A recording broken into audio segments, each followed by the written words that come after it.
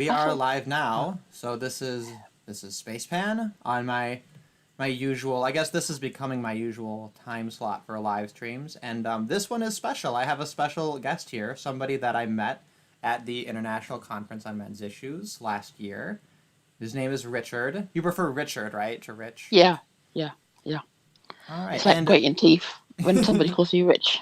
So, yeah, and what was interesting about you is you're the first person, probably the only person I've met who's just straight up self-identified incel, and uh, yeah, and you know, not with any shame. You just state it plainly as it is, and you yeah, speak to that experience, and I personally found it very eye-opening because it's part of the manosphere that I think it gets the wrong kind of attention. And it's it like, hasn't yeah, been since the last couple of months that I've kind of rethought it and realized that it really deserves a lot of examination, and I think a lot of more sympathetic examination as well. So I figured that's not we'll gonna talk happen. about. Yeah, I guess that's a little optimistic, but we know we'll do what we can, right? If it's a drop in the bucket, that's a drop more than we'd Yeah, have otherwise. So we can't say we didn't try. yeah. Well, I Yeah. gave it a year, so I've tried for over a year. Well, because you started identifying with it back in 2014, right? 2010. 2010. Okay, because I Yeah. remember with your interview with Natty, I thought you said it was 2014 when you started discovering like Well, the 2014, subreddits. 2010. So 2014 when I discovered the subreddits. So Oh, I about see. 2010, I was using another forum called AVN. A VM. So And what's that? that's like an LGBT forum. So because I self-identified as asexual back then. So Oh, interesting, interesting. yeah. Okay. Well, because an So yeah. asexual, they Has usually no identify as interest. not having any interest. So technically, if you're Yeah. asexual, you couldn't be incel. Well, then I discovered the word incel. Then that fit me more. So Oh, I see. So you think that at that time you were identifying as asexual as kind of like a yeah, cope, and then you yeah, realize, oh, actually, it's because there's this other thing going on. yeah. And then so for you, so I actually like over the past few days I was like listening to I looked through YouTube at like different kind of normie blue pill takes on incel, and so much of it is like, oh, I have this friend and he's really smelly and Mm, stupid and he just sees women this way, and like they just like paint these pictures of these like awful people, and then they say, but then you know he hit up the gym and got the right haircut and now he's swimming in pussy, right? And yeah, like that's such a typical narrative, and I think that that's part of the incel phenomenon, which is that a lot of men who are just having trouble with the harsher dating market, they're drawn to identifying with it. But what I always try to yeah. remind people is there are true incels out there. There are, you know, true cells, so to speak. And I think for you said a lot of yours is related to disabilities that you have, Yeah, yeah. right? And I think it was you say you have Asperger's. Um, Um, Asperger's, dyspraxia, Yep, and dyscalculia, then yeah, so then auto. dyscalculia, that's dyslexia but related to arithmetic and Mm, numbers. yeah, yeah. And then the So instead of the dyspraxia is more about like motor dexterity, skills, yeah, coordination. yeah. Okay. And then the other thing too is you have a low life expectancy. Yeah, because I have autoimmune disease as well. So I have a weak autoimmune system. So they removed my spleen like years ago. Yeah, so that's I mean Yeah. it's obviously sorry to hear. And then I think Mm. in age, I think you're a little bit younger than me. I turned 30 this year. I I turn forgot to 35 advertise it. next. I turn 35 next Thursday. Oh, okay. So you actually are older than me. Yeah. Well, you. I guess you look younger than I'm older me. than. I keep forgetting I'm older than most people on the Discord as well. So That's right. So that was probably the first way that we had met was through the Honey mm, Badger Discord. Which you know, yeah, if you give them a few shekels per month, and I figure yeah. it's worth it, because Mm. they're very important to me. It's So I'm basically yeah. yeah. So then you can It's be in their Discord and yeah, chatting with them. But then going to ICMI was really cool because I got to kind of start to put faces to these avatars. yeah. They're the ones that got me to ICMI anyway. So the badges did Yeah, and that's very because cool. And yeah, and it was a tight knit. It was a cool group too. So it was fun to meet some of them.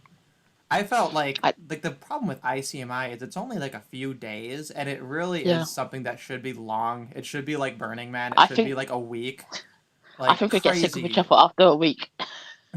So 3 days is good enough. So Oh, you might have been overwhelmed if it was. I suppose, yeah, yeah. yeah, yeah. Yeah, well, I Because just when I had the got total fear of missing out, especially because the yeah, way that they set up the conference was like things would happen simultaneously. So then, by yeah. definition, you're missing things constantly. I knew it'd be streamed on YouTube eventually, so I wasn't Yeah, worried. yeah, So yeah, that was comforting. because I got to meet Count Dankler and Sargon and Janice Flamingo. I Oh got to yeah, take we photos. Oh, I had like a couple of really awkward interactions with Janice, and like I think back Okay, to them and I just cringe. Like there was one yeah, time when Janice was sitting down, and I was like, oh, I'll sit next to Janice and see if I can maybe ask her a couple questions, or at least just say like, oh, hey, Janice, you're awesome. Hey, yeah. by the way, when I saw you had joined Facebook, I recommended Paul Elam be your friend. And I recommended other people be your friend. So, and like literally back when Facebook would say so and so and so and so are friends as you Yeah. suggested, like I have those notifications. So literally, Okay. like I was the first person who noticed her and then got her connected with Paul Elam. Technically, Okay. yeah, And I'm that's got about as relevant as I am to the MRM. But that's not nothing.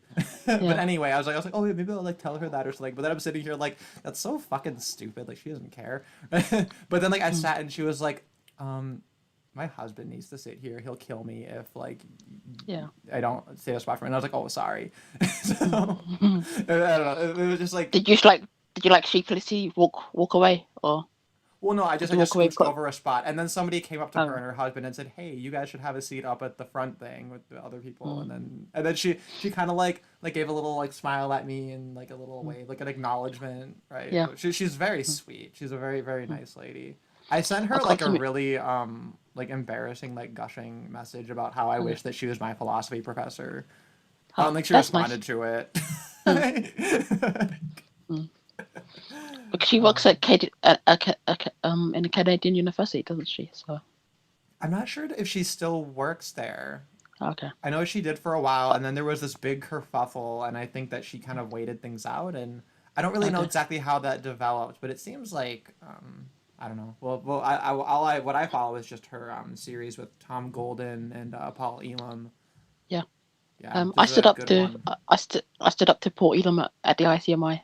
Yeah, So no, actually, that was really cool. yeah. And that was a clip that so if you go to so on the Honey Badger the Badger live streams channel, there's a Mm, two-part mm, like interview and speaking with you. And I know that at the yeah. end of the first part they played that clip where Paul Elam Yeah. had responded to what you had voiced, and I Yeah. thought that was very cool and very Yeah. powerful. Yeah.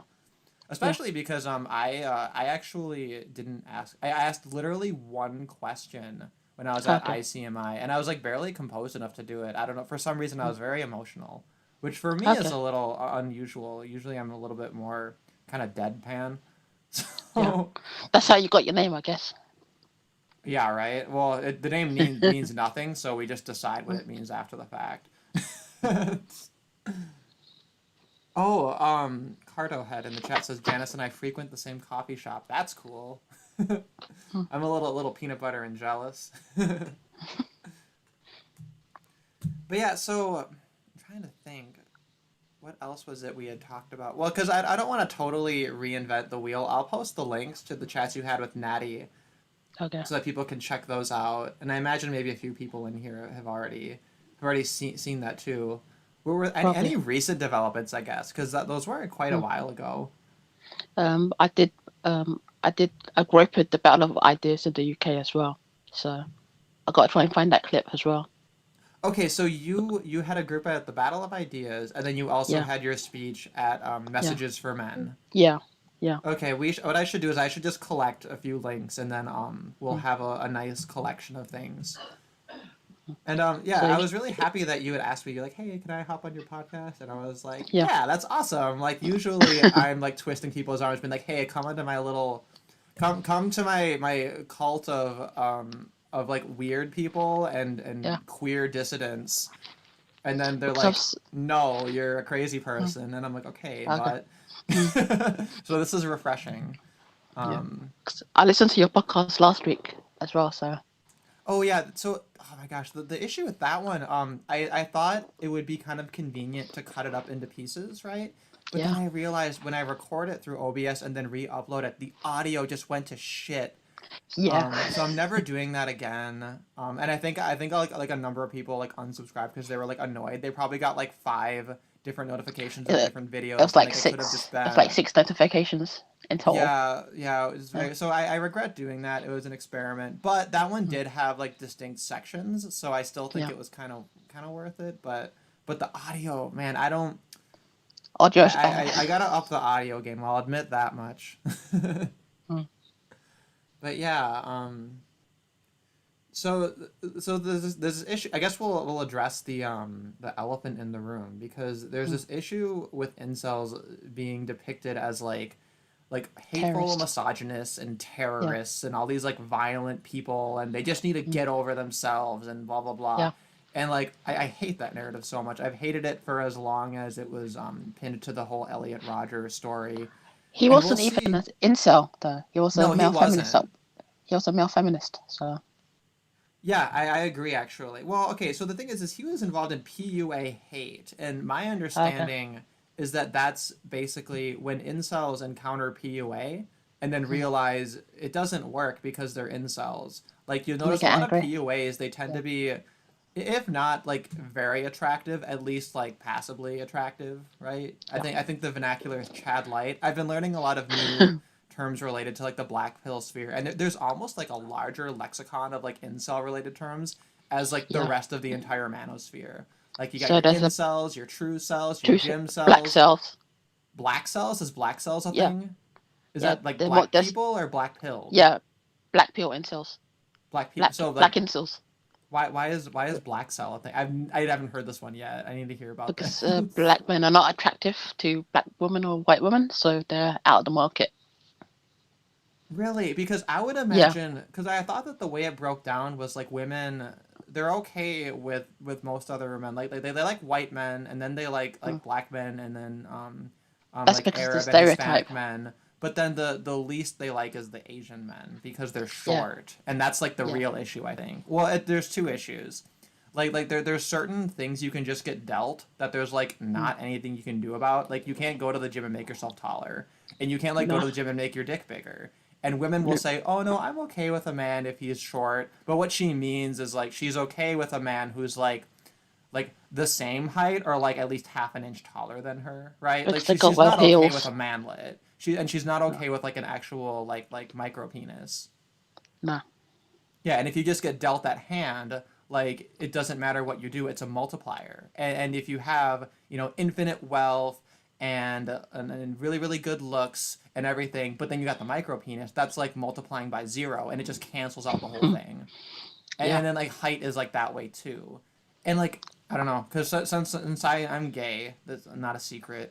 Um, Oh to no. me, yeah, I know, right? Cat's out of the bag. But it like I don't quite get that. Like women's Mm. preferences to me they're quite alien because Yeah. I don't know. I guess but I'm relatively permissive, but I think that's most gay men are kind of like we kind of like we turn our head to the side and kind of shrug and say, "Yeah, maybe why not?" Mm. Because you guys will try anything once anyway, so Try anything once, right? Well, that's yeah. the issue too. Is it's like totally night and day how when you're a straight male dealing with trying to find a female to be your girlfriend or even just be like a hookup or be whatever, have some kind of intimacy, some kind of relationship. It's like night and day compared to the gay male experience where like Mm. sex can be kind of like just like an icebreaker. Yeah. You're just like with someone, you're like, we're not really hitting it off or It's whatever. just It's it's like just it's just let's saying have hi sex and see if we afterwards. have something to talk about afterwards. Like, Yeah. It's just like saying hi, like before and after, I guess. oh, Ashley just has some interesting facts for me. He's always in there to fact check me, which I appreciate. He Mm. says that South Korean men apparently have height on par with white men, so therefore there's something beyond just height with the Asians. Well, because I don't know, like Okay. this is also not a secret. I'm a little bit of a rice queen, so All I don't right. understand why people don't like the Asians. Because men like Asian women. So maybe Yeah. it's just women. I don't know. There's always something wrong with women. I'm not afraid to say that. Like just Well, they you're protected anyway, so are they what? you're protected. So Yeah, I'm protected. There we go. So I'm allowed a few yeah. pot shots. Oh, okay. Jay Willie is saying that if guys are short, it's a massive deal breaker for him. But Jay Willie, you're not very short. So like, how short do you need them to be? Because I feel like a lot. Like when I was very young, I thought like if I was interested in someone to be more of like the dominant role, I'd think, oh, they should be taller. And now that I'm more like I don't really care about that sort of thing. Now I'm like uh, more open. yeah, And I but the wonder thing if Jay is, Willie, if he's like a total bottom, so like he needs uh, to have someone who's taller than him.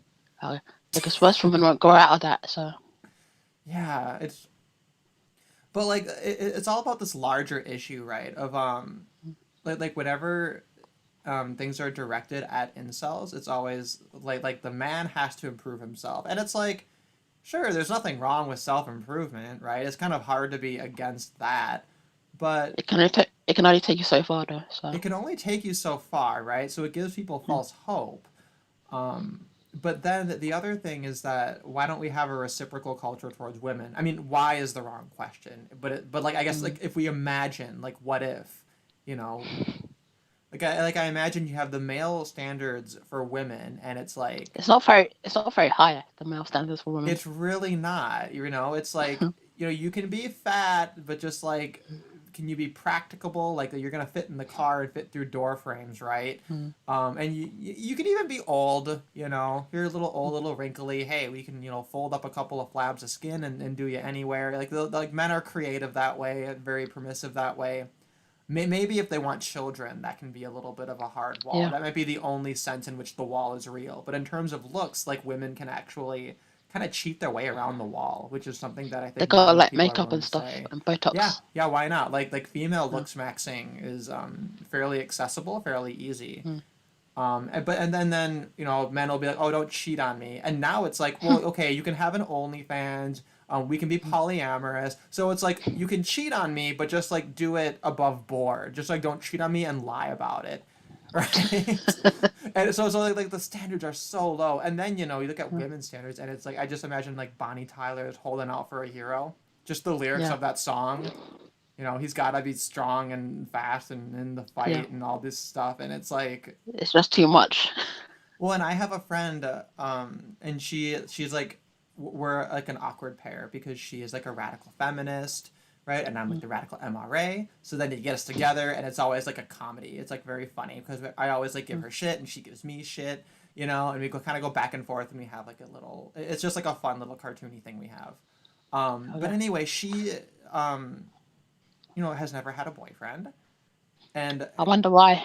well, yeah. Well, and it's not just the feminist thing. So she like she went through a lot of like mental health issues, and they put her Mm. on drugs that made her gain a lot of weight, and she's never quite been able to like shed the pounds and everything. But I tell her like, Mm. hey, like I know how to play Magic the Gathering. I'll teach you how to play, and then like I can take you to like a Magic game night, and we can totally find you a guy. Like Mm. like a cute kind of nerdy guy or whatever, and she's like, oh no, I'm not into that, and I'm just like, oh, but why would you not be into that? I don't understand. Again, like these female standards, they're totally She alien to has me. I don't standards. understand. Well, Yeah. cause she really really likes I'm not gonna say who she is, Weeaboo Jones, aka Patricia. I know who you Mm. are. No, I won't say who she is because she's not like a public person. Yeah. But anyway, she reads all these romance novels with Fabio on the cover, and she literally wants Fabio. She literally wants like the long flowing hair and the chiseled abs and the perfect jawline, and I'm just like, She dude. knows she's not gonna get that, right? Yeah, well, I try. I don't know. I mean, I try to explain to her, like, it's a little bit asymmetrical your standards here, but whatever. You Yeah. can only say it so many times. I'm not gonna. Yeah. It's like pilling a cat. Eventually you just give up and let them go their way. Yeah. Well, I'm joking. With a cat, you have a responsibility to do it, but she's a Because women person, not a read those cat. romance So novels and think they deserve all of that. So yeah. yeah. But they're not banning romance novels either, so they just ban porn instead. Oh, I know, But and that's totally disproportionate too, right? Is that yeah. men have a disproportionately like visual response to things, so of Mm. course more men like porn, but then we don't Mm. ever crack down on these romance novels, which is The women's fine. novels the women's novels are more damaging. then So wait, I'm just looking at this comment that some femcel website had to ban males because as soon as their existence was made known, they were immediately inundated with males from the incel sites asking to date them. that's why there's no such thing as femcells. Yeah, and I was going to ask you about that directly, and I imagine that would be your response because I agree. There's literally no such thing as femcells. So okay, you said black Because cell is a thing, yeah, but yeah, so when I mentioned the racial preferences, that was based on data they got, I think, from like OkCupid or something like that. mm, But you're saying that's all yeah, bullshit. yeah. So if you ask a white woman out, then she rejects you because of your skin color. It's not racist. It's just her preference. So Yeah, well, and I know the gay yeah, community gets a lot of criticism of that too. They Richard say, Pryor criticized the gay community for that as well back in yeah, the well, I don't 70s. know. I mean, do you think that's wrong though? Do you think it's wrong for people to have a racial preference? Um, I don't know. You like what you like, so I'm Yeah, not that's the against it. thing. Is it's a little bit like you like what you like, and people are just kind of being honest about what they're looking Yeah, for. And I feel like it kind of saves people time if they're saying, "Hey, this is what I'm yeah, into. I'm looking for this." Like, you know, yeah. It's like I freedom of expression and stuff like that. So yeah. Well, and I feel like I'd rather like if someone's attitude is like, I don't usually like white guys, but I guess I'll give it a try. I'm just like, oh fuck you. Like I don't want to yeah, deal that's the with like that yeah. attitude. You know what I mean? I don't like that attitude either. So Yeah, exactly. But yeah. So I'm trying to think of where to go next here. But yeah, what I was realizing is that so I saw this new meme going around about how the femoid version of Godwin's law is bringing up sex.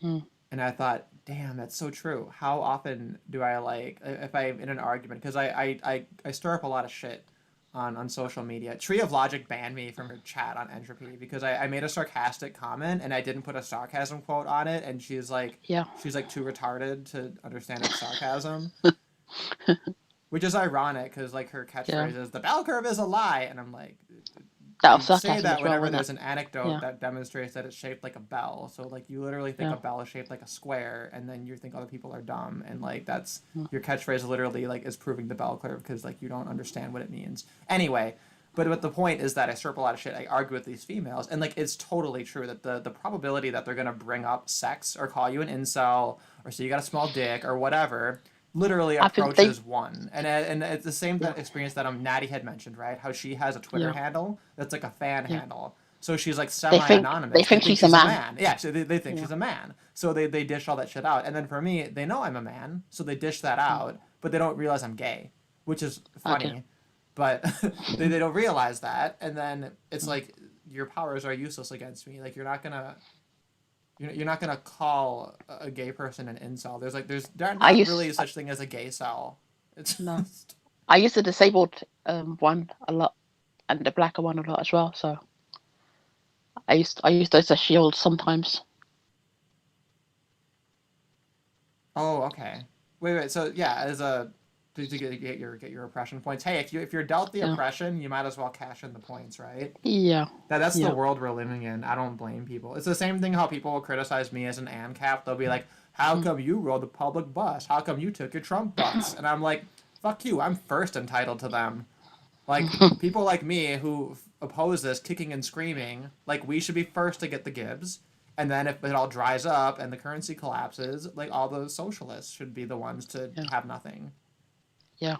So I don't know. Everyone's a socialist until the economy collapses. Yeah, yeah. I love that you're also like woke to the whole currency and monetary Mm, policy and everything too. That was like something we were talking about before the stream yeah. started. When I said the economy was going to crash anyway, just sped it up a little bit. Yeah, So exactly. They leaned into the beer virus as an excuse. yeah, yeah, That's the conspiracy angle that I believe. Like some people are like, "Oh, the virus is entirely made up and it's all a psyop," and I'm like, "That's no. too far. That's not it." It was But intentionally made in the Wuhan lab. So see, and that's a part of it that I'm willing to go a little bit agnostic on, but yeah, I think the pieces are in place. So I yeah. but this is a Because pro China space. This is a pro yeah, China space. This is a China number because one China has state. all these like biochemical war. war stuff in the lab. So and that one got out by accident. So Yeah, but who doesn't, right? Who doesn't? mm, That's yeah. my biggest defense is like, is the West really any better? If we're Hmm. honest with it, if we're honest with ourselves, enough people will be like, yes. Who says is this Claire Ka? I was pro China before Claire. Actually, that might not be true. That might not be true. Since you brought her up, she said something really funny recently. She said, if Henry VIII were a Muslim, then we could have avoided the English Reformation. And I thought that was very clever and very funny. So I'll give her credit where it's due.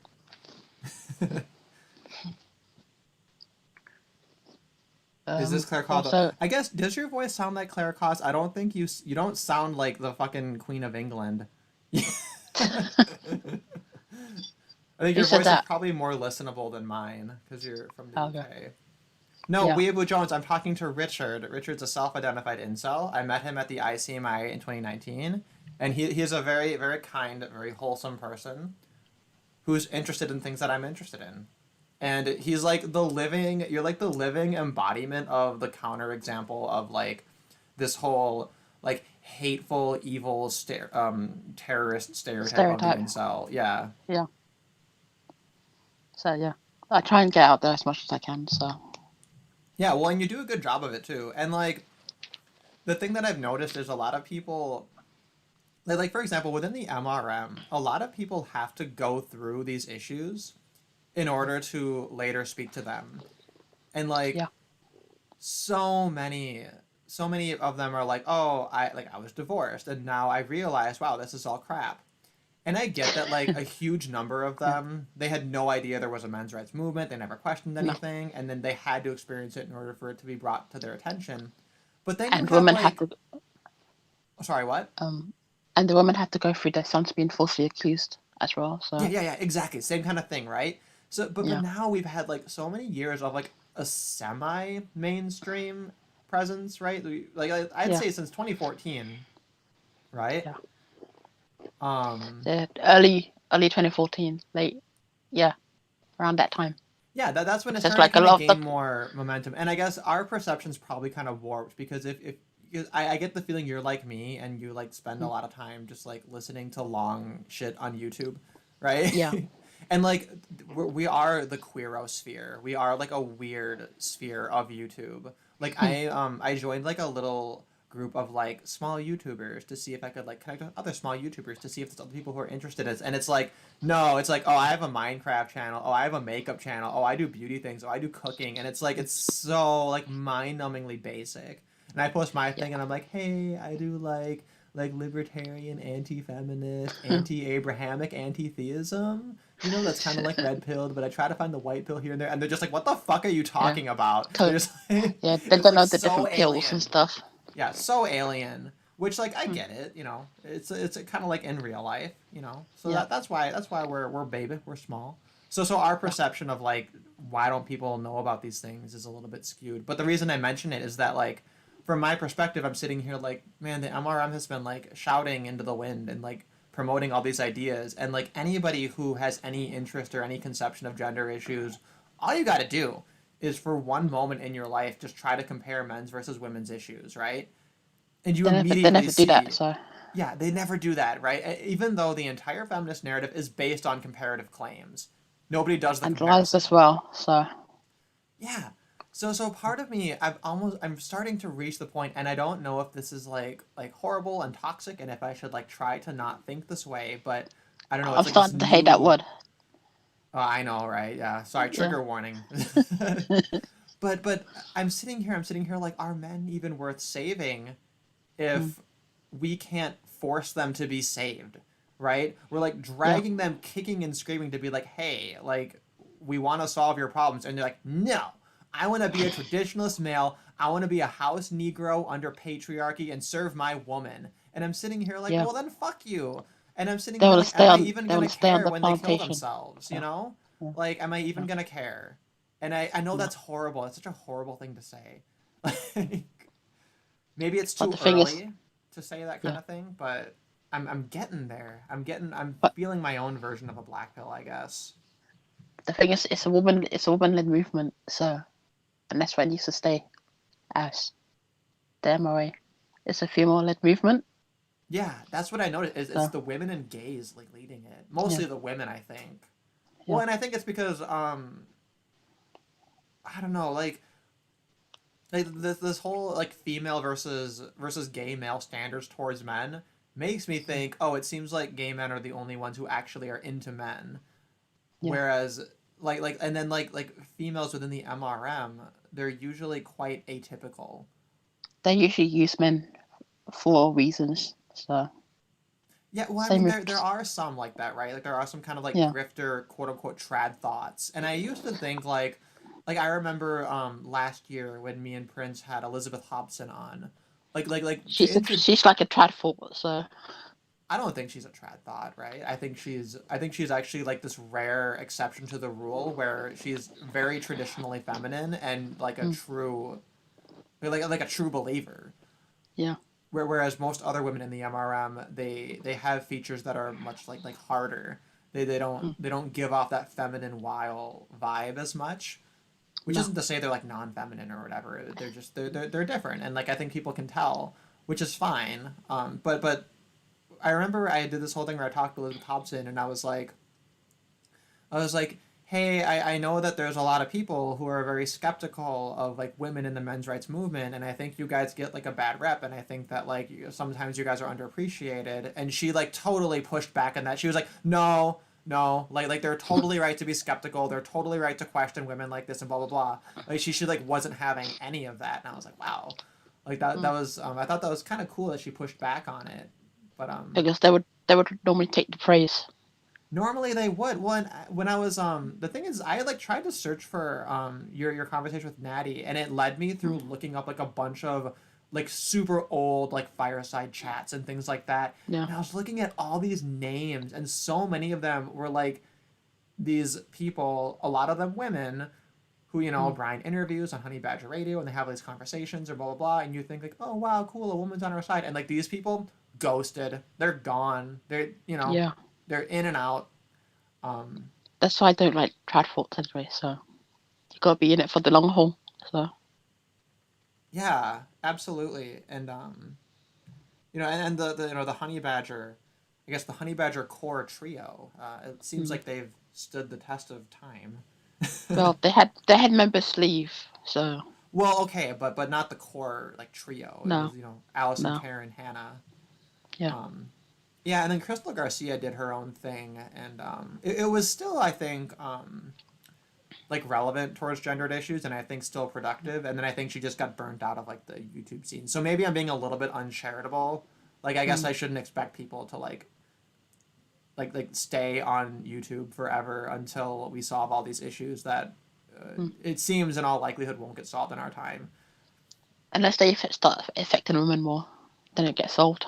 So so if Yeah, well, and alimony, yeah, like that's the thing that bothers me so much is that so many of these like traditionalist type women, I call it the broken television set theory of women, right? yeah, Which is that this like traditionalist notion is that women have one function, and if they don't do it, you got to hit them a little, and then they do it. And like so many women, that's like literally they're like, oh yeah, that's me. I'm that. I'm a broken television set, and like yeah, like take away my voting rights. We can't be adults. Yeah, restore the patriarchy, right? And it's just like, why do you have so little self respect? I say to these women, yeah, why do they have so little self respect that they're not willing to be like, oh, maybe just because men and women are different doesn't mean women can't be adults. You know, sometimes, sometimes. Well, for some women, I guess there's not much hope, and for some men, there's not much hope. But mm, we'd be disingenuous if we didn't admit that there's a gendered component to it. mm. With the extended adolescence that men have these days. So Yeah, yeah. So, but basically, sorry, I got out on a little bit of a tangent. But the reason I brought up some of this is mm, that I noticed that this whole like female Godwin's law and a lot of these men in particular who join the MRM, and it's because they've already had experiences with women. Once the MRM becomes equivocated with incels, right? Because Mm. that became the hot new insult for a while. Because they got sick of calling everybody Nazis, and then they got Yeah. sick of calling everybody pedophiles, right? Because that was the MGTOW. next worst thing. And then they got sick of calling everybody MGTOW, and now like Mm. incel, I guess, is like the hot thing or That's what they whatever. called Elliot Rogers at first. They called him the MRE. So Yeah, they tried to call him an MRA, which is like yeah. absolutely ridiculous. And we can talk a little bit more about him after I Mm. finish this point here, which is that like the MRM, so much of it, like the reason this incel insult is so like effective for women and in the minds of most men too is that there's like a basic primal level where people just equate it with death, you know? Yeah. And like so many men, like when I was talking about like are men even worth being saved if like literally all they want is to be a slave to women on a plantation of patriarchy. That's how I Mm. see it. Obviously my perspective is biased, but that like these men describe what they want under traditionalism and I'm like, wow, like traditionalist married men are a bunch of simps and cucks. Yeah. Like even if it's your own kids, you're still a cuck. I Mm. just like the essence of the cuck is like in it, and it's like men were like as much as we talk about women, um, through evolutionary psychology being engineered to have like brief oats law and to monkey branch and to be hypergamous and to be like superficial and to be childlike, right? We were willing to throw all this out there, and I'm sitting there like, yeah, that's all true. And I think the counterpoint is that men like were conditioned to be just slaves with no pride beyond just like seeking the pussy, and that's why everybody's shitting on the incels because they it's just this like race. It's like Allison Tiemann did the videos a long way back about the apexual male, right? Okay. I haven't seen that one. It's very old but very good. And the idea is that like men don't have an in-group preference. For Mm. men, they're competitive with each other, and if you throw other men under the bus, it ultimately can benefit you because men are Yeah. apexual. They're seeking the apex. And that's what we're seeing is they're saying, hey, if I can slander enough men as these incels, and they're incels because they're losers and they're not trying hard enough and they have these awful, horrible ways of looking at the world and looking at women and they're all hateful and they're all terrorists. Like it's a way of them coping and believing that they're going to assert by contrast that they are not these ways and then therefore like raise their sexual market value. That I think But it that's what's doesn't. happening. But it doesn't raise the market value. Like devalues it even more because they're white knighting. So Yeah, but women they kind of like a white knight, right? Like I think mm. to some degree maybe they buy it, but I guess maybe this is me buying into It depends what a the horrible form knight of looks critical like. history. So Yeah, it depends on the context, I suppose. yeah. And I suppose it's probably women are going to be looking at more like more salient qualities, and then they're going to decide how they think about it and want to contextualize it after the Mm. fact, right? A very tall, handsome, rich man doing the Yeah. white knighting, that's really great. But If they don't like a basement villa doing the white knighting. So yeah, basement with the white man. Oh, that's just pathetic. But yeah. but at least useful. At least we get a little bit of the male disposability points. He'll have the Yeah. the pleasure of being a utility in some way. But Hmm. but like so that's why though I think it's so important to kind of like revisit this conversation of incels in a way that's sympathetic is because this kind of is at the core of it that if we can promote a little bit of sympathy towards the plight of the incel, I think people will start to realize what's actually in play with a lot of these gender dynamics, because as much as we try to talk about men versus women's issues in terms of like your quality of life, you're not killing yourself, you're having opportunity, things like that, really I think the more persuasive angle is to talk about sex. That's not gonna happen. Oh So well, why not? Well, what do you think it's going to take? because people are awkward around sex anyway. So especially when it comes to disabled people. So they're not gonna take up for it when it comes to incels.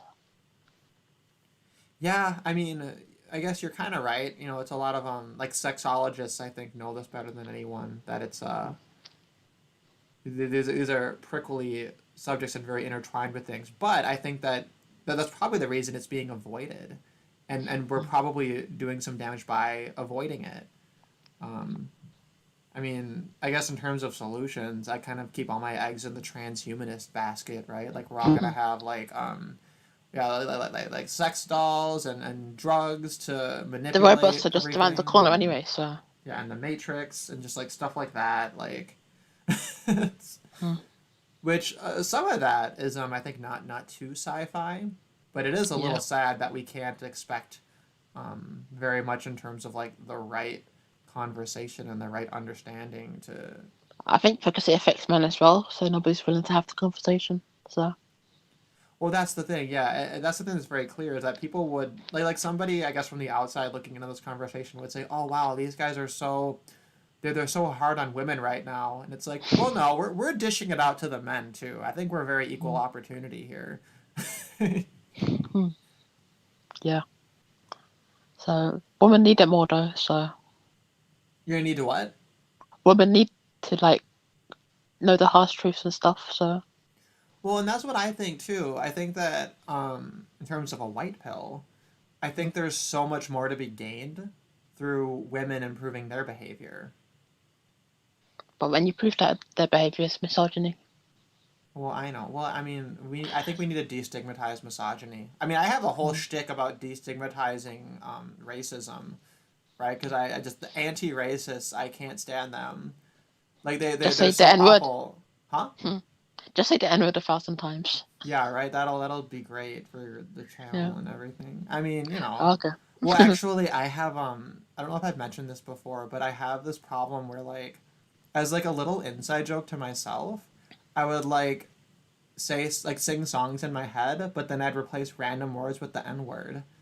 And then it's like even funnier if you do it with a word that's not a noun, right? Okay. Yeah. And but then I realized I'd been doing it for like it's literally been years, and I'm like, oh shit. When I'm old and I have like some kind of like Tourette's or schizophrenia or whatever I Mm. develop as like an old person, I'm like that's gonna be like my thing that I just shout out all the time. Like that's like, there's You just can blame the Tourette's for that. So. well, yeah, well, it's because they made it the funniest word to just replace with random things, and I get other people don't think that's funny, but like, I sorry, not sorry. It's fucking hilarious. If you don't think it's funny, you're broken. Jay Willie says we need to destigmatize sexism. Well, we need to destigmatize sexism against women. Mm. Against men is fine. So. Yeah, well, and that's the thing is I identify as a radical MRA because I Okay. honestly think that when you look at all the talking points, like people criticize MRIs as being like, oh, you're just a mirror of the feminists, and I say, you know what? Fuck you. We can be. We literally can be. I can take the craziest shit that feminists say, flip it, and I can justify those positions. That's how insane everything is. And all these MRAs, the most successful ones, the ones people actually take seriously, they have ways of like being really, really clever and being very, very like respectable, and they package everything in such a way that they can kind of reach out to people. And I'm just like, oh, I wish I had that patience. I can't do it. And I'm sitting here like, dude, we're sitting on like a winning hand and we're just not playing it. But I get that Because like, if you lose the game if you show all your cards maybe. But I think maybe a yeah. few of us can afford to kind of throw it out there and maybe get people to stretch that Overton window. Mm. Yeah. I got So nothing to lose, so I could play all the cards.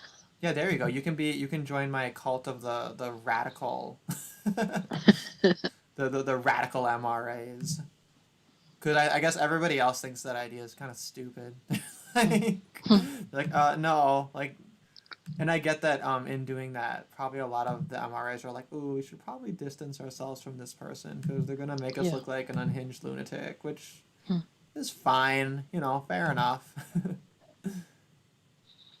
I'm trying to think, were Oh. there any topics? Was there anything in particular that I want that you wanted to bring up? Um. Not really.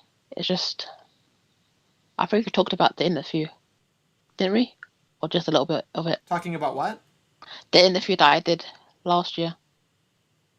Oh yeah, the Uh, interview. Well, there were Yeah. like three things. There was the interview. There was the speech you did, Yeah. for Messages for Men, and then the Yeah. other one was earlier this year. And what was that one again? That was back in November. I went to Battle of Ideas in Oh, London. Battlefield Aviation. Okay. So they did an incel panel, and I grouped it. So I think that one I might have seen. okay, because I did post it in the Badger Discord.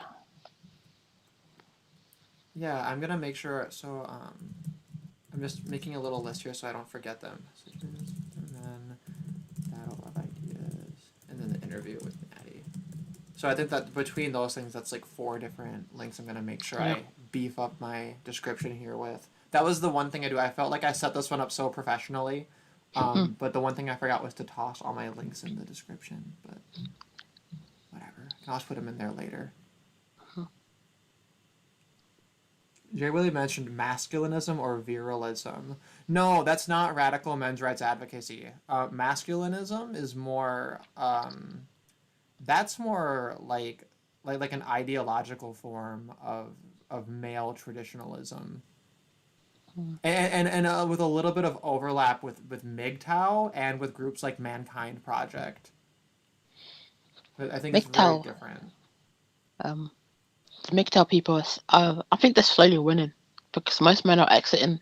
So No, I don't think so though. I honestly think that like most men who are MGTOW, it's just like the phrase goes, they're one blowjob away from going back to the blue pill.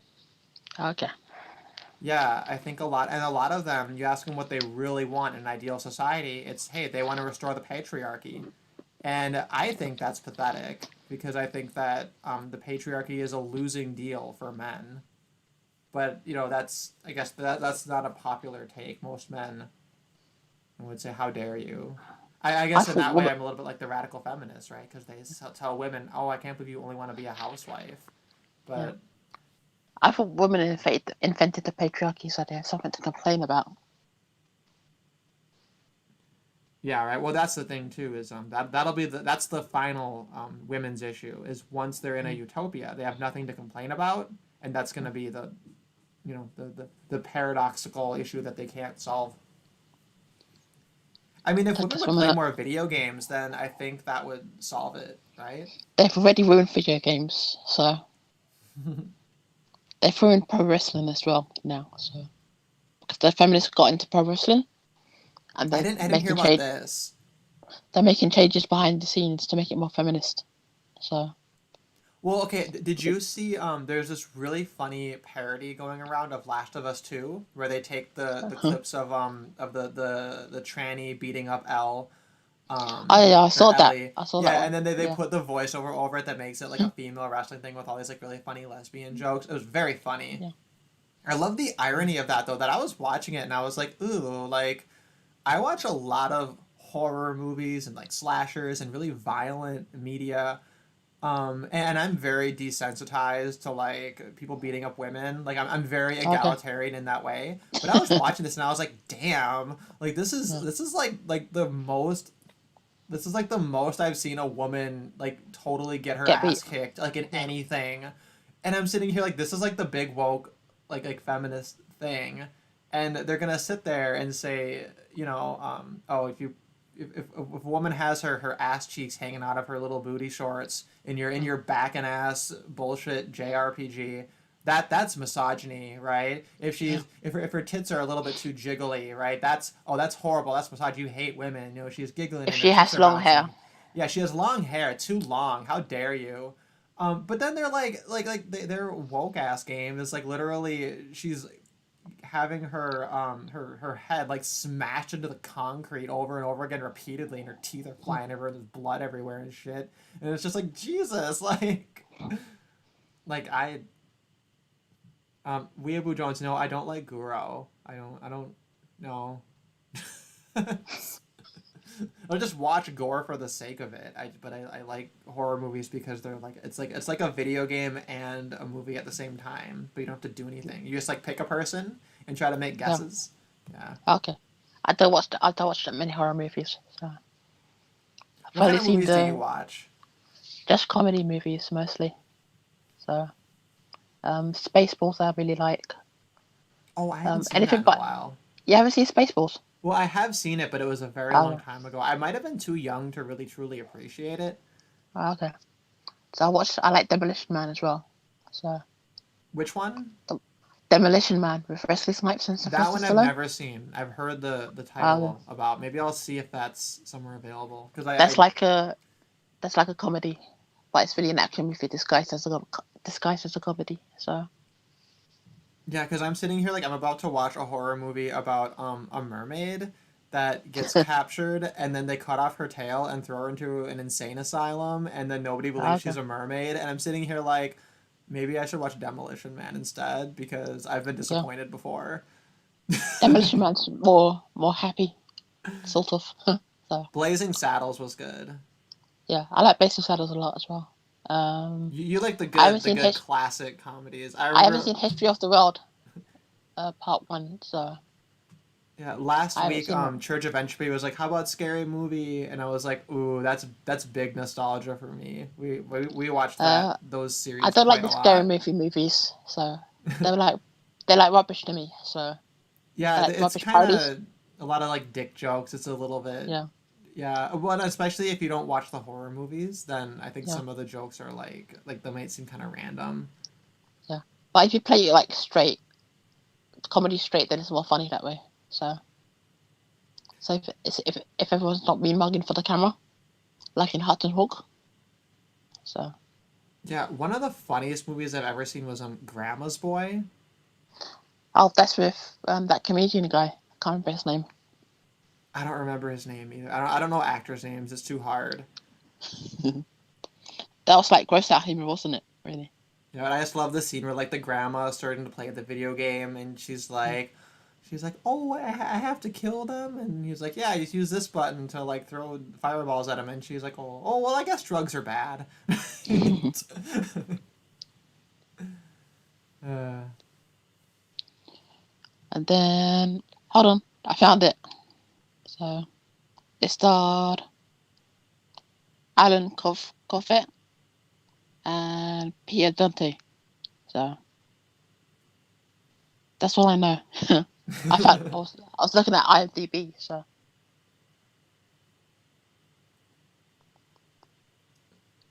All right, well, we've been going just short of an hour. So my plan for yeah, the stream was to do like an hour of us talking a little bit about like kind of getting to know you, talking about some issues surrounding inceldom.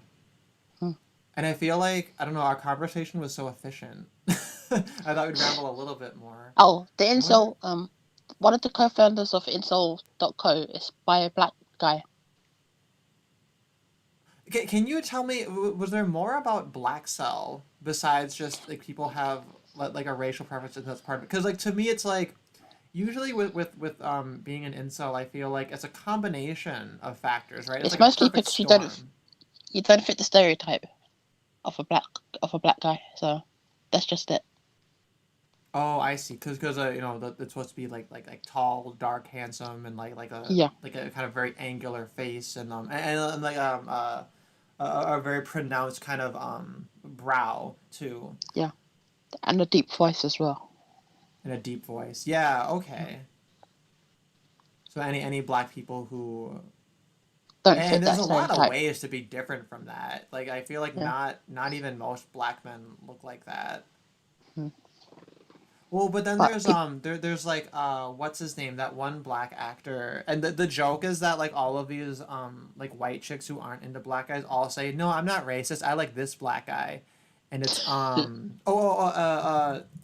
Glover, yeah, Donald Glover, oh, Donald, yeah, Donald right? Glover, That's yeah. the joke is like you look at him and it's like okay, he's like He's safe to like. practically yeah, he's like practically a white guy with like Yeah, dark skin. Except I guess his nose looks like a black guy's nose. But you know what I mean? Like yeah, his like he's it's very atypical for a black man. And that's like the go to is they're like yeah. That's like the safer white girls to like. So I like my coffee not black, but like a little bit. black enough. Just a little bit. Yeah. With a Or little bit of it'd be cream. almost like if a white chick was like, I'm into black guys, I like Sean King. He's like white, isn't he? So Reba Jones says Idris Elba. Is Idris Elba Idris Elba, I thought, is a fairly conventional looking black guy, isn't he? Or am I an idiot? No, he's tall and he's got muscles as well. Yeah, So So he's our example of it, the yeah, conventionally attractive black man. and his voice is kind of gravelly. I prefer Donald Glover, to be honest. Okay, well you are a twink, so Am I? I don't even know if I still count as that. I think now I'm too don't old. look at you. Okay, so what? Twink has a shelf life. I think so. I think so. Yeah, it's whatever. So I don't. Does anybody in the chat right? Well, so what I'm gonna do is I have a number of like different kind of current event articles to talk about, and of course, Richard, you're welcome to stick around, hang out, comment on the articles with us. Okay. Yeah, and Oh, I'll throw the Hangouts link to the usual suspects. See who wants to also hop in. I probably go where there's more people in the room, so you're not alone. Well, you don't. Oh, okay. Well, I don't wanna coax you into leaving, but Okay. well. So how about this?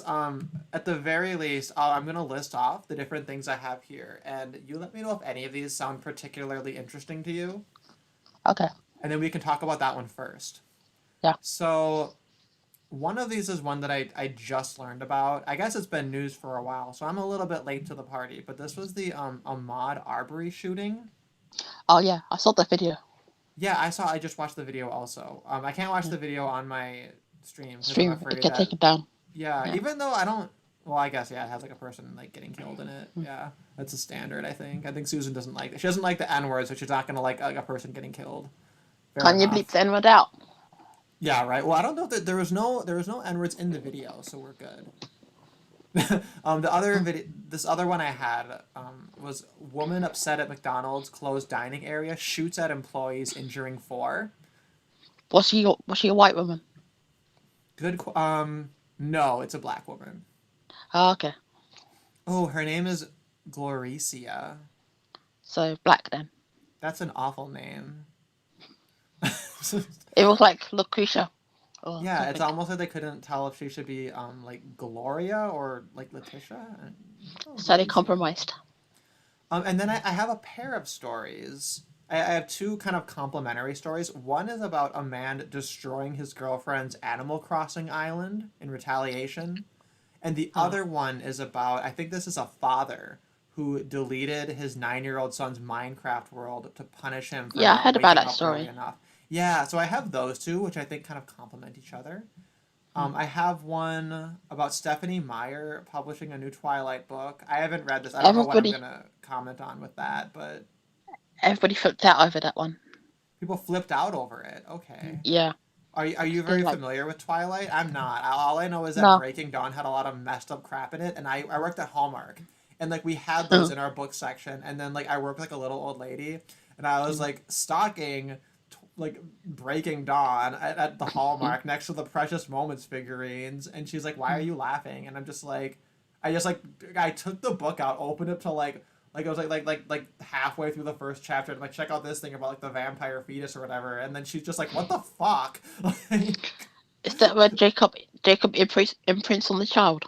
Something like that. Yeah, I don't remember the details. I guess I blocked it out. Something all mess. Some Onision level shit that Stephanie Meyer just got away with. It's like the Oh, pussy pass Anisian. of writers. Anisian still has an Instagram account for some reason. So, Interesting. Well, I just learned that but he has a fourth book, and I was listening to a video of this Icelandic girl who read it and then did her like little review of it, and it's like the worst thing I've ever heard, which is to be expected. And I have another article called "Masks and Emasculation: Why Some Men Refuse to Take Safety Precautions." So this would is be that like some interesting insight on toxic masculinity. is that by the Guardian? This one is on Scientific American. Okay. So we can push up our glasses as we read this one. And then I have the one about the woman in isolation who like stabbed her boyfriend and then got away with no jail time because she said she was emotional. That's what they need to do. Yeah, the That's Lavinia it. Woodward case 2.0. Yeah. So it's like every year we And get the another one like that. Wofi's rape case as well. So then none of that stuff happened. She lied about the whole thing. Wait, sorry, which one? The Lavinia one? The Roe, the versus Roe case. I don't know this That one. happened. So the woman lied about what happened, and that's why they got the abortion laws in place today. So Oh, Roe because versus Wade. You said yeah, that that's the she. one. Oh yeah, She so lied. she was because the whole thing about that was that, oh, if you're raped then you should be allowed to, but Yeah. they ended up making it. Yeah, but it ended up being even more expanded than Look. that. Well, and I know that the Yeah. real Roe v. Wade, the real Roe, I forget her real name, but she's like a pro life advocate now. She's a born again Christian, Oh, I see. Yeah, yeah. So and then one whole of her package. confessions was like she made the whole thing up. Yeah, So well, and you'd think that like revelation of facts because like would be relevant to the decision, right? Because the whole mm, idea is that for something to go to the Supreme Court, you have to have standing, and like your standing is based on the material facts of your case. yeah, So then, if more information comes out that would make the material facts not relevant, it would, in theory, like like in theory that would like nullify it. But I guess maybe like a no, hypothetical case is good enough since they did the yeah, work or something. yeah. So It's just they did stupid. all the research first. So Yeah. Well, I'm just waiting out. I'm just waiting for abortion to not be a relevant conversation. Once we have the artificial uteri and we can just do abortions that don't kill the fetuses, mm. then we'll be fine. Like that'll just solve the issue. But a lot of women see abortion as birth control. So Yeah, but I mean, we could even have that, right? Where like, mm. like the West is having this whole issues of like declining birth rates, and we could be like, okay, like you do you, go be a whore, and like, yeah, you can go get the fetus removed, and then we'll keep it in like a fetal library, and then we can sell the fetuses. yeah, That's my very capitalist solution to the problem. Capitalism does solve everything. I don't like, yeah, it's selling babies. Like, what's wrong with that? I don't understand let the everybody's free like fucking market head. sort it out. Yeah, exactly. Like, duh. And then let's see. I have a couple more. The other one was, oh, I have this like Edward Dutton article that Claire sent me, and I think it's so long. I put it onto text to speech, and I was listening to it, and then How like long is ten it? minutes later, I was like, it's not over yet. Oh my god, so I can't do it. It has like 52 fucking citations, and I'm just like, that's too much. So that I'm gonna. Sorry, Claire, if Claire's in here. Yeah, sorry. We're gonna lash the sluts 100 times per bastard another day with your Edward Dutton article. And then I have this one from Zero Hedge that I just found, which was about the Chicago murder rate soaring despite stay-at-home orders. I thought that went down for 24 hours. What, the article? No, the Chicago shootings. So it's like one day without a shooting. Well, that seems like a pretty low bar. They're like panning the data and like, look, we found a 24-hour window. And it was like, yeah, like probably like some fast food restaurant had like a special or something, and then like everything caught up afterwards, or Yeah. went to or it was like Easter or something, or I don't know. Although this article was written by Tyler Durden, which makes me almost not want to read it, just like in principle, because like, Why? Because of the Fight ugh, Club reference. yeah, it's just ugh. I don't know. Like I don't know. Did you ever watch? Paul Elam did an awesome series deconstructing Fight Club. Oh no, I don't watch most of his videos. So Oh, okay. They're super old now. They're actually like 3 or 4 years old. He did like some insane like 9 or 10 parts of this deconstruction of Fight Club as a movie, and how it's actually okay, like a blue pill anthem, and it okay. was remarkable. It's like probably among my favorite things Paul Elam's ever done. I But think people see it as besides a his red pill series. anthem though. So Well, that's the thing, but it's totally not. It's totally blue mm. pilled. Yeah, Fight Club is cucked and blue pilled. Like, sorry everybody, unsubscribe now. Give me your dislikes now. That's my hot take on the stream. Is no. All right. Well, I'm gonna. So which of all those things I mentioned, any of them seem particularly interesting? I'll go for the Minecraft one. I Yeah. felt sorry Okay. for the I kid. I, I thought you might go for those. I know, right? So we're gonna talk about both of those. So Yeah. I have the Reddit article. It's on "Am I the asshole?" Right? Okay. And then Because the the kid's putting so reciprocal much work one. in the Minecraft world. and his dad Yeah. just deleted it. Yeah, No, I've never played Minecraft. I've seen like I've I got understand the concept. Do you play it? yeah, I've got to stay away from Minecraft. So See, I don't have that kind of discipline. yeah. Um, okay, so I'm sending my link out. We'll see if we get a couple of people. There was one guy.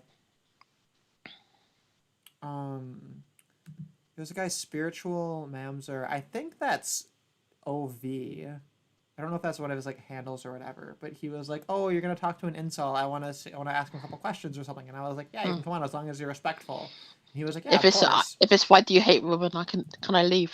Yeah, right. Why do you hate women? Well, I mean, isn't it obvious? No, I'm kidding. I can say my best friend's a woman, so Yeah, right. Well, and that's the thing too is I've noticed like I'll get that accusation naturally, and then I kind of sit here like, I've noticed like a lot of my most important influences have been women, and very often when I'm like shilling out articles, oh hey, listen to this thing, check out this podcast, check out this thing, very often it is women that I'm promoting. yeah. You know? And obviously Karen, Hannah, and Allison, they're like the obvious trifecta of that. And of course Janice. Used to be Christina Hoff Summers, but She doesn't get MOAs, so no, yeah, and there was that recent I think it was a rant Zerker where I think it was Allison and Brian were responding it to was like 2 the hours recent long. speech she did. I listened to the whole thing. And then when it was finished, I was like pissed. I was like, that's it. Did you unsubscribe to Christina Hoff's channel?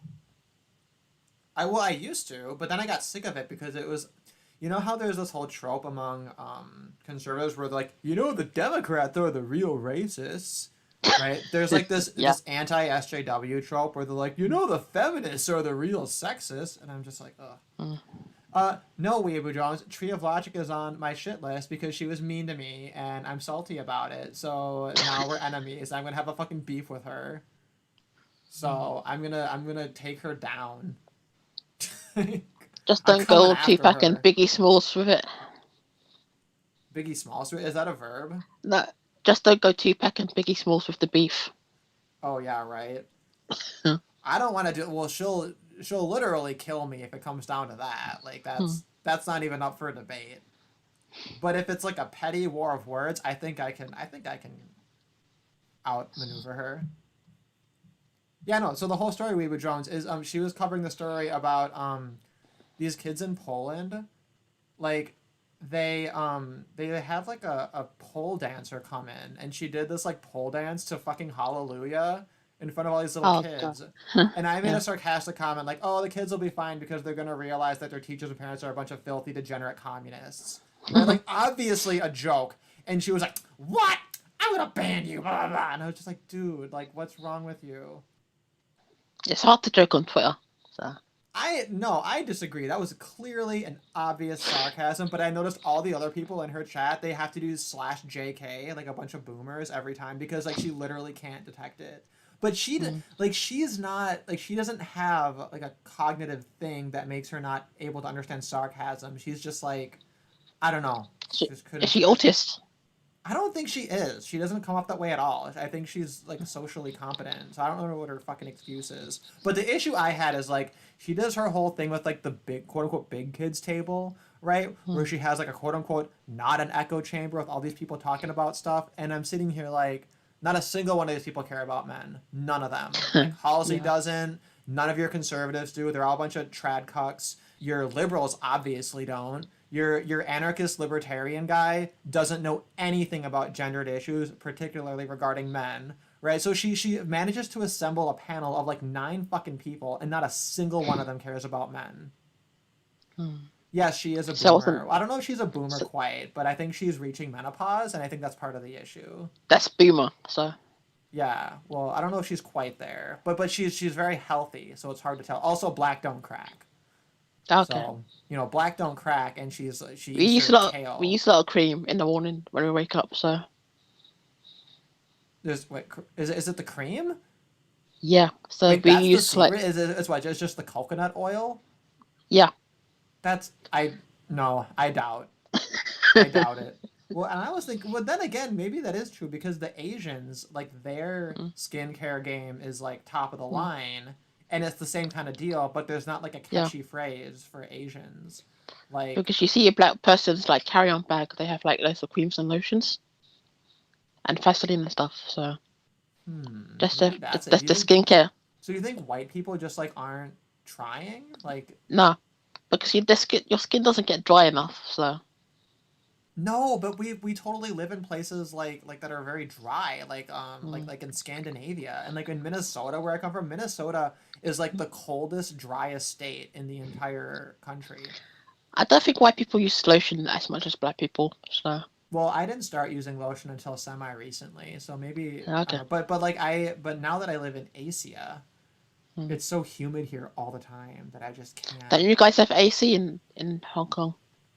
AC, yeah, yeah, I have an air Yeah. conditioner. Okay. Yeah, we have very aggressive air conditioning. You can't win. It's like sweltering hot outside, and then you immediately walk into just like a winter hellscape. So I have to like carry like a sweater in my bag and then like Yeah. immediately take it out and like change my entire wardrobe It's like as like that going over here in the inside. summer. So it's very hot outside and cold inside. So Dude, yeah, the UK is like cursed. You guys have all the mm. worst weather. Because like one year we had all like 4 seasons of the weather in one day. So like sunshine, rain, sleet, a little bit of snow, and hail, all in one day. Yeah. People they're asking me they're not sure if they're gonna yeah guys, if you wanna hop in, you can hop in too. Because now we're at the point where we're gonna do the usual thing with the stream where we talk about our articles and have our regular bants. Is Animal Crossing worth getting? It's too Sorry, what? expensive for me. Is Animal Crossing worth getting to play? Or because Yeah, I'm well, saving. well, that'll be an ongoing thing. If anybody has any particular questions towards our special Mm, guest here, Richard, then I'll make sure I catch those mm. so that we get I'm those. But saving up for a Switch you know, anyway. my So my my streams obviously like when they're live, I'm mm, lucky if I have like more than 5 or 6 people watching, okay, which is fine, because I'm yeah, one person, so 5 or 6 people is 5 or 6 times me. it's a triumph. Yeah, absolutely. I'm saving up for a Switch anyway. So Yeah, well, and I guess mm, if we think of anything particularly relevant too, mm. I think that's an open thing because this is like my channel's my streams I kind of let the topics kind of go where they go. This is a typical Ancapistani is I deregulate everything and just kind of let the So do you use chaos sort like itself out. pay roads like instead of public Haywards? roads? Pay roads instead of public ones. Like go through the I toll don't know what booth. that is. I've never heard of this. Oh, so in England we used to have like these pay, like you have to pay to go on the motorway. Oh, like a Like toll road. Okay. yeah, yeah. So yeah. We don't have that so much in America. Oh, I haven't noticed it so often. In Asia, yeah. In Asia, like whenever I take a mm, taxi cab, they always have to go through one, and I'm always confused because I don't okay. speak Asian. So I'm sitting here like, are they gonna make me pay for this, or do they pay for it? Is it in my Mm. cost? I don't understand. It's always nice to save some coins so you could like pay the driver. Yeah, Yeah. exactly. Because that's coming out of his pocket as well. So Yeah, well, and usually I never have to take a cab because I don't go outside. I just stay inside and I play my mm. JRPGs and I listen to long podcasts, and that's my How's the life. Final Fantasy remake? I haven't played it. I'm not playing that one. Me and Okay. Fleegan had a whole conversation about it, and Fleegan's in here now, and we're both like a little bit blackpilled on it. Although I did just see somebody uploaded like a 9 hour video, which is all of the cutscenes from it as a movie, I and I'm like, you gotta perfect. send me the link to That's that one. literally what I want. I just want to watch it as a Yeah. movie, even though I know the ending is garbage. Can you send me the link to that Yes. one? Oh, Yeah. I right. kind of want to replay the original again, though. I replayed the original earlier this year, so I feel like I shouldn't, just for my health. It's I'm like playing Final it's Fantasy like three 12 discs. now. Yeah, it's Yeah. 3 discs. But I'm replaying Final Fantasy 12 now, and oh my god, Final Fantasy 12 is like by far the hardest of the Final Fantasies. it's like ridiculous how much like grinding you have to do, and the enemies totally kick your ass, and you have to like actually think. And I'm just like, I'm not used to thinking. Usually you can just Did attack people like everything. 14, or did they like 14 that much? I never played it because it has a monthly subscription. If it was like Diablo Oh, 3, where I pay it one time and I can play online for free, then I'd totally be into that shit. But it's a monthly fee, and I can't do it. You never win. Because you pay your monthly fee, and yeah. then you feel like pressured to play it, right? And then you Yeah, play it that's for what a I don't like about while. subscription gaming. So Yeah, exactly. you I feel can't like you're do it. wasting your money. I've even considered I'm going back into Diablo 3, even though I know it's Mm. going to be like awful and disappointing. It's like, well, I don't have to pay anything. I can just like hop in there if I feel like it. Mm. But yeah, I recently replayed Final Fantasies 6, 7, 8, 9, 10, 10 2. And I almost finished 15, but I can't bring myself to finish it because I was so insulted by the last 10% of the game that I'm just like rage quitting. But I guess I Okay. should finish that technically. I got 1 to 5 for the Super Nintendo Classic. So Oh, that's good. That's good stuff. yeah. I've actually never finished any of those quite though, because I usually have like a shitty like emulator of it. And it's like Okay. translated poorly and it like doesn't load right. Mm. But Final I Fantasy got to. 6, that's I feel like that's the one mandatory Final Fantasy is Final Fantasy 6. But you got to catch up on the rest. So it's like trying to get into a series that's already old. No, you don't have to actually. They all stand alone. Oh, Yeah. okay. Anyway, That's what so I don't now like yeah, so about. we have Ashley and Fleegan who are in here as well. Hey. So. Hello. Hello. All right. Now we have like a little squad in here. But anyway, should we move on to the article? Yeah. Was it the Minecraft one? I should just this is so the post is fairly short. I'll just read through it really quick. It's only 3 paragraphs. I have 2 children, a 9-year-old son and a 6-year-old daughter. My son had a Minecraft world where he built quite an impressive castle on an island, which he was very proud to show to me. Since school was cancelled, he has had issues with waking up on time. He is supposed to wake up at 7 each morning, but for the past month he's been sleeping in until 9 or 10. I always set an alarm for him, but he sleeps right through it. I don't wake him up because waking himself up is a skill that he needs to learn. I told him about 2 weeks ago that there are going to be consequences for him if he continues to sleep in every morning. At first he understood and was waking up on time every morning, but for the past week or so he has fallen back into his old habits. I told him yesterday that this is his final warning. Today he slept in until 11. So I followed through with my warning and went on the computer and deleted his favorite Minecraft world. I also took away computer privileges for the next month. When I told him, he started screaming and crying. He told me that he spent a whole year working on that world, and he's very distraught that he's never going to see it again. He has been crying and sobbing throughout the day and has refused to eat any of his meals. What So, the fuck? I know. That's parent abuse. I honestly, I do think it's child abuse. Like, Absolutely. seriously, do nothing for weeks and then this? Well, there's a couple of Damn. things that I don't like about it. Obviously, I think that the peaceful parents and the unschoolers have the right approach, where rather than taking this authoritarian style of parenting, where like you set rules and impose consequences and like have like harsh rules and everything, instead you can kind of like talk to them and work things out. Maybe explain That to them, brings hey, resentment. here's the reason that we want you to wake up at this time. Here's why that's good for you. I noticed that you're not being able to do that. How can we make this happen, right? Or whatever. Right? Like you can discuss things. You can reason with kids. Kids are very logical. Even very young children, they're very logical. They may not be very wise or very knowledgeable in But particularly, things but have they to are have a reason to logical. happen Yeah, they need for to have a kids. reason. You got to give them a reason Yeah. to motivate them, or even using like positive reinforcement, right? Like, hey, if you wake up at 7, here's a reward. Here's some extra thing you can have if you wake up this early, right? To try to like using the carrot rather than the stick. But even barring all of that, if you're gonna take this approach where you have a strict rule and you say there's gonna be consequences, he didn't explain what the consequences were, He just did right? it. Yeah, he just did it. And then it's like, and then not only that, but like the things he's all listed are like arbitrary. Like, why delete the Minecraft world in addition to taking away the computer privileges? If you take away the computer privileges, that already denies him access to the Minecraft world. Then you can't get a head start and do it all over again.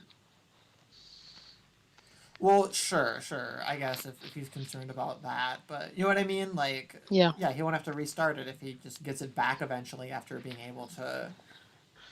So yeah. Then you Yeah, have he to do it would all miss over it. again. He would miss it if he loved it so much. So that would be punishment enough if you want to go that route, you know. But you're still But going to sleep in, destroying though. it reminds me when my brother's friend just destroyed a 120 hours save game of Final Fantasy VIII.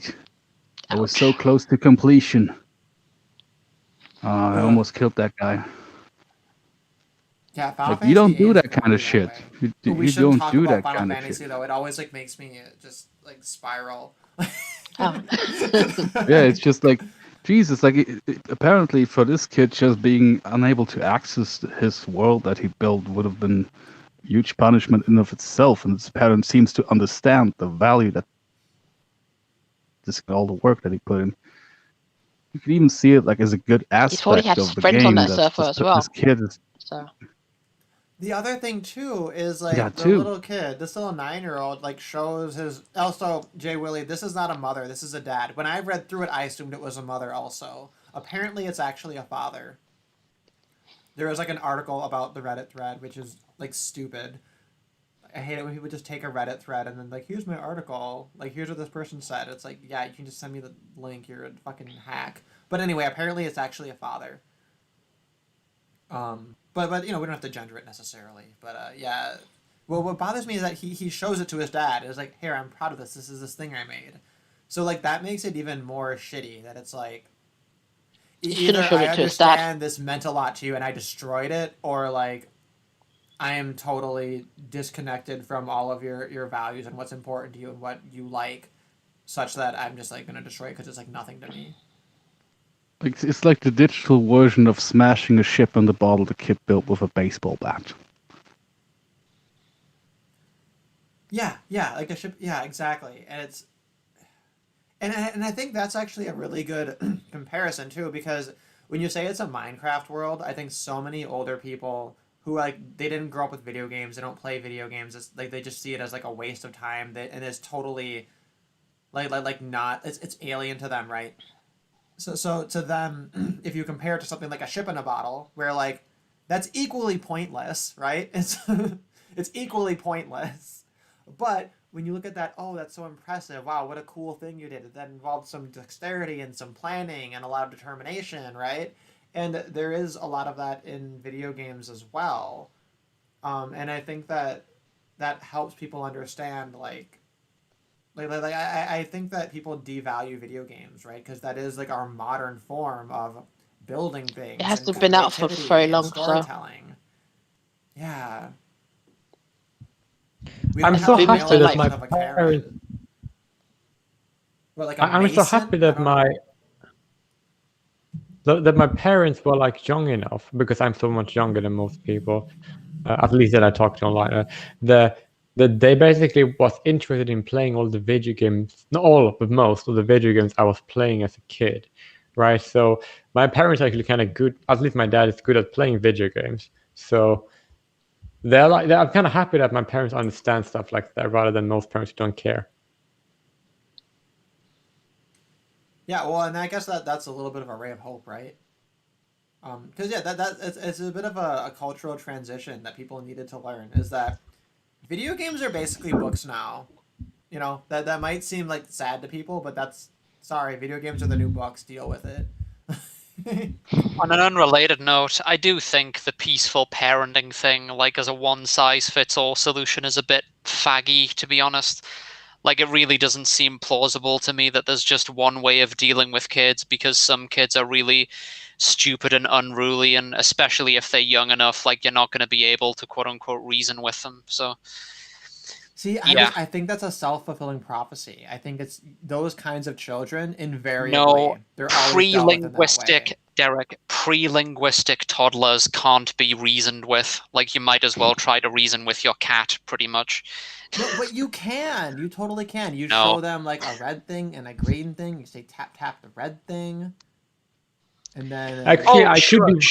But I'm talking about things like I remember Noel Plum did a video about this where like he had a kid who was a year old or something, pre-linguistic or like very early stages of speaking, was touching interfering with like a gas hob or something, like a stove, trying to turn it on. Of course, you can't explain to a 1-year-old why that's a bad thing to do or that it might burn the house down. So Oh, sure, and that's like a classic example of like, oh, they're reaching for a burning stove, they're wandering into a street, and like obviously those kinds not of a burning things. not a burning stove, like interfering with machinery that could be dangerous or that could burn the house down. Well, yeah, but I mean, Well, I know. I get that that's I like know less what. obvious, right? But like it's the same principle, right? They don't understand the consequences and they need to. But that's more of Yeah. like a negligent thing, right? Like they like obviously you supervise any child that's like younger, like young enough. Well, to I know- mean, I guess you they're could just pre-verbal, right? I guess you could just lock them out of the kitchen or wall them out of one part of the kitchen. I don't know. Yeah, like One they're way clever, approach. but they're not that much harder to stop than like a cat. Yeah. I But would one say way to do less it. hard than a cat. Cats Yeah, are probably crafty. easier than a cat. Toddlers Cats is are stupid. crafty. Yeah. Toddlers are toddlers. You just gotta roll a ball in the right direction if you need to. You know. And cats will figure stuff out. One way of fixing it is to yell no whenever the kid does that again, because then the kids understand it's like bad, because the parents get distraught, and if the parents get like show that they feel bad, then the kid will see the parents are angry, and then the kids don't want to do it anymore. There's that, but like the other thing too is I just want to go back to this idea that peaceful parenting is one size fits all, because it's actually not. Because like peaceful parenting is very elastic. For example, like in this situation, let's say he's having a negotiation, talking to his kid about this, and they talk about, hey, I would like for you to wake up at this time, and the kid says, well, why? And they say, well, because you should have such and such of sleep, and you should be able to wake up at this time in order to be prepared for school later, right? And then they say, oh, well, what if I'm just sleeping the same amount of time and it's just a couple of hours offset? And then like you could have a certain child where you're just like, okay, like they understand they need so much sleep, right? And it's like, why not just let them sleep in a little bit?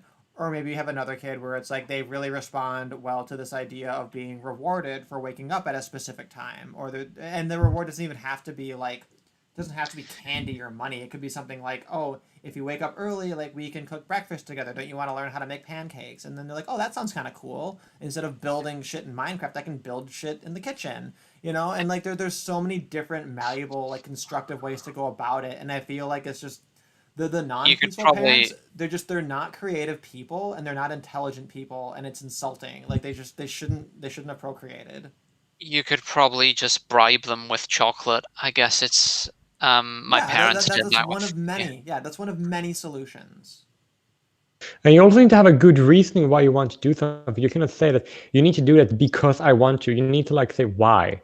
You need to explain why you have that rule. You can't say because I said so. Well, you can, but like kids are not gonna be responded to that. They're not gonna know why. If they don't know why, they don't see a reasoning to do what you say. Like my parents always explained to me why I had a rule and why it was one way I couldn't do something and why something was implausible, right? They always could explain it to me so I can always understand why. Well, and see, So what's for wrong with example, parents I not never to do had that? that, right? Because like one thing I always think about is like when I was having like braces and I had an overbite, so they gave me headgear, right? And like at no point did my mom sit me down and say, hey, like we want to straighten your teeth and fix your overbite, and these are things that a lot of people do, and like she never sat me down and said like, here's the advantages of having straight teeth and what it can do for your face and how it looks, and like you don't want to be an adult and have this thing, right? Like she never sat down and like gave me reasons for like wanting to go through with all these things. Instead it was just like, oh hey, we're going to this thing, we're doing this, and then the entire time I'm having braces and having headgear, I'm like resenting the whole process or just wanting it to end because like I couldn't appreciate the value of it because it was never like logically explained. Yeah, my dad explained the logic behind that to my sister when she was in the same situation. Yeah, because like now I can kind of see the logic. Like, oh, like I totally would have like worn my retainer if I had like actually cared. But then I was sitting like, oh, good, these fucking braces are finally gone. I'm not gonna wear this fucking retainer. I don't fucking give a shit, right? And now like I have some bottom teeth that have like shifted slightly differently, and I don't really care that much about it. But like it's slightly annoying, and I think like, oh, maybe like had I had a conversation about it and felt like I kind of agreed to going along with the whole thing, then like I'd be more motivated to like have followed through with like using that and like maintaining how it was. So I still have a retainer behind both my upper teeth and my lower teeth right now. yeah, because your parents had a conversation about the value of it, so you were like, oh yeah, that makes sense. That's logical. We'll do this. Lovely. Also because originally when I was gonna get braces, I really wanted to. So Oh yeah, they when didn't you're really when you're need. like when you're like 9 or 10, it's like the coolest thing because like the bigger kids have braces, and you get to pick the colors Oh, of the I bandings think on I was them. like 15. Oh, that's old.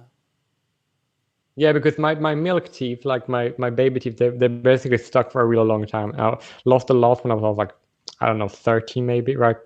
And then my upper You teeth, must have my been a good my pressure. corner teeth, yeah, those were like pointing out, and they were like cracking up my gum too much, right? So they were like showing up, and I looked at my mother's teeth that had done it. I was like, I don't want my teeth to go there. We should do something about it. They were like, yeah, we should at least go have it looked at, right? And then we did, and then they said like, yeah, we need to fix this because they said that I have an overbite, but my teeth, my front teeth was still straight down, so it was an invisible overbite. But it wasn't good to have that because when I fell asleep, my teeth got stuck in one another, and that was like super painful. So yeah, so that's when I got it. But I didn't got it when I was a kid. I got it when I was like 16. Huh. So I guess maybe Yeah. also you were just older, like old enough to kind of understand the logic too. Yeah, that makes sense. And I also saw people when I was like younger than 16, like 13. I saw other kids in school had it, and then they had it right, and then I could see the transformation from before to after, and I thought that was like an improvement. So I was like, well, seems like that works out for them, and that seems very good idea, like a good idea, because like I could compare to the others. Ashley, you had some thoughts? No, I didn't. Oh, okay. I thought you were trying to chime in there. Okay, well, so then I wanted to bring up the second article to contrast this with because there's so many I similarities, usually right? say one We have thing a father about the deleting previous his one. child's a father deleting his child's world in a video game, and now we have a boyfriend deleting his child's, aka girlfriend's, thing in a video game. Lol. Ha ha ha. Oh. But okay, so this one, so I've had some where like you read the headline and then it just gets more and more ridiculous. This is one where the headline is like the most clickbaity and ridiculous, and then you read through it and it actually starts to make sense. So it's Oh my man God. destroys girlfriend's Animal Crossing island, sparking conversation about domestic violence. This is just beautifully dumb. It's so beautifully dumb. Yeah, okay, that was Always my the reaction victims. too. Sorry, Richard, what? Always playing the victims. No, okay, I know that was my reaction too. But when I got through the end of this article, I was a changed man. I actually thought, yeah, like, because I felt for this girlfriend the way I kind of feel for the kid here. So, I don't know. We'll read through it. The subtitle was "He destroyed the island in retaliation for her forgetting a grocery item at the store." Right. So you can already kind of see where this is going. Like, this is a disproportionate reaction. So one Redditor turned to the relationship advice subreddit, which this fucking article, it's literally just like this bitch. Who is this person? Siobhan Ball. What is it? Is this like an Irish name? Siobhan. Siobhan Ball. Okay, so Irish lady. Leprechaun woman, leprechaun female, writes, one Redditor turned to the relationship advice subreddit with what she thought was a really petty thing. Sorry, I'm gonna Sounds stop. like an stop. English accent. I'm gonna stop. I don't. You English people are the worst because like if I try to do an Irish accent or an English accent, you'll be like, oh, that sounded Cockney, or oh, that sounded like a posh Southern accent, or oh, that sounded like Northern English, or oh, that sounded like Northern Irish, and it's just like these aren't different. You all sound like fucking Harry Potter or like Claire Caw. I thought you were doing an Irish accent. Thank you. I appreciate that. No, I mean, never mind. Continue. Well, wait. I thought I was trying to do an Irish accent. Okay. I can hear the defeat in Siobhan his is an voice. Irish name. That was the point. Man, I'm not drunk enough to do an Irish accent, sadly. Just go on, Maybe man. I am. I got my shitty little grapefruit thing here. Anyway, one Redditor turned to the relationship advice subreddit with what she thought was a really petty thing. Her boyfriend trashed her island in Animal Crossing New Horizons. But as the post went viral, it quickly devolved into a conversation about domestic violence. The Redditor, 27, started off the post by writing that her boyfriend, 28, was going to make them dinner until he realized she forgot an ingredient for the meal at the store. This fucking window keeps switching between being full and not full, and I can't. Oh my god. Okay. Sorry, but I can read I can do an Irish accent if I can have the link to the article. Well, it's in the library on Discord. I'll just read through it. He threw a tantrum and Okay. refused to make any dinner, even after she looked up recipes that they could make without the missing ingredient. She said she lost her temper and went to go cool off in the shower. I didn't shout when I lost my temper. I just said something dumb, like it being unfair, and forgive me. I cried a little. I was being childish, and I totally accept that, she wrote. When she I got would out say of she the was shower, being manipulative at the same time. I cried don't a little. know. I'm Like willing I made a mistake. He got kind of upset. I cried a little to see if that would work. Maybe I'm being mad. I'm not being nice here. Sorry. Well, okay, that's a fair enough point. Actually, Goodfella uploaded a video, I think just yesterday, about like women crying as a superpower, and it's a reasonable video, I think. And I think there's something to that, right? You're a 27-year-old woman, you forget an ingredient, and your boyfriend gives you shit about it, and then you cry. It's like I don't know, like man up, woman, right? Like sorry, I spaced it. You know, I didn't write it down. Like sorry. But I wonder, like, what did she forget?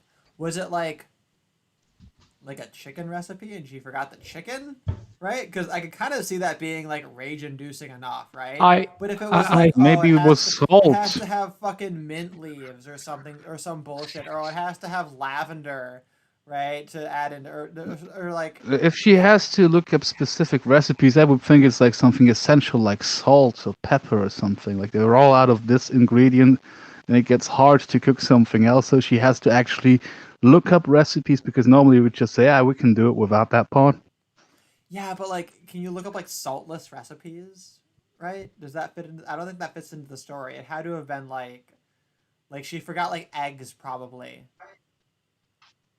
Like I did this one time. I wanted to bake something, and I had a recipe with eggs, and then I realized I didn't have enough eggs. So I was like, oh, is there an egg substitute? And someone said, oh yeah, you can use bananas as a substitute emulsifier for eggs. So I just added in bananas to fill out the rest of the ratio of the eggs. But then I realized, oh, like you can't just like use a couple of eggs and then some of the bananas and then hope it works out. Like you have to either go all banana strategy or all eggs strategy. You can't like do a hybrid, right? Which is basically the story of my life in MMORPGs, that like you get punished for doing the hybrid strategy all the time. So she might have been like me. It's actually a mystery. I'm sad. Yeah, she doesn't tell buy. fucking. I want to know what the fucking recipe is. Whether or not this is domestic violence comes down to the particular recipe and what she forgot.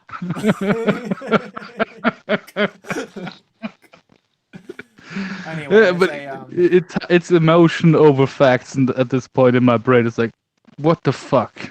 You know, were they cooking? If this was a court case, these would be relevant facts, okay? I think that's fair enough. Anyway, they say he threw a tantrum, refused to make any dinner. She goes to take a shower. And she says, I didn't shout when I lost my temper. I just said something dumb, like it being unfair. Anyway, she comes back. Let's see. When she got out of the shower, he was playing Animal Crossing, which he doesn't really play, but has a character on her island. He called her over to check out what he had been up to. I was upset to find he had literally destroyed my entire island. Flowers ripped up, fences removed, random cliffs and bits of water, she wrote. She wrote that she had spent hours working on her island in quarantine. I know this sounds really embarrassing and childlike, but I lost my job recently. I am housebound. It should be homebound, right? I'm housebound. I'm housebound, and it's just something I was proud of, she wrote. I couldn't stop crying. He told her it was just a game she could fix, but she said she can't imagine playing it, let alone fixing it, without feeling sad now. He knows it's something that had brought me happiness during quarantine, she wrote. I admit I'm really sensitive right now and definitely struggling. However, my partner just doesn't seem to understand that my life feels really empty right now and destroying. God's fucking window switched with the thing again. I don't know why it's doing that. Sorry. But I can do this. And destroying what little I have. Because you can do it. It's really upsetting me. She ended her post by saying he thinks she is overreacting and acting childish. How can I explain this to him, she asked. Redditors pointed out that destroying the island in retaliation for her forgetting a grocery item at the store is emotionally abusive. And then smugly said, do you want to see what I've been up to? He knew exactly what he was doing, and frankly, it's emotionally abusive, one wrote. And then they mentioned other things or whatever. But basically the idea that, like, yeah, he knows this is going to hurt her and deliberately draws attention to it and does it in retaliation for a thing. You know, that is emotionally abusive, right? To call it domestic violence, I feel like is a little bit hyperbolic, right? It is emotional abusive, but I think categorizing that as domestic abuse kind of devalues actual domestic abuse. And what did she say to him to make him delete it? Well, no, they didn't make him delete it or make anyone delete anything. No, she said something dumb to the guy. So during the argument, Well, she said there's no clarification on what that is. That she said something dumb. That's not clarified at all. So we have no idea what that means. That might have triggered him to destroy the island. So that's actually a good point. We have no idea go hard, one way hard or in the paint. another. So I mean, I kind of like her arguing that this is something that brought her joy in quarantine. What about his joy in having fucking food? Yeah. Not justifying his behavior, but it's like that might have been one of the few things he's enjoying in the quarantine, and she just fucked up something an adult should be able to do. Is like buying fucking groceries, man. It's not rocket science. Well, and actually, I'm glad you mentioned that, because the next part here I wanted to highlight is this one person commented, it's not silly at all. I know some people think that, but any hobby or thing that helps you relax is valid, one wrote. An essential worker explained that the game gets them through some awful days. So, first of all, I fucking hate it when people use valid in that way. Like, valid has a meaning in logic, which is that, you know, the premises and the conclusion that they hang together, that it all logically follows. That's what validity means, right? Validity means that your argument would make sense and lead to your conclusion, granted all of your premises are correct. That's the specific meaning that the term valid has. But these just SJW retards use it to mean like important or something stupid like that. Your emotions are valid.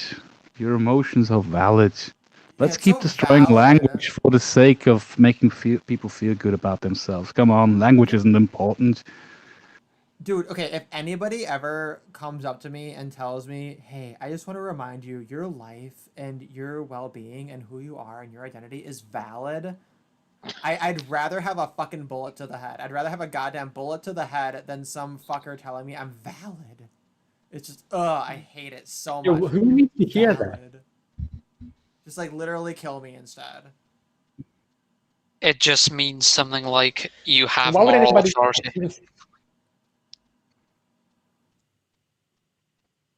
Jay Willie, go Yeah, ahead. in this context, you're probably right, Ashley. Yeah, go on, Jay Willie.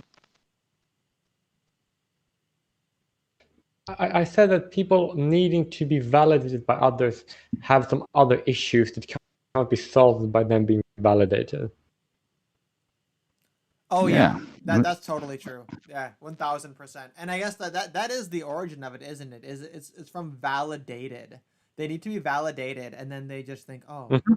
I'll say I'm valid as an objective measure, because validation is subjective, right? Only an agent can validate another. And to be valid is to have the essence of being that thing in and of yourself, right?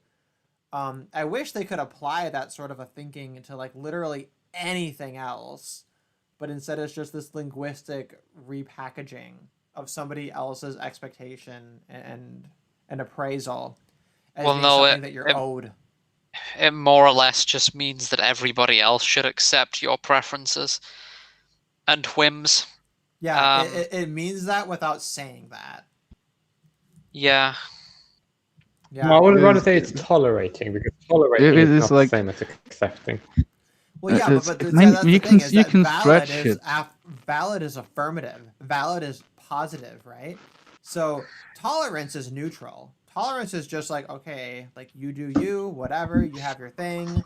I'm not going to comment one way or another. Tolerance is so neutral. Validation is positive. So it is it's a statement of entitlement, and it is binding on all others. I mean, I think they come from this aspect that you don't have to justify yourself, and technically that is true, but not if you want to interact with other human beings. Like, if you're in a relationship, you kind of have to justify your behavior to a certain degree. Yeah, well, and I'm glad we parsed this out because Unless been a pet peeve of unless mine. you're a woman. Yeah, right, exactly. Unless vagina.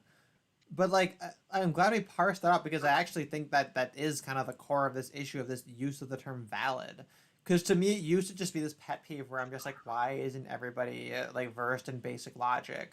Which is like totally like a middle class like college educated take on it. It's like, oh, you haven't taken a logic class, so I could never like hold anyone accountable for it. But now that I've realized, thanks to this conversation, that like it's based in validation, and it's essentially just a repackaging of an entitlement upon others that they accept, not just tolerate, but actually accept you in a positive, affirmative way. Yeah, that's it. That's literally the linguistic phenomenon in play here. I'm not middle class, or at least my family isn't. Like, I guess I'm kind of spiritually middle class, but like I never took classes in propositional logic or anything. I just kind of have like a decent intuitive grasp of it, and I don't know, took it upon myself to learn it myself because it was interesting and it's useful for understanding the structure of arguments and making your own arguments better.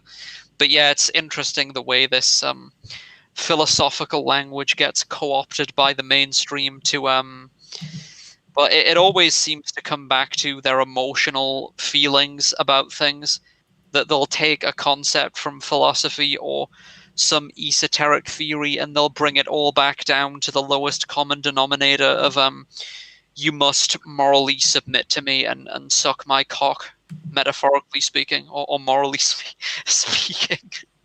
you suck my cock morally. It's the cock. Suck my cock morally.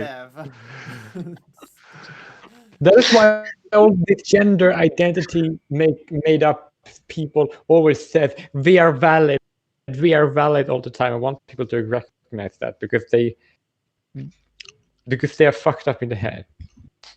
Well, okay. One thing I want to say though is that one thing I know I mentioned this on the last stream, which is that when you study logic, if you're naturally already good at logic, all you just learn is like new specific words for things, and you just kind of gain some useful benchmarks for doing shit that you already kind of naturally do.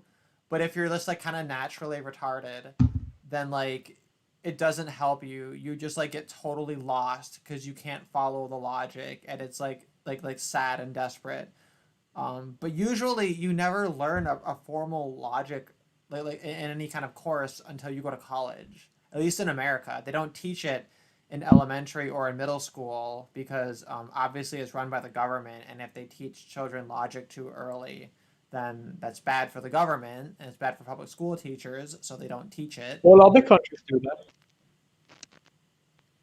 Yeah, well, that's good. Derek, This is your actually people funny. your people aren't going to revolt against the government. They're too stupid. They're too low IQ. So Yeah, it's they're not true. gonna. No, They're not gonna do it. people are not. I disavow America. America's like the worst country.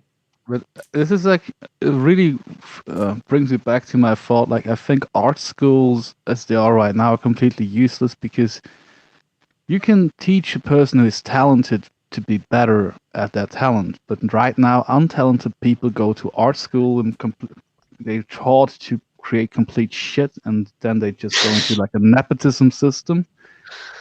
And I think it's the same. Like you can't teach a person with no talent for logic. Like no, it's like impossible. I guess like you can't if there's no potential, you cannot really help them with that. Well, and honestly, I don't think they're the real problem. I think the real problem are the people who have a capacity for logic, but then use it for evil. And that's how you get a goddamn professor. Damn. Okay, that's I not true. think- That's definitely true. With them, I think I it's just spoke that they're, to a girl. I think it's Like just that they're I spoke to complacent. And, someone on Discord who basically told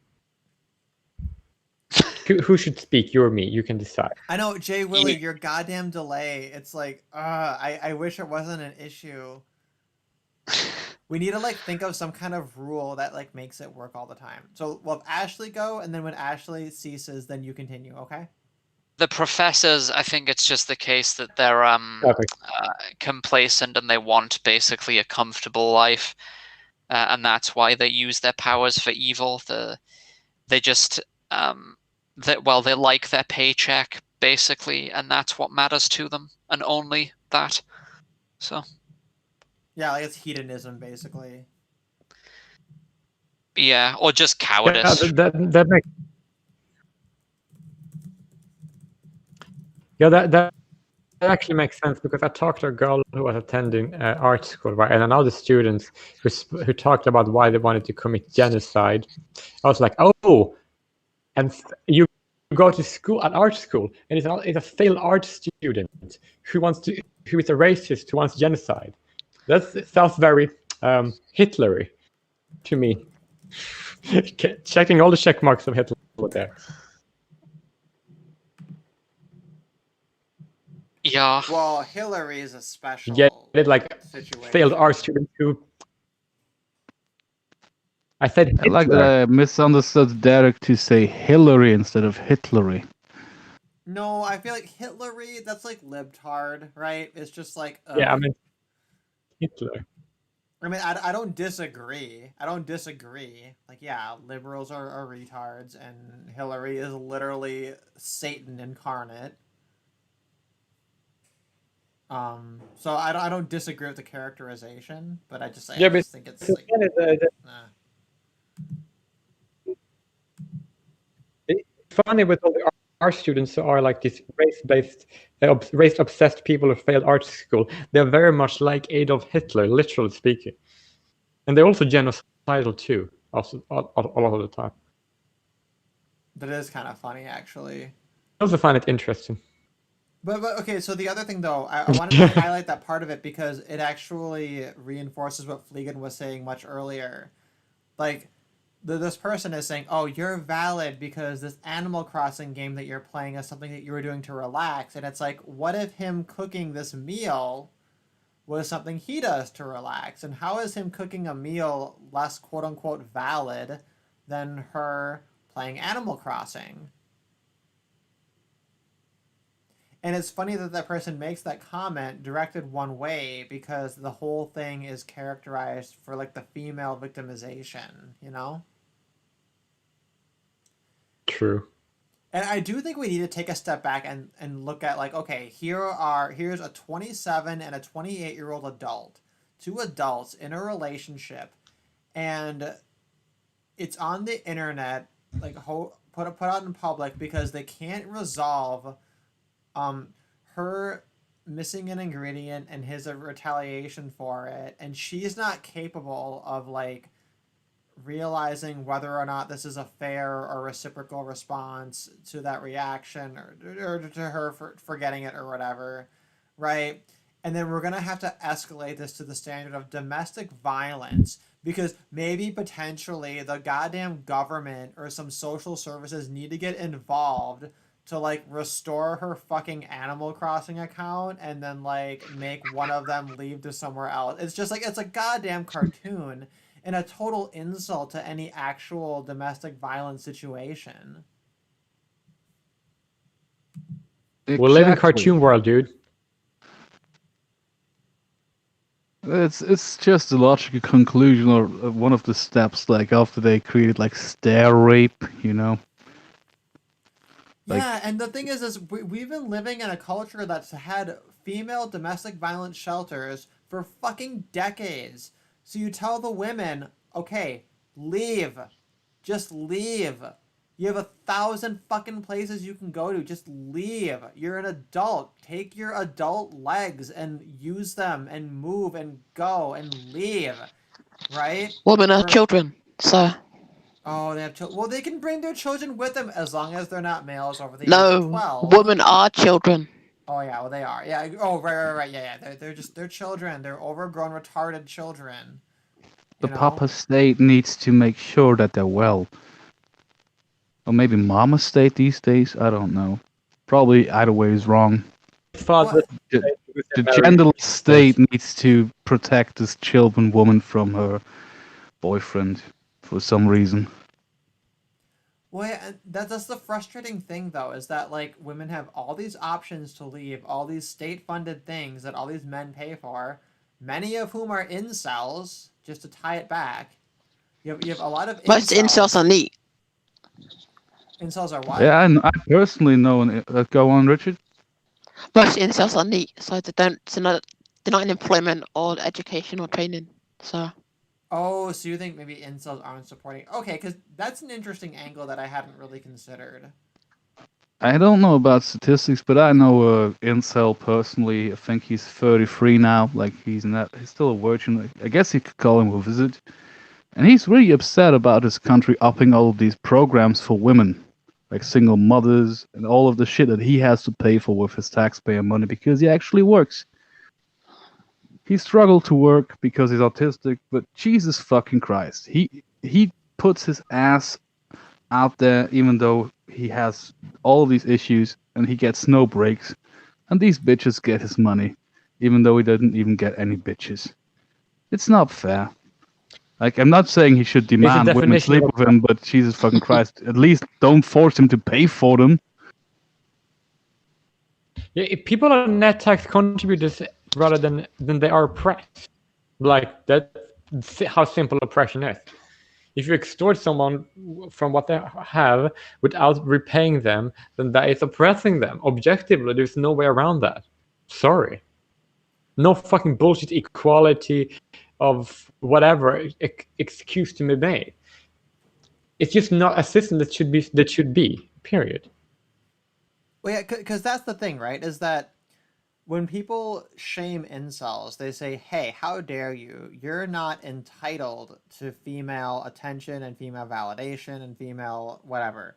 And like, yeah, that's fair and true, assuming that women aren't sucking the state's teat, which we all know women on average are a net drain on the economy.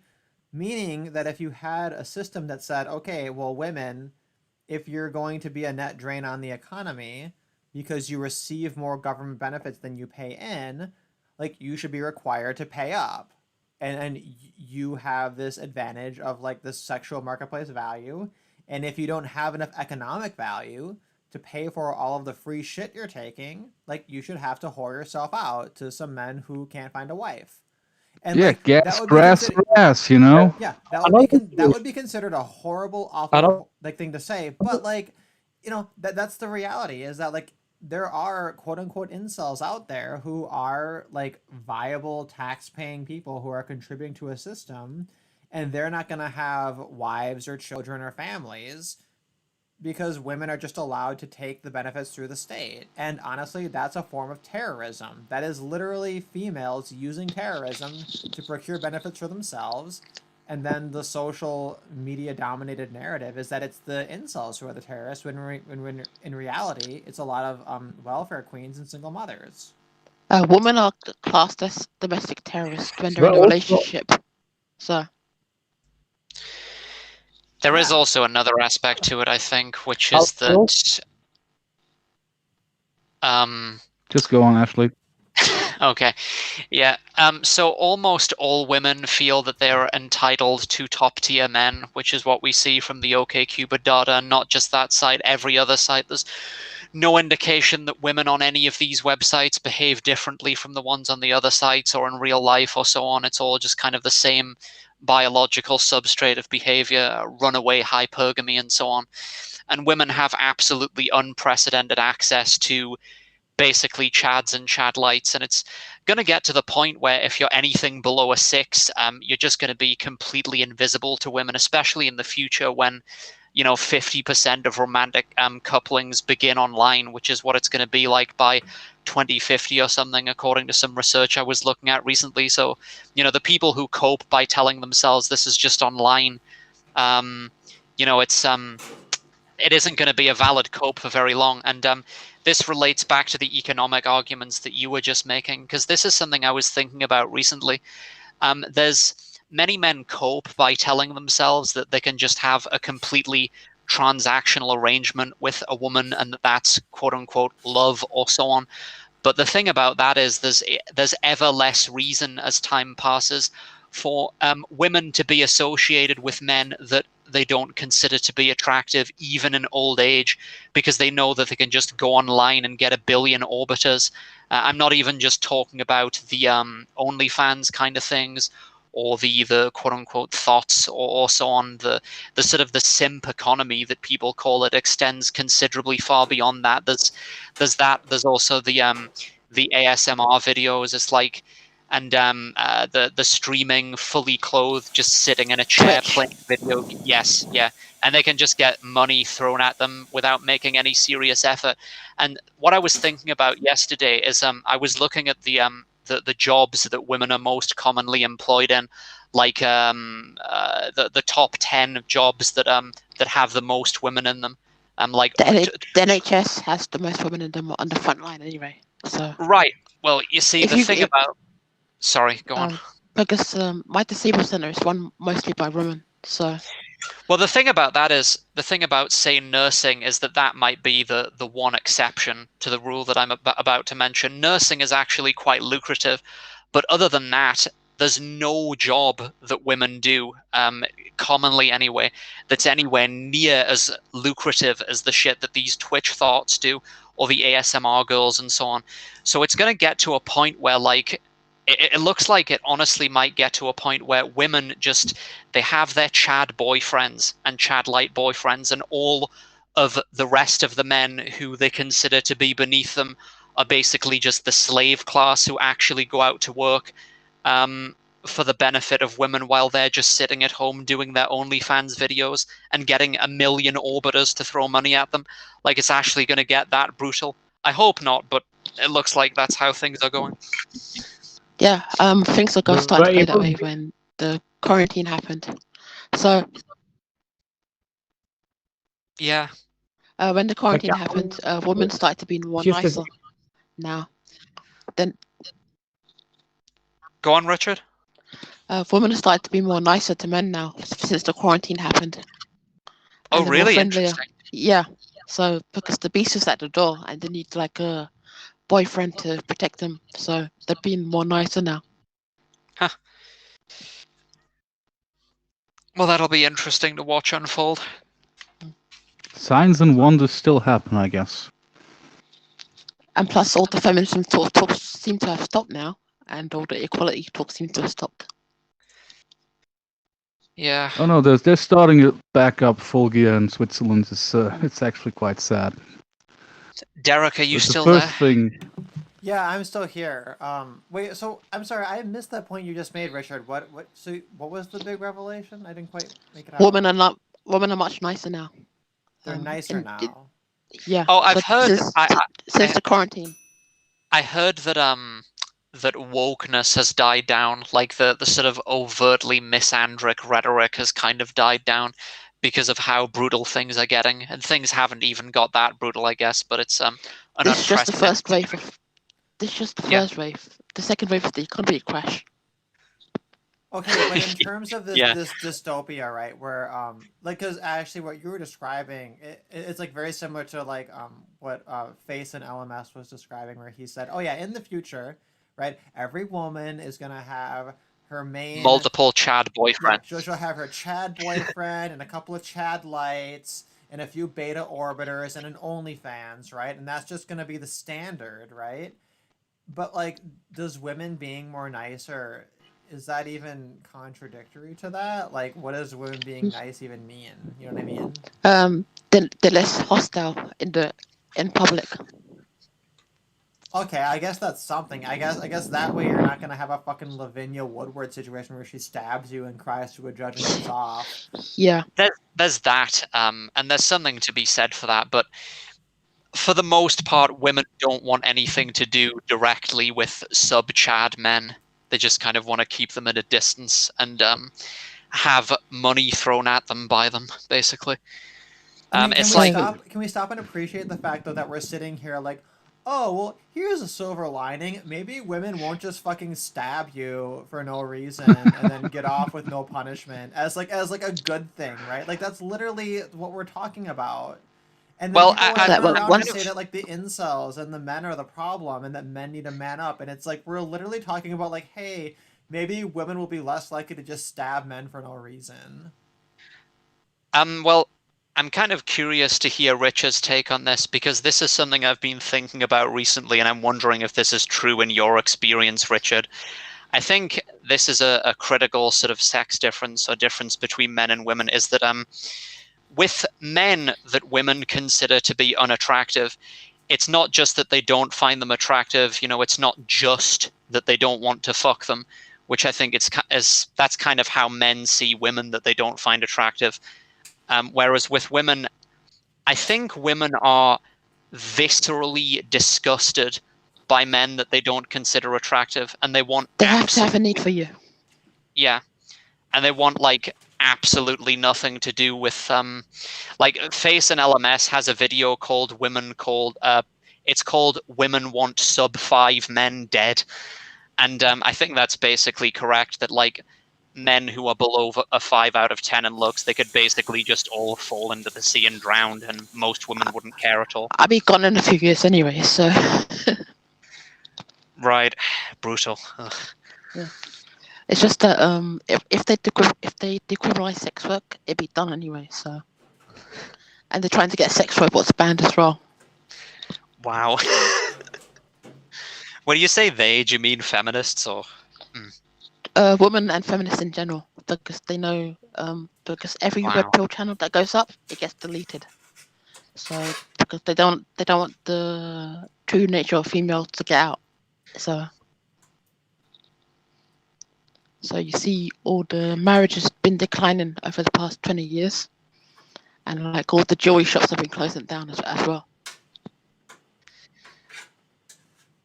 Yeah, things are looking pretty dismal.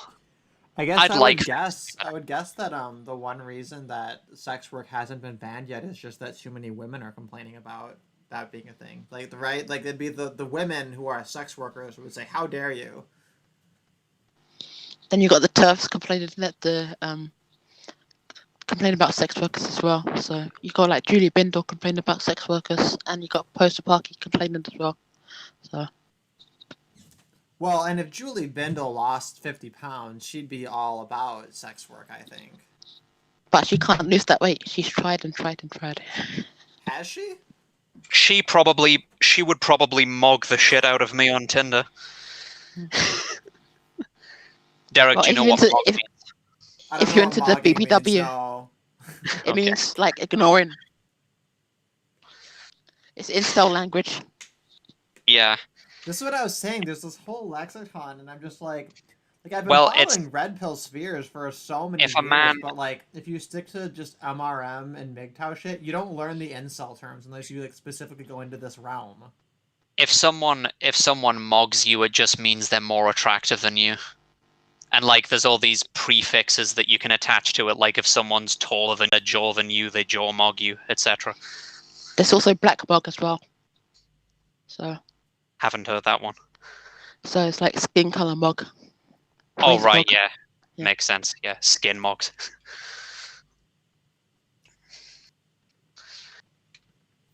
But so I was away for a moment, like with this dystopian futures, with all the women having chat or semi-chat boyfriends.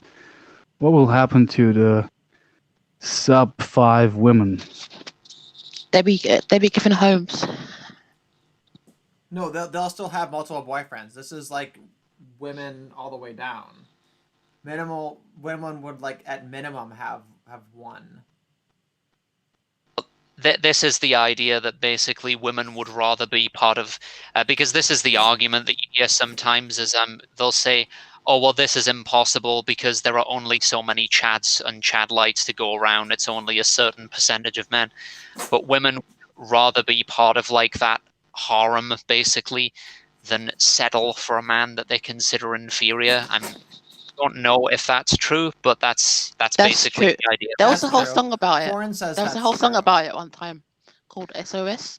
So if you just Google SOS, the song, it's about like a woman having a man cheat on him and still would be with him. So Right, and they come up with all these bullshit coping mechanisms like, oh, maybe I can change him and this and that. Yeah. yeah, that's what the song was about. Yeah. Wow.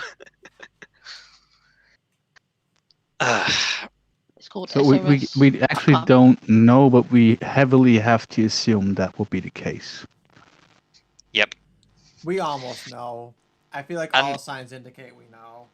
Another piece of evidence for that is that so in the United States, there are way more single men than there are single women. Until you get into like the really old age cohorts, like plus 50, that's the case that there are way more single men than women. And part of that is just because there are more males than females, like in the 18 to among young people. Obviously, as you get older, it changes because women tend to survive longer. But in young people, there are more males than females. So that's part of the reason for that there's like a surplus of males who would have died in wars, I guess, in previous times. But another part of it is just that there have to be some women who are basically part of Chad's harem and calling it a relationship. So that's why you get this imbalance. It's pretty brutal. The dating market is even shrunk. So instead of the 80-20 rule, you got the 90-10 rule now. So I mean, at some point, it's going to be like... I saw this video from Subhuman African Cell. He's a great guy. And like, he was saying that it's going to be the 99.90.1 rule. Because, like, even if you are an 8 out of 10 guy and you're exceptionally good looking, the idea is that, you know, the average woman, she's going to have basically another, like, dozen guys in her phone that look exactly the same, even if she's just a plain Jane. So you're basically going to have to be a 10 out of 10 model to compete. And that's very pessimistic, but that's the trend anyway, so we'll see. Isn't it ironic, though, that, like, a lot of women who would listen to this, they would say, oh my god, this is terrible, how dare you say this, when, like, everything we're saying, if we're right, just means, like, excellent news for them. Right. they can't take good news. I mean, this is something that I don't even really see it as moral failure on their part. Like, just imagine being a woman. Like, if I was an average... not even average, like a 4 out of 10 woman, and I could, and this is the kind of shit you can do if you're a 4 out of 10 woman, I'm not kidding. If I could roll out of bed at 2 p.m., which is kind of what comes naturally to me anyway, because I'm a late sleeper, go on OnlyFans, prance around half naked for a bit, make shit tons of money, go on Twitch, play Super Mario Brothers badly, fully clothed for an hour, get even more money thrown at me, and then go on Tinder, swipe through hundreds of chads within like 100-mile radius, and then get free meals. I mean, I sure as fuck wouldn't be dating me either. Because, like, if you're a 4 out of 10 man, your looks match can easily get 2, 3, like at this point, maybe even 4 levels above you. So it's like you're approaching her kind of is an insult. So yeah, it is good. It is good news for them, I guess. Yeah, that's why I stick to escorts mostly. So Yeah. Well, and that's Yeah, the but thing is these we say fucking like all Sims. things being equal, men would do the same thing. And of course, even more literally so. all things being equal, of course. But then we question this idea of like the predominant male nature, and like men just wouldn't because they want to be slaves to women. Wow. Yeah. But yeah, we need to destroy the servers of all of these simping services.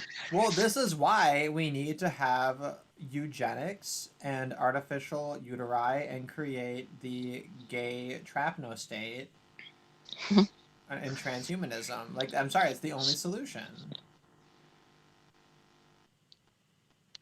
Yeah, Like well, literally what I said sounds retarded, but it's like not even unreasonable relative to the status quo. Like, what other solution is there? Like, it started off as a joke, but the more I think about it, I'm just like, yeah, actually. I can't even think about it because every time someone says transhumanism, I get reminded that people from the trans community were so disappointed that the cyberpunk game that's coming up, when they say transhumanism, they meant like technology and not trans. And I just can't get over that stupidity of not being able to look the word transhumanism. I don't even mind the term transhumanism is kind of politically correct. I don't even mind using the term posthumanism personally, but like basically transcending the human condition. Yeah, that's actually fine. It's just like my brain is still so captured by the fact that so many people didn't understand that it wasn't about trans issues. Well, the other thing too is Yeah. like you say post-humanism, and people say, "Oh, what is there something wrong with humans?" And it's like, okay, Yes. literally every single time someone mentions human nature, they mean something bad, which I don't, because I'm an ANCAP. I think people like very often are good. I like humans quite a lot, which is why I want them to be free and prosperous. But everybody else is like, no, fuck humans. Humans should be slaves. They're all retarded. They're all terrible. They have horrible natures. And I'm like, okay, well, fine. Here's your fucking post-humanist pill. But still, like when people say, "Oh, it's wrong to do like technological things to human being," like, do these people not realize that we have the Haber-Bosch process creating all the ammonia that we need to fucking have the fertilizer for our fields to feed the world? Like, that's not natural. We have transcended natural by over 100 years now. Well, Yeah, and what I mean, even is natural, right? Wasn't transcending the natural, you know? You Like, could view mobile phones as a primitive form of cybernetic enhancement. They just aren't integrated into our bodies yet. And my view of the nature thing is that nature encompasses all, so it isn't possible, including our brains. So it's not possible for us to do something that's quote unquote against nature, because if we decide to like blow shit up or eliminate species, not saying that I'm okay with that or that's a good thing, but I'm just saying if we decide to do that, that's not against nature, quote unquote, because it's a product of our brains, which are part of nature. So Exactly. isn't language cybernetic enhancement? Indeed. no, not cybernetic, but it is. I mean, kinda. I guess It's when like compared to psychonetic, other like beings. linguisto-psychonetic. I mean, I guess the real stepping stone in language is probably the next one is going to be telepathy, and that's definitely cybernetic enhancement. The cybernetic part basically means just integrating technology directly into human brains and stuff. So Yeah, well, the principle I'm working towards is that like using a stick to dig a hole instead of using your hands to dig a hole. That's transhumanism. Yeah. We have a human goal of digging a hole, right? Oh, We use yeah, the yeah. stick. The stick became part of our humanity. Like we have this human goal of digging a hole, and then we use this stick that we found, this like branch on the ground, to do it. Therefore, like all technology is transhumanism. They're just because people like they get this weird sci-fi vibe, and they're like, I don't want to live in a matrix. I don't want nanobots in my veins. I don't want to be I'll just say replaced I by don't live in robot parts. And I'm like, you Blade already Runner. did. They normally Sorry, say Well, I the don't live in the Blade Runner universe, so Yeah, why not? Blade Runner looked cool. The interesting thing about living in the Matrix is that people will say that. They'll say that they don't want to live in a simulation, right? But then if you tell them, if you put this question to people, what if you found out that your current life is actually a simulation? Would you want to step out of it? Then people will also say no. So they'll say no either way. So it's kind of like, feels like it's just status quo bias more than anything. See, I would say yes as long as I'm allowed to go back. But I think that was like the point of the Matrix is you can't go back. Yeah, Cypher. They didn't Cypher let tried him to go go back. but they never planned to let him. That's my interpretation. I think the movie doesn't actually state that, but I always thought like, yeah, they're just playing him. But that's like discussing a movie. That's not the point of this discussion. Sorry. Well, I just mean that the distinctions are they're kind of meaningless. Like we go through these gradients of technology, and honestly, this whole like dystopia of like what if we're replaced by robots? It's like, well, maybe the robots are better and experience things better or whatever. Like, who cares? I don't know. Am I a nihilist? I guess I've stated before that like I don't care if humanity ends up being extinct because of libertarianism. You're taking the I'm black just pill like, yeah, too we much. deserve it.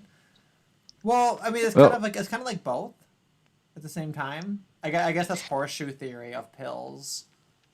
But I do think that drawing a line in the sand without understanding that, like our language, the way we can transcribe math and physics and everything. If you don't understand that that's already part of that process, and then you, without understanding this, I will draw a line at this artificial reality or this implant thing that makes you able to absorb information or communicate telepathically.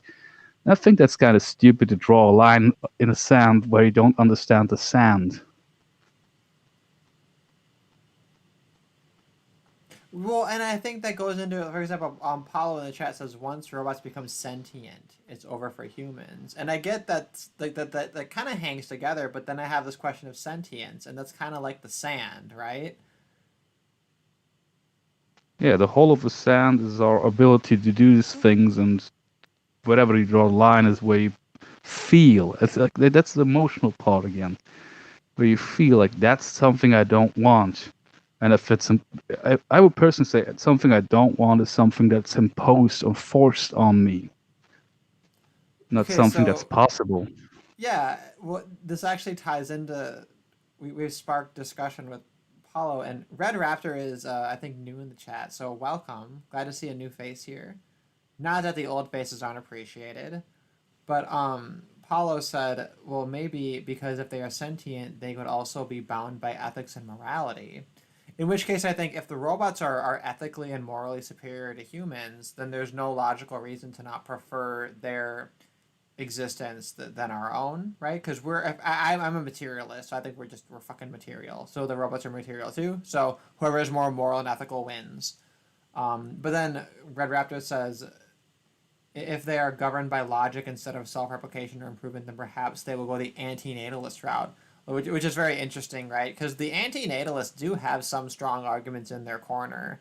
They get dismissed very often, but personally, I'm more of a natalist because I think babies are super cool, right? And I think that children in general, they're really, really happy to be alive and they love experiencing things. And it's generally like people who end up really depressed and fucked up and like wanting to kill themselves. First of all, they can kill themselves, right?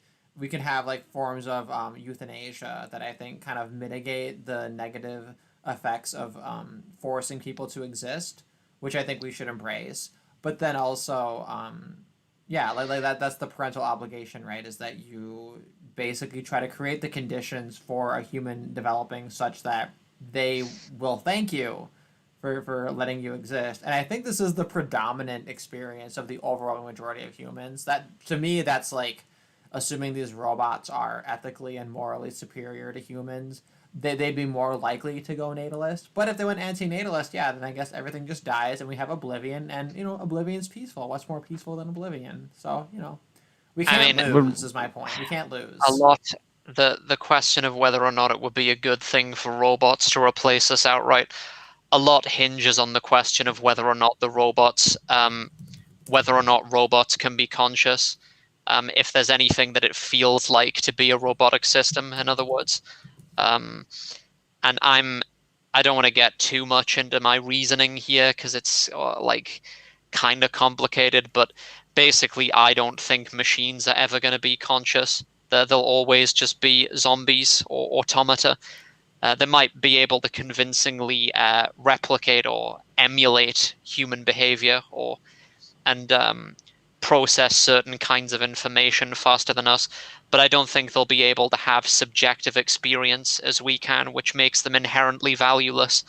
So I think the way to go personally isn't that. It'll be cybernetic engineering of humans, which means basically cyborgs, just closer integration with tech and our brains, and also like biological engineering, CRISPR and so on. I think that's the way to go.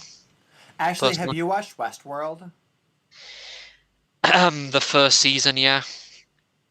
That was probably the best season, but because that I think that show like fucks with people, right?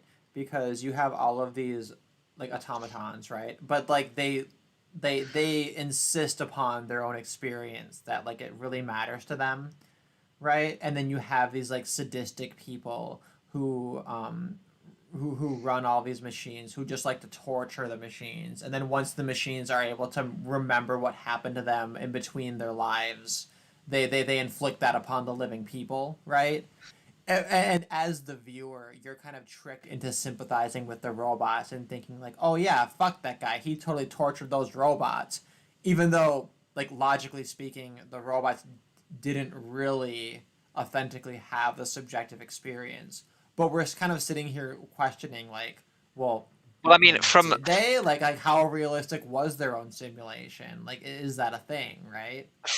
From the point of view of human observers, the only thing that would really matter is that they looked conscious or that they looked like they were suffering, and that's why I thought the premise of it was kind of screwy. Because I think in real life, what would happen is that it would just be filled with psychopaths.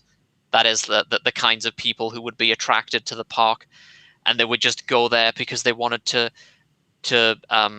torture people basically, but without getting into trouble with the law because they're not actually conscious. It would actually be an interesting way to give psychopaths and criminals and stuff an outlet, I guess. Well, I mean, I don't know if you realize this, but that's basically the second season. You basically derived like the plot of the second season. What, that they basically invite criminals to go there so that they don't terrorize society? Or well, no. All of the robots record everything, and it's an intelligent network of blackmailing people who have done fucked up things in this simulation. All right. But basically you were like on the hunt, and I spoiled it for you because I assume if you watched the first season and didn't watch the second season that you don't care if I spoiled it. But yeah, it's okay. I'm shocked that you don't care that they like that show is so good, but I wonder though, like humans, I don't know. We have a question in the chat, like, do we believe in souls? I don't. I'm a materialist. Like I think that whatever beautiful, complicated, amazing thing humans are, it's all material, and that doesn't take away from the mystique of it, and that does mean that in theory there's a way to make robots that potentially do have these subjective experiences. But it kind of ties into something I wanted to say earlier about the connection between a problem I might see with artificial wombs that connects to artificial intelligence beings is postnatal bonding that's chemically induced in the brains of a mother and a child. Like the ones you can see with like a duckling being hatched and then thinking whatever it sees first is his mother or something. and the growth aspect of it all. Like you start off like with a very limited amount of capabilities, and you develop as you go. Whereas a robot, in most hypotheticals, is just created with a finite, a finished thing, a personality. Like if you discard Futurama with them actually starting out as babies, which I think if they don't believe in a soul, which I'm very agnostic about it, the growing from like next to nothing into something by being around these relationships that you form or are formed for you is something I think is hard to both emulate for an artificial life form, and I don't really know what like you would do about like a artificial womb creature after it's born, since there's no being that will have like these bonding mechanisms of brain chemicals going on. Yeah, that's actually a common concern people bring up with the artificial womb, and I'm glad you mentioned it too, because I was sitting here as you were describing it thinking, the artificial womb is going to cause an interesting thought experiment in regards to this creation of the soul or the motivation of it, right? Right, like we're gonna have the first artificial womb human come out, and like, what is it gonna be? Is it gonna be like a psychopath? Is it gonna be like deformed? Is it gonna like what is it gonna be like? We have no idea, you know. Wait, You have to what do are you it. talking about? Like, What people, for example, people say like, okay, you have like a baby in a uterus and it's inside another human being, and then other humans they touch the stomach, they feel the kicks, and like all of these touches and everything the woman consumes while she's pregnant, and like all of these things and all the noises and all the environments that this fetus experiences while inside the womb affect it. But then when we have these like science babies that are like in plastic bags hanging out in a lab somewhere, how are they going to turn out when they don't have these experiences? I guess you could poke it, or you could pay the engineers who maintain the tech to poke it from time to time. And Or you could hook talk. it up to a matrix, and you could you could have like the ideal matrix for the development of the fetus, and then they'd end up being perfect. By the way, just curious, since you were talking about materialism, are you aware of and these terms are quite nasty. They're only really used in the philosophy of consciousness, but have you heard this distinction between materialism and physicalism?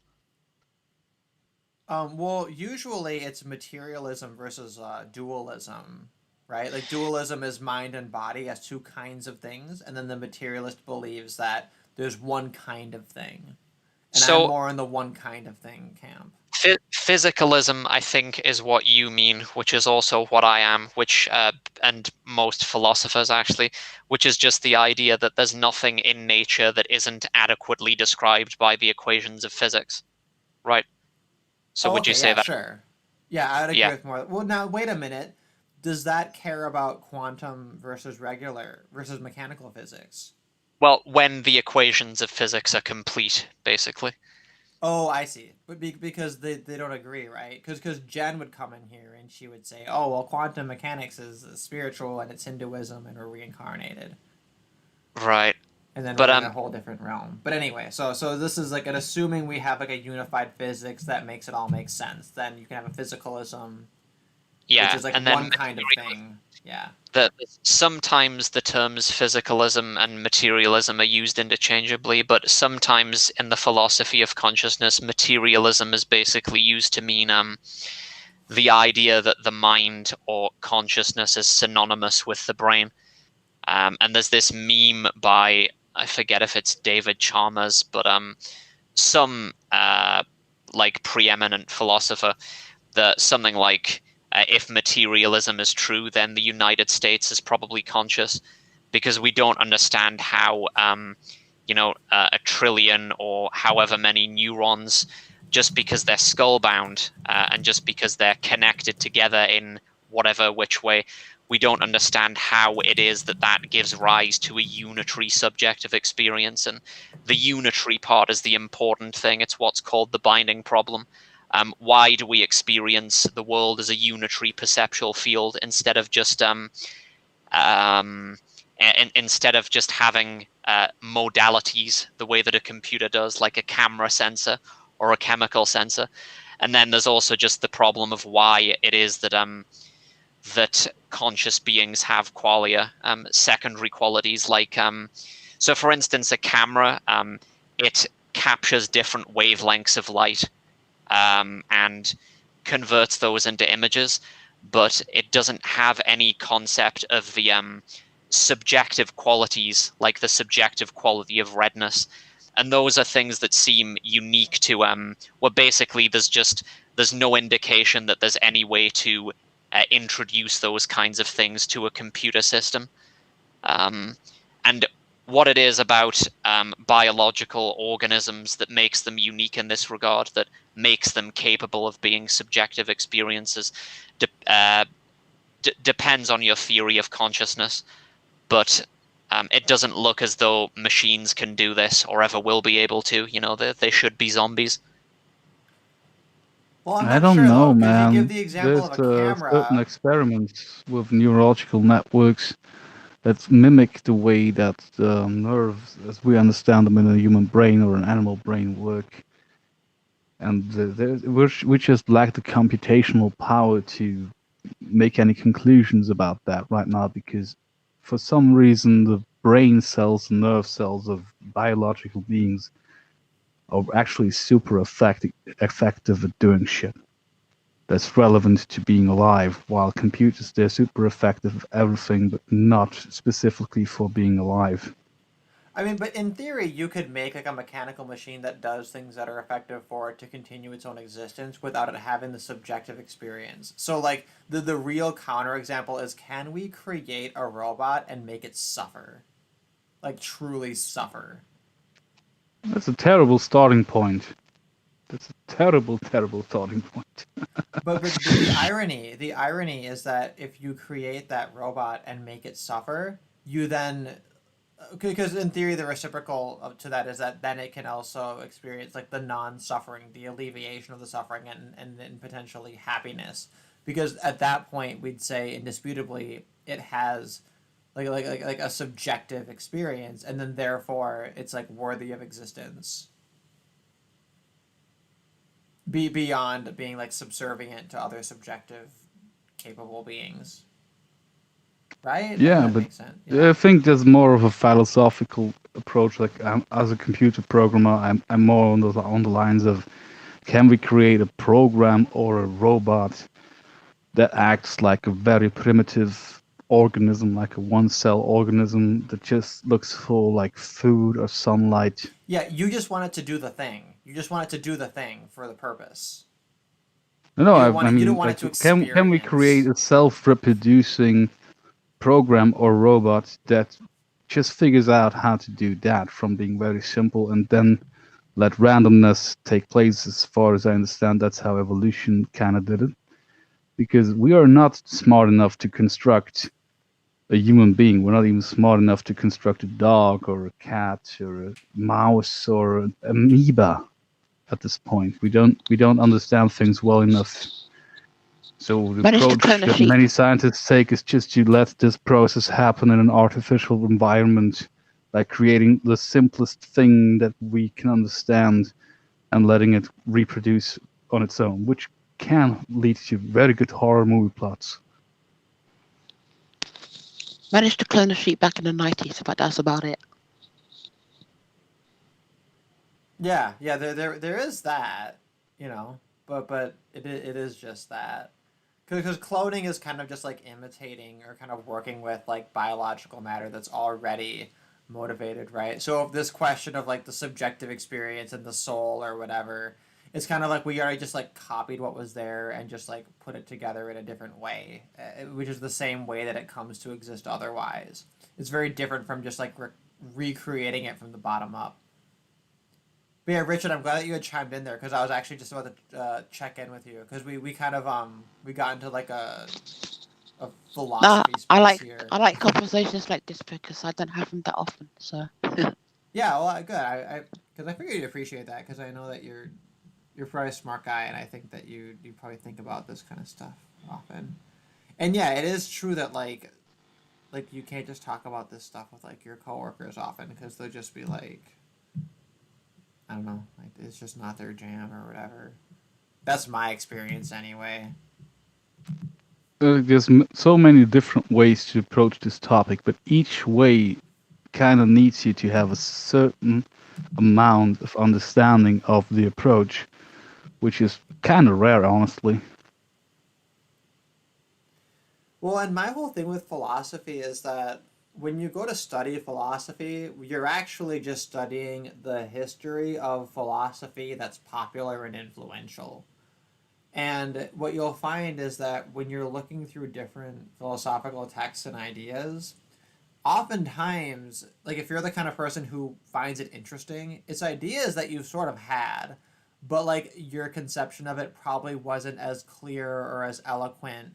And then having somebody else state it and feed it back to you is you're like, oh, this resonates. Like this feels like it makes sense with like what I've thought of before.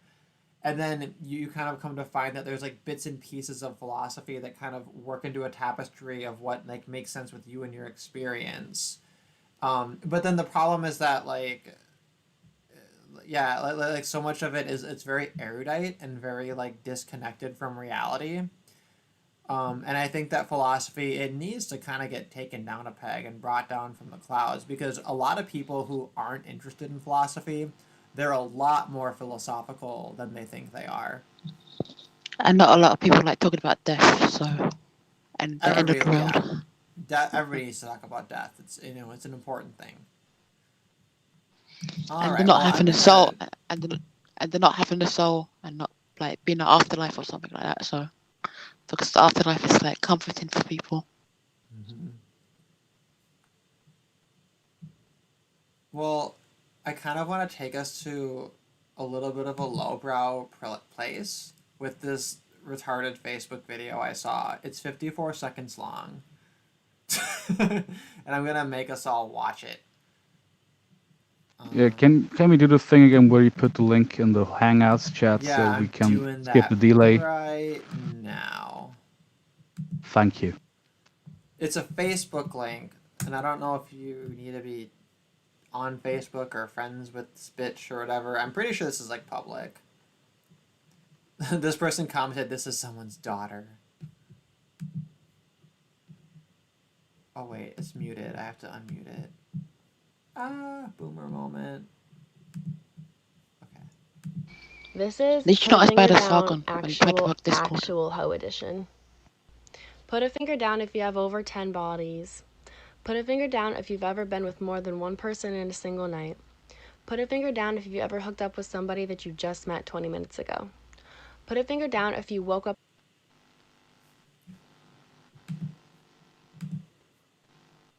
Oh, it fucking cut out. They can't. It's having trouble playing the video. What the fuck? I mean, we got the gist of it. She's putting fingers down for being a whore. Wait, I'll try again. I'm gonna cut You ever hooked up with somebody that you just met 20 minutes ago? Put a finger down if you woke up in a bed and you didn't know who you were sleeping next to. Put a finger down if you hooked up with somebody and never talked to them ever again. Put a finger down if it took you less than a week to replace a guy that you just stopped hooking up with. Put a finger down if you were already in bed but got booty called, so you put on makeup and clothes to go back out. Put a finger down if at parties Yeah, you this hop is the from guy to worst guy. kind. Put a finger down if I don't you had think guys you tell can their go friends about how more you were whole in bed than and that. then it got back to you. And put a finger down Maybe, if you don't let the word I might hoe be shame proven you, wrong because on we that, can do but what we this is want like with who we You want, can be proven so wrong. we It's embrace the it. internet. Yeah, I will likely be proven wrong once they figure out more advanced methods of hoeing. But that's so impressively that sad. video was just this girl going, "Put a finger down if you ever did this, ever did that, blah blah blah blah," and it's like, so I'm actually it's somewhat serendipitous that I found that video to talk about for this stream because like a lot of the plight of the incel, and the plight of people who they're seeking like companionship and some kind of meaning and experience through sex. She's demonstrating for us that like, you know, a lot of people look at sex as literally nothing.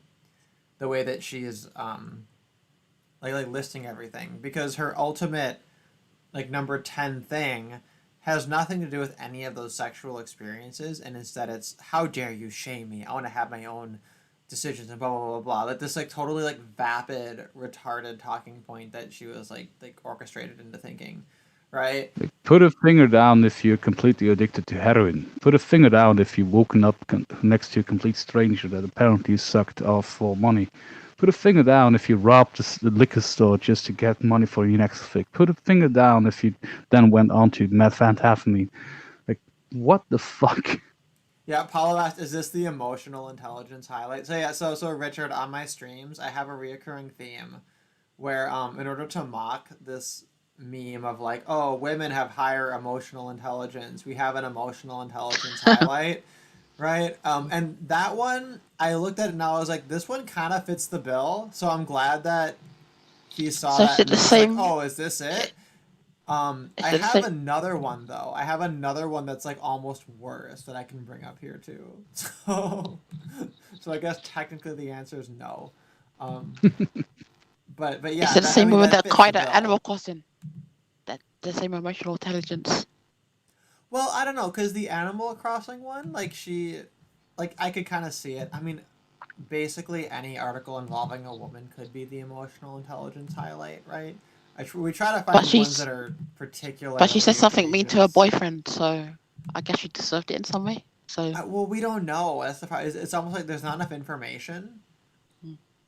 But I It's guess funny, like there's a few stories like that from the perspective of men, and they always like try to give as much information as possible and then try to justify what went down. But when women do that, it's always like they give we're little. left in the shade, like we Oh, don't really know, because yeah, they that is a know that good we will point. naturally side with them, you know. That's a good point. Okay, well, Because she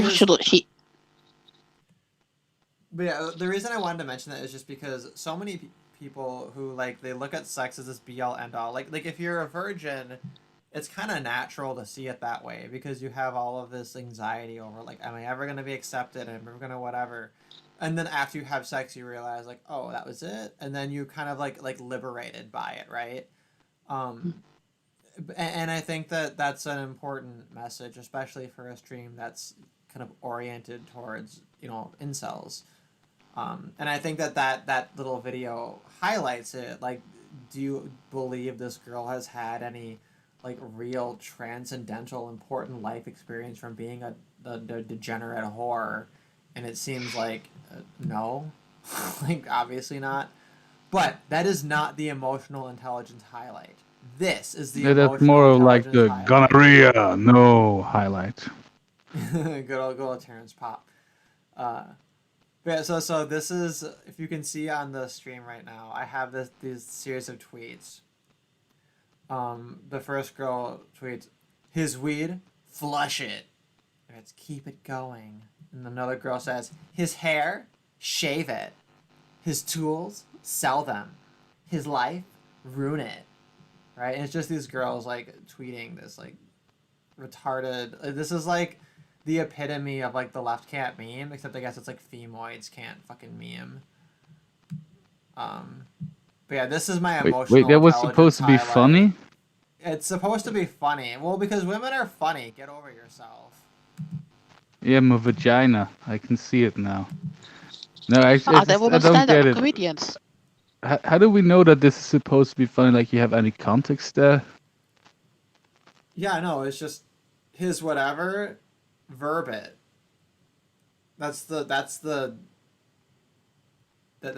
structure.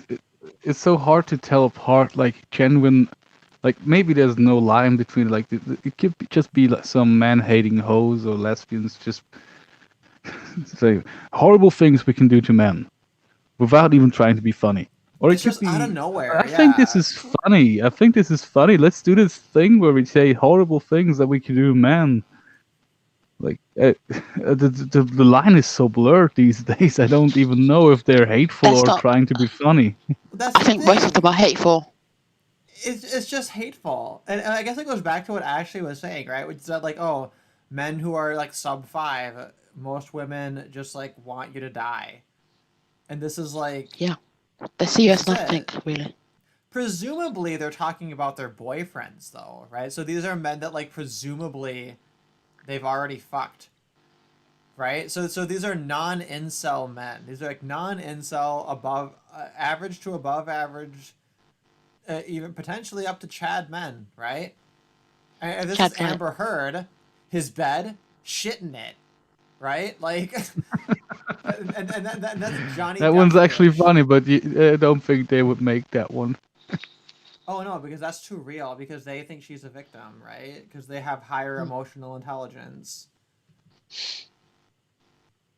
So yeah, and I get that, like, with these emotional intelligence highlights, they're all anecdotes, you know, take them with a grain of salt. But the point is, like, literally every single fucking stream, I find at least one, you know, like it's not hard. This looks like a cringy attempt at an edgy meme. I mean, yeah, but like they don't think it's edgy.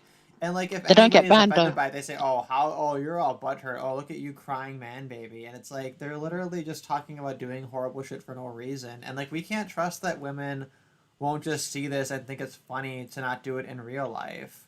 We have a story about a woman who just stabbed a guy and is like, I was emotional, and the judge is like, oh, that's reasonable. It just kind of reminds me of all of these women buying like male tear mugs and drinking from them. I never bothered to figure out if the Urban Dictionary of male tears meaning semen predates that, or if it came after that. It does mean that. So yeah. they either they naturally fell into that trap or they got tricked by 4chan, No, because they got tricked. fell into the happens more trap. often than not. They fell into the trap because they just like weren't emotionally intelligent enough to know what it means. That's like the But even that, original I EQ think they were highlight. trying to be like quirky and funny while hating on men, but it was just like, even if you don't know about the semen part, it's just like, what exactly is this I'm looking at? And even if you just assume it's just tears, what's the fucking point? Is it supposed to be funny? Yeah, Amber Heard is the his life ruin it in real life applied. Like Amber Heard could have seen this thread and thought, oh, good idea, and done it. I guess she was emotionally intelligent as well.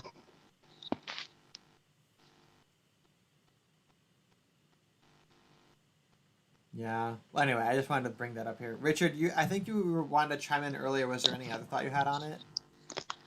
No, because I don't think women can be funny without insulting men. So that's their sense of humor. That's it. So if you look at most female stand-ups, they brag on their boyfriends a lot. So yeah, that's kind of true. I've seen some funny women. They do exist. Yeah, The- I the- like. But I they're like so some very women. weird. I would never say women can't be funny. It's just like these women that are currently comedians or trying to be. There's so many out of them that's just like, oh my god, you know how shitty men are. Oh, my vagina. Like, that's not comedy. That's cringe. it's like blacks in the 90s about going on about being black. So every time you see Oh, like I a black, forgot about Jenny McDermott. That whole thing with Kill All Men. there was a T-shirt, wasn't there, about that as well? Or Yeah, I think it was T-shirts. Well, the T-shirts might have been like the boys are stupid, throw rocks at them. Like that was like a thing. But that didn't get banned or taken off the shelf. So No, yeah, that was just funny jokes. Which is whatever. But no, I like Ali Wong. Her special Baby Cobra is pretty funny. And Lisa Lampanelli, she's a little bit lowbrow, but I like her. She's very raunchy. It's like racist rapid fire jokes she does. Jackie Cation's good as well. So she's like I'm in the just Minion sad comic. that the German ones, there's a few good ones, like this Austrian one, like that you guys probably wouldn't understand even with subtitles. Like this one who just with the whole Fridays for Future thing. She said, "Yes, I always take the train, but not because I like taking the train. If it was up to me, I would be riding a mulatto wherever I go." Like she has this whole persona of like this imperial Austrian. It's beautiful. I wish she wasn't married. They mentioned Not that I would have a Dominique. I chance think with I've seen her. all the Dominique too. Yeah, but yeah, the issue I have with like specifically like liberal leftist comics is very often they just say things that liberals are meant to agree with in a comedy setting, and liberals just laugh. Which is like That's what Bill happened. Mayer. Yeah, like Bill Mayer is like notoriously unfunny. That's Like what happened to Trump Amy is Schumer. stupid. The fucking audience goes, ha ha ha ha ha ha. Yeah, like a laugh track.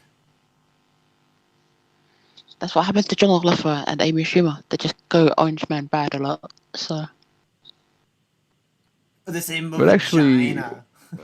Schumer actually was put to the test when she did that Netflix special, so they removed the 5-star rating system.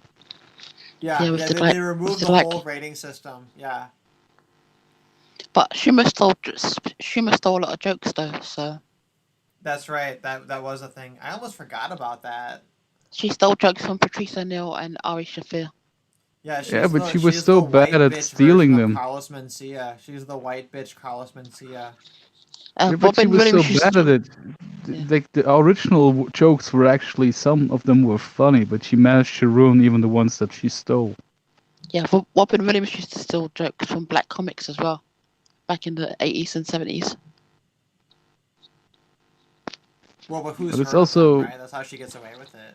Makes sense. it took me a while to realize that I actually saw Amy Schumer a couple of years before she bombed on Netflix on I think it was the roast of Charlie Sheen. Like these roast shows, I don't know, this is Comedy Yeah. Central, where she Yeah. just really Bombed. made jokes about Patrice O'Neill, or what was his name, the fat black diabetic who died of his Patrice O'Neill. diabetes. Yeah. She made fun about him losing his foot. She made fun of Steve-O losing his friend in an accident. And everyone was like shocked back then. Like, why did they let this woman on? This is not funny. This is just hurtful and mean. Well, Because women speaking can't of do women play. being hurtful and mean, do you guys want to read through the story about the woman who cries isolation is getting to me after stabbing boyfriend and cutting up his clothes? Okay.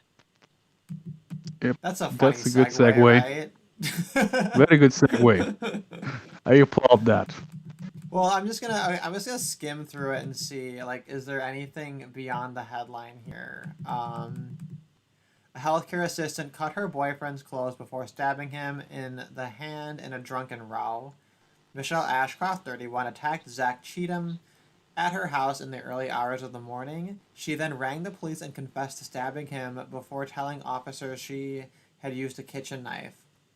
However, Mr. Cheatham said it was actually a pair of scissors and refused to make a police statement. Ashcroft was spared jail after explaining she was under a lot of pressure during the coronavirus pandemic. Oh, I should have said beer virus. Whoops. Whatever. She was allowed to attend her sentencing at Liverpool Crown Court via Skype from her home in St. Helens. Paul Blasbury, prosecuting, said police went to her address in Grafton Street at around 4:40 a.m. on April 2nd. He said, when those officers attended that address, the door was ajar and they spoke to Miss Ashcroft. They immediately formed the view that she was under the influence of alcohol. She was upset and she was crying. When she was asked what had occurred, her reply was, I'm just depressed. It's just like isolation is getting to everybody. I don't even know. Me and my partner got in a fight and I don't know. And he ended up putting his hand out and I stabbed him in the hand, like right through it. I didn't mean to. Jesus. Mr. Blasbury said, when his hand was examined, it appeared a sharp implement had been used to pierce a hole in his hand. Mr. Cheatham was spoken to by the officers, and he didn't wish to press any charges whatsoever. Ugh! When he asked where the knife was, her response was, she stabbed me with scissors. She also appeared to be under the influence of alcohol. He pointed to an inch-long cut in his forearm and said, "I don't know how that one happened." Okay, whatever. The victim, who was bleeding from a cut between his thumb and forefinger, told police, "She grabbed the scissors. I've gone to grab her." Officers went to a bedroom where they found blood on a pillowcase and Mr. Cheatham's damaged clothes. When arrested and interviewed, Ashcroft said they were drinking, then everything kicked off, but she didn't know why. She said she felt sick when shown police body cam footage of his injury and couldn't remember why she cut up his clothes. Judge Neil Flewitt, QC. What's QC? Is that It's just to do with quality? chambers. Is that Quebec? What the QC? It's What is just to that? do with chambers. So we have in the UK we have This is something in called Britain. chambers. Yeah. Oh, okay. Yeah. All right. So she viewed so Neil viewed photos of the wounds, said, "They're not terribly serious injuries, as luck would have it." Oh, okay. Ashcroft, who admitted assault causing actual bodily harm and criminal damage, has 2 previous convictions for 3 offenses. The court heard they included a battery and a criminal charge, at which point Ashcroft started crying. Oh, she started crying when they brought up her criminal charge. Oh, how interesting. Mr. Blasbury said the Crown did not challenge the defense assertion that the injuries were caused with scissors. Frances Wilmot, defending, said Ashcroft pleaded guilty at the earliest opportunity. She said, "In fact, it's a case that seems unlikely to have come to the attention of the police at all, had it not been for Miss Ashcroft's call to the police." Commendable. Commendable. In my submission, that demonstrates her remorse. It's clearly an incident that paints her in a poor light. Oh my god. This did get worse as we kept reading. Judge Flewitt said, it's the second conviction for violence, isn't it? Eventually somebody's going to send her to prison. Miss Wilmot said Ashcroft was fined for her past offenses, meaning she didn't receive any support from the probation service. What the fuck does that even mean? She said her client faced difficulties in the public and Ashcroft would benefit if she was given help. Oh my god. Judge Flewitt said, "I'm very conscious of her physical and mental health issues. I think it's right in the current climate that I have regard for her occupation and the good work she has done when she is fit to work. While on bail, the NHS worker has been subject to a home curfew between 9 p.m. and 7 a.m. So she's not even in isolation. She just has to fucking not go out at night. Oh my god. Ms. Wilmot, Did I hear this right? The judge said eventually some other judge will send her to prison. It's not He is upon right. need. He sent her to prison for this crime Oh my god. that could have but instead possibly they're been saying, lethal if she well, had used the scissors in a different point. She could have killed him, but actually, let's just not do nothing about that. Like, Yeah. I don't want to be the judge who did that, you know? Dude, literally their argument is, well, the last times you find her, and maybe had you given her money instead, this wouldn't have happened. That's literally the fucking argument. That's literally the argument, is you find her in the past, and well, that didn't work because she kept reoffending, so therefore give her money this time. It's literally This bitch the kept opposite. committing crimes. Maybe switch the system for women. Just give them money for attacking men, you know? Yeah. So for being a repeat offender, they say, well, since punishing her in the past didn't work, let's reward her instead, as opposed to punishing her more harshly.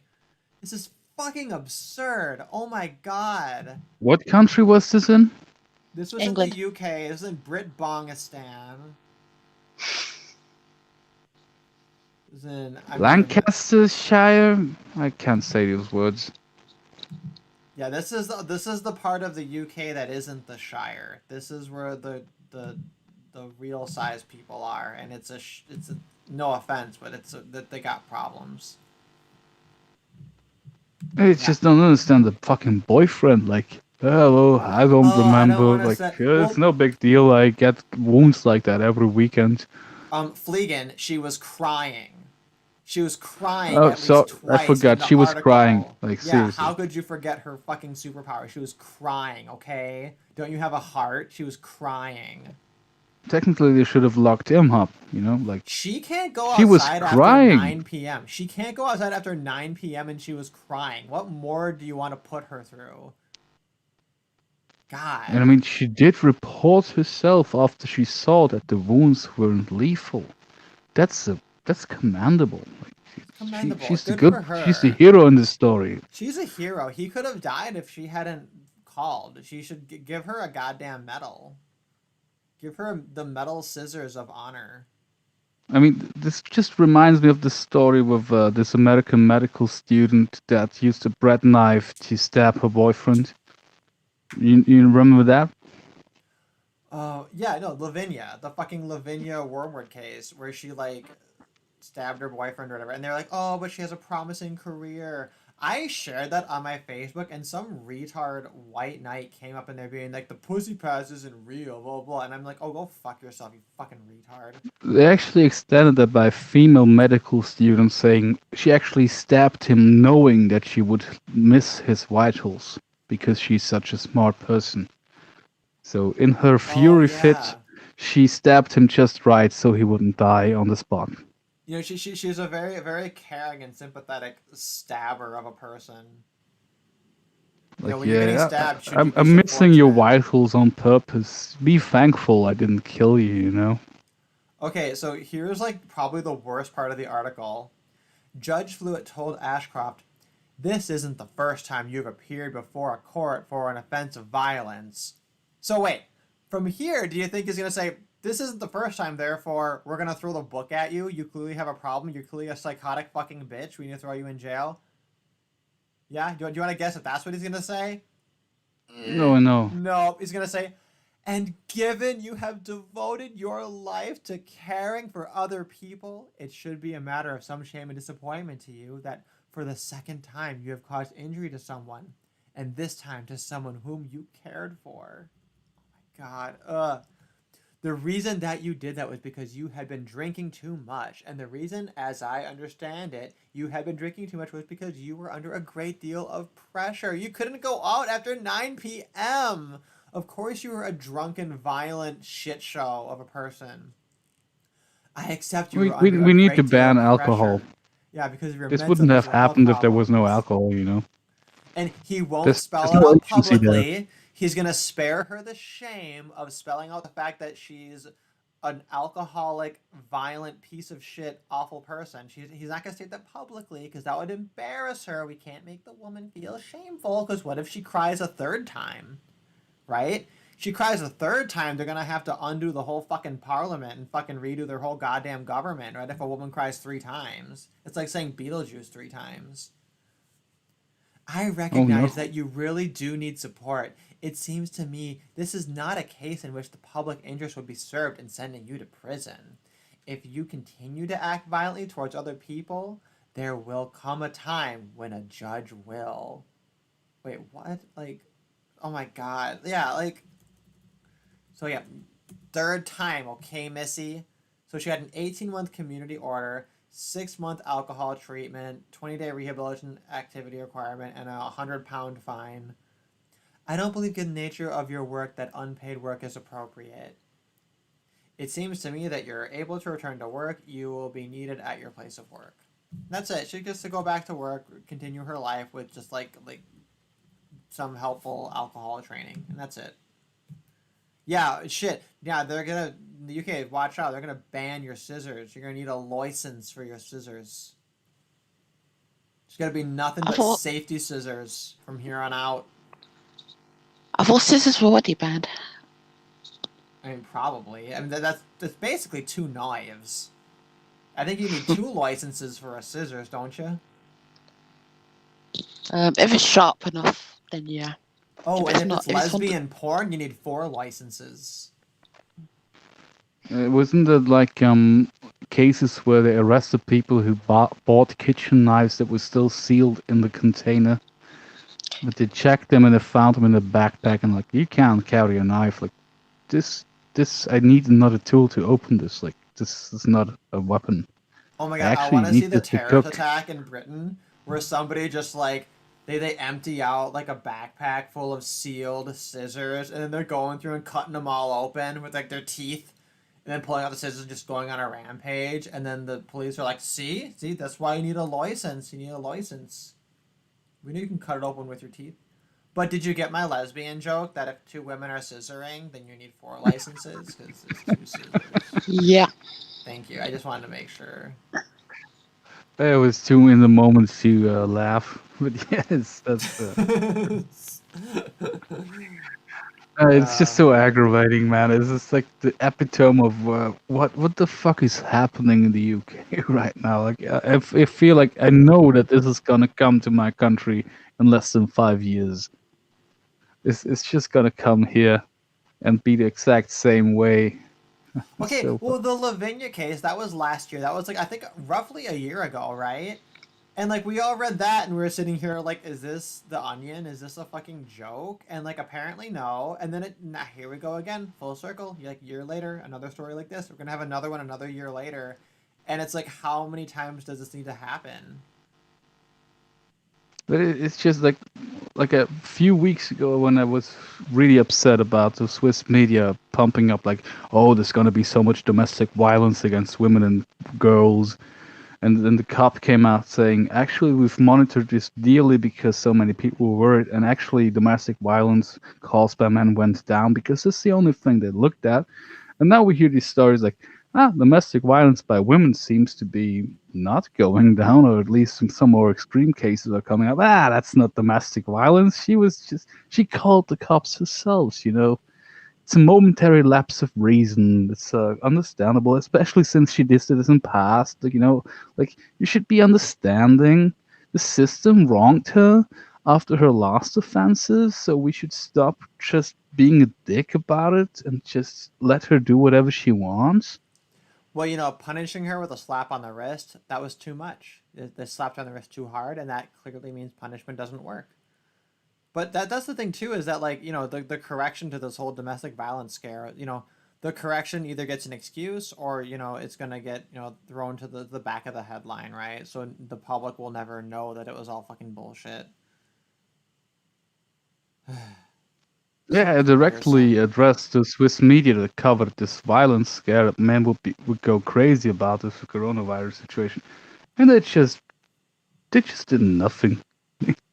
They have no responsibility about what they're reporting. They just have a narrative, and they can't stray from that. So that's why they started going back to, actually, this coronavirus is disproportionately affecting women. Because more women have less than 100% jobs, so they're more likely to spend more time with children now. Well, and Yeah, that's some women always been who were really angry about, like, oh no, I have to put them in front of the television while I work. yeah, well, of You're a course terrible women are mother. beating up children more often. They have to be around them more often, right? It's a great excuse. Richard, did you have some more thoughts on this last story? Others, I'm going to move on to, I think, the last story for this one. Not really. It's just you can't really say much about it because no one really cares when it's a man victim. Yeah, it just kind of speaks for itself, right? It's like a cartoon.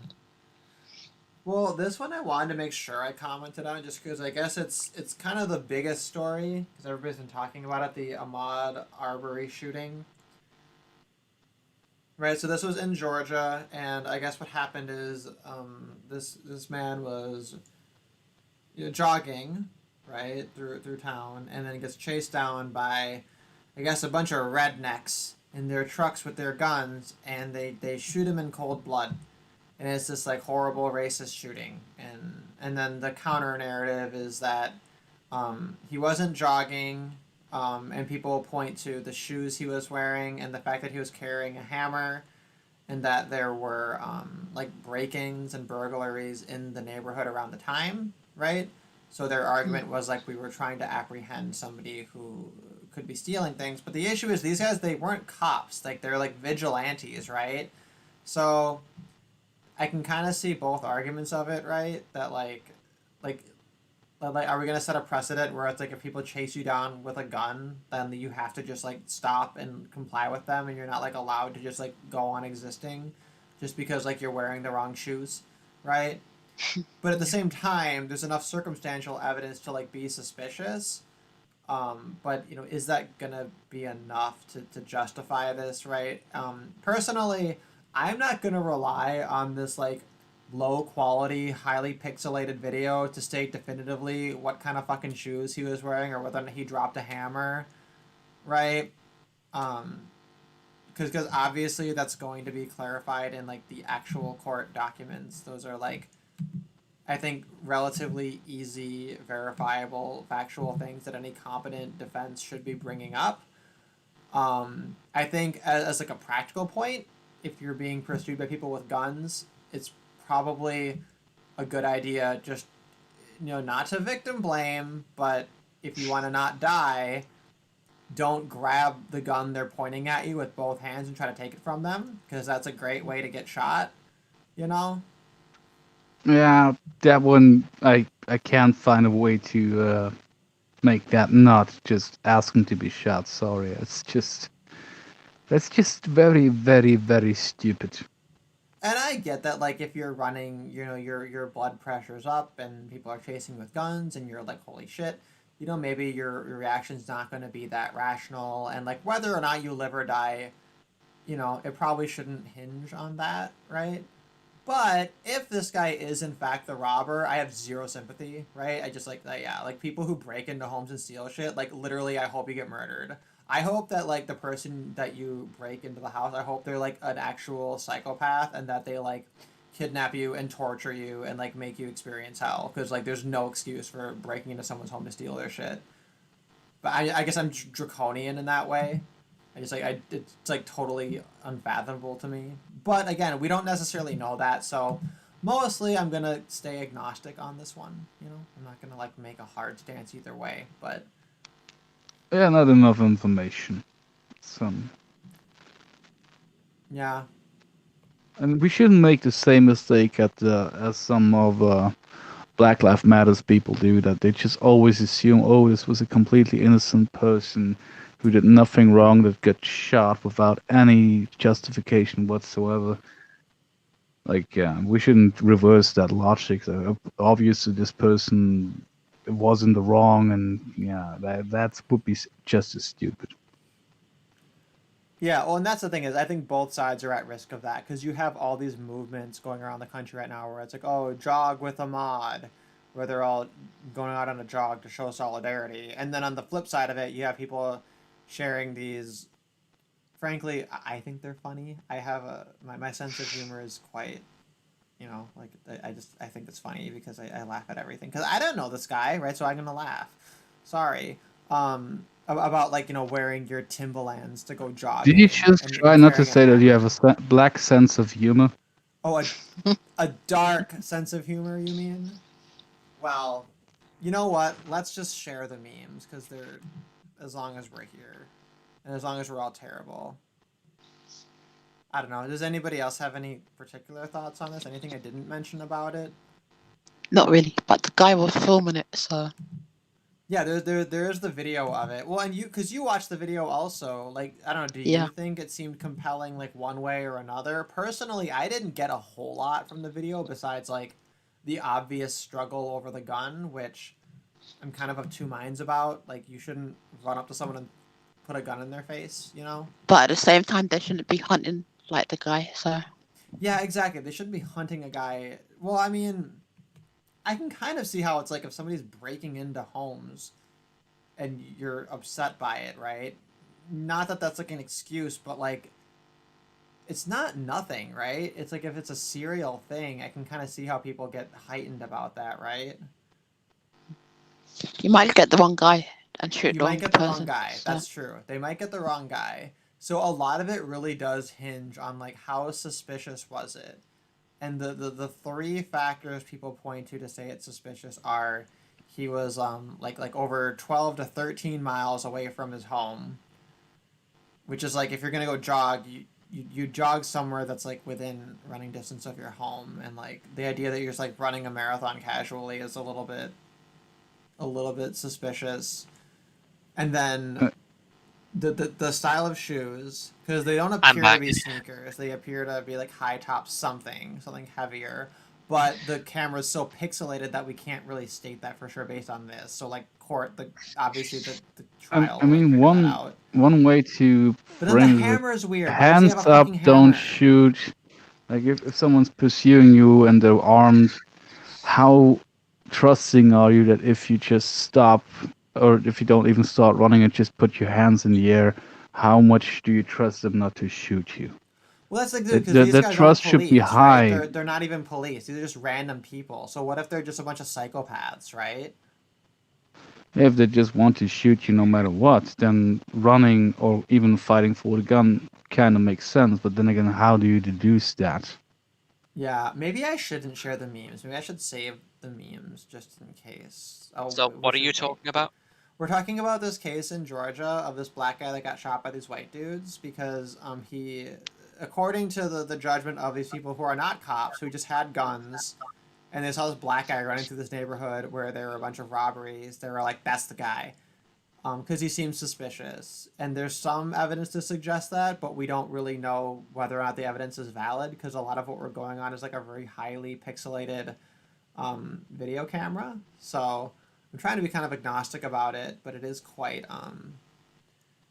yeah. It's complicated. Like, should you start walking away and ask, like, is this a civil arrest? And if they say no, just fight for your life, or like, it can be complicated, I guess. Yeah, well, and that's the thing too, is like when you're dealing with cops, like the whole like series of questions you're supposed to ask in specific situations is actually a little bit confusing, right? Like you ask, am I being detained?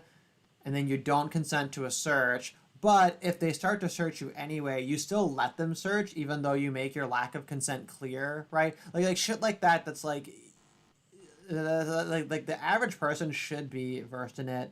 They say never talk to the cops without a lawyer under any circumstance. The cops always smell weed. That's a rule. They always smell weed, even though they don't. You know, like shit like that. And it's just like you just like have to know that to deal with cops because well, we don't live in Ancapistan where there's any kind of competition in these services, and therefore we deal with the shit ass monopoly we're dealing with. I guess with cops it's a bit easier. Like I remember a couple of years back I saw like a Tim Pool video where he talked about how his father, I don't remember which of his parents is Asian, just told him like whenever the cops. Which of his great grandparents is Asian? I don't know, like, but he had a father in the home apparently that taught him if the cops want, don't question it, just comply. Don't try to be smart. Don't do any sudden moves. Like his father taught that to Tim Pool, and he certainly can't be profiled as a black whatsoever. Like I think. Wait, are you talking even about around? Tim Pool? Yeah, Tim Pool, like he shared like the story, like his father told him that if the cops want to search you or your vehicle, just comply. Don't make a fuss. Don't give them any reasons. And they weren't even black. Is this Trayvon Martin 2.0? Michael Brown was Trayvon Martin 2.0. This would be Trayvon like 6 or 7 by now. You know, isn't it sad that Tim Pool can't be if not proud, then at least comfortable with his European ancestry, so he has to like pathetically pretend that he's Asian, even though he's not Asian and no one regards him as Asian. Pretty sad. And his brother looks I've never seen it that way. His brother is even less Asian than he is, which is like, how did that happen? I don't know. Genetic recombination, either that or like his dad was cooked. There was just like 1/16 of an Asian in the gene pool, and he just like ate it all up, and then his brother just like had only white left over. I think it was his granddad was Korean or something, or grandma. Or was he roof Korean? What are they called, roof Koreans or no? Rooftop? If it was a rooftop Korean, then Tim Pool would be like not a fence sitter. Oh wait, shit! Maybe that's where he got it from. That's the part of him that's on top of the fence. Is the part of him that's on the rooftop as the Korean, and then the rest is just cucked Amerimut white. deracinated. We solved the Tim Pool question. Well, Yeah. But yeah, anyway. I still agree with his father saying if you're in America and the cops want anything from you, just comply. I mean, they can still be complete assholes or even psychopaths, but if you don't comply, worse shit will happen than if you did comply. That rule is probably true for most countries, actually. No, I don't know if I like that rule. I'd rather like do whatever a defense attorney says you should do with like a specific series. I'd rather trust the libertarians and the defense attorneys. Well, I yeah, get but that, like, that's complying with after the you cops- establish the line of conversation, like Yeah. after you left your vehicle and have your hands in the air, maybe you can talk then, but not while they still have reasons to say, I thought he had a gun. You know? I guess it depends. But yeah. Like, But my don't point is start that with it's the arguments, complicated. start with complying, and then maybe you get into a space where you can argue. Because when they can say, I thought he was reaching for a gun, you're just dead. But these guys aren't cops. So like the only thing they're allowed to do is a citizen's arrest. Like that's it. Is this a citizen's arrest? Right? That's literally it. Which is like kind of a dubious concept. I Yeah. don't know. Like Also, whatever. they are not trained at all, so they more so than cops, they will see you running away as an admission of guilt. Yeah, why would you run away from people with guns unless you were guilty, right? It's So this stupid as woman fuck, but on the screen from their has- perspective, it just means this guy must be the guy. Yeah, Because they're but that's not a responsible standard for, you're chasing someone down with guns, I think. yeah, don't actually know how to deal with people who are not responsible or who are not logical. Like, what's the right reaction there? I can't fathom what would be the best case to deal with that. If someone accuses you and they have a gun. Yeah, right? So, I mean, surely we'll hear more about this case, so we don't have to take any hard stance on it. We'll just wait and see what happens, I think is the best thing to do. But yeah, I mean, either way, it's like, it's sad when people die. Yeah, it's never good. Unless they're we like fucking child mutilators or something. we prefer that people don't die as a general rule, So the next story though, nobody died in this story. Many were injured. This is the McDonald's story, and you can see the mugshot of the woman who's just like looking at the camera like, really? Like, fuck you. Like, you don't have, like, you're not vibing with me. And there's part of me that kind of relates because I'm a big fan of McDonald's.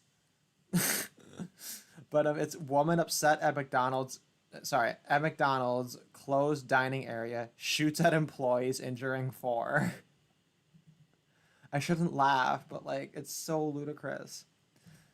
So this was Gloricia Woody was forced out of the restaurant by employees. She re-entered the restaurant and punched an employee who sustained a head injury. Police say Woody then fired 3 rounds from a handgun in the restaurant because they closed the dining area because they said, hey, you're going to have to go through the drive-thru or pick it up at the counter and then leave and take your food home. She's like, no, I want to sit in here. I want to take my kids to the fucking McDonald's play place. And then they were like, no. And she was like, came back and fucking punched one of them out and started shooting at people. This is like the most American story ever. This is America. When my Asian friends here ask me what's America like, I'm just going to tell them it's this story. This is America. This is all of America. One employee was hit in the arm, another was hit with shrapnel in the neck and shoulder, and a third was hit with shrapnel in the side. 3 employees were taken to a local hospital with non-life-threatening injuries. Woody was found a few blocks south of the McDonald's and taken into custody. Let me see if there's anything else interesting in here. Derek, I think you should move to South Korea because you won't be able to communicate with anybody, and I think that'll lead you to a path of spiritual enlightenment because you won't be able to talk to them about America or about you won't have to talk to them about stupid normie grade shit that normies talk about. you can just kind of do your job, and that'll be great because it'll be like the language barrier will provide a small relief from the tyrannous yoke of normies. No, because you misunderstand. Because like I don't talk about this to my coworkers or anybody that I can speak English with here. I seek this bullshit out on the internet, and then I make streams about it, and then I force people to listen to it, and so I can complain about it. So I'm basically Right. a woman. So so there's no avoiding it as long as I have the internet, and without the internet, I'll definitely die. So You're basically what, sorry? I'm basically a woman that way. I just have to find something to complain about. Oh, I see. No matter where I am, I could be in heaven and I'll be like, hey, Jesus, check this out. Do you see how terrible America is? And Jesus will be like, why are you mentioning this to me? You could literally be doing anything. And I'm like, yeah, but look how awful it is. But don't you just find it exhausting to talk to normies because like everything they talk about is so boring and shit? It's kind of like pulling slots, and it's like you got nothing to lose. It's like playing a free slots game, because if they don't get it and they're just normies, it's like, oh well, that's fine. We didn't lose anything. That's right. Don't But talk much. occasionally you'll find someone, you know. And actually, in this Corona situation, you find some normies that suddenly are like, and I don't think they woke on the issue, but it's like game of like it's like the lottery. Sometimes they're like, oh, did you hear about the scientists that are silencing? Like, yeah, go on. That's actually, compared to other times, that's interesting conversation. What the fuck's happening right now?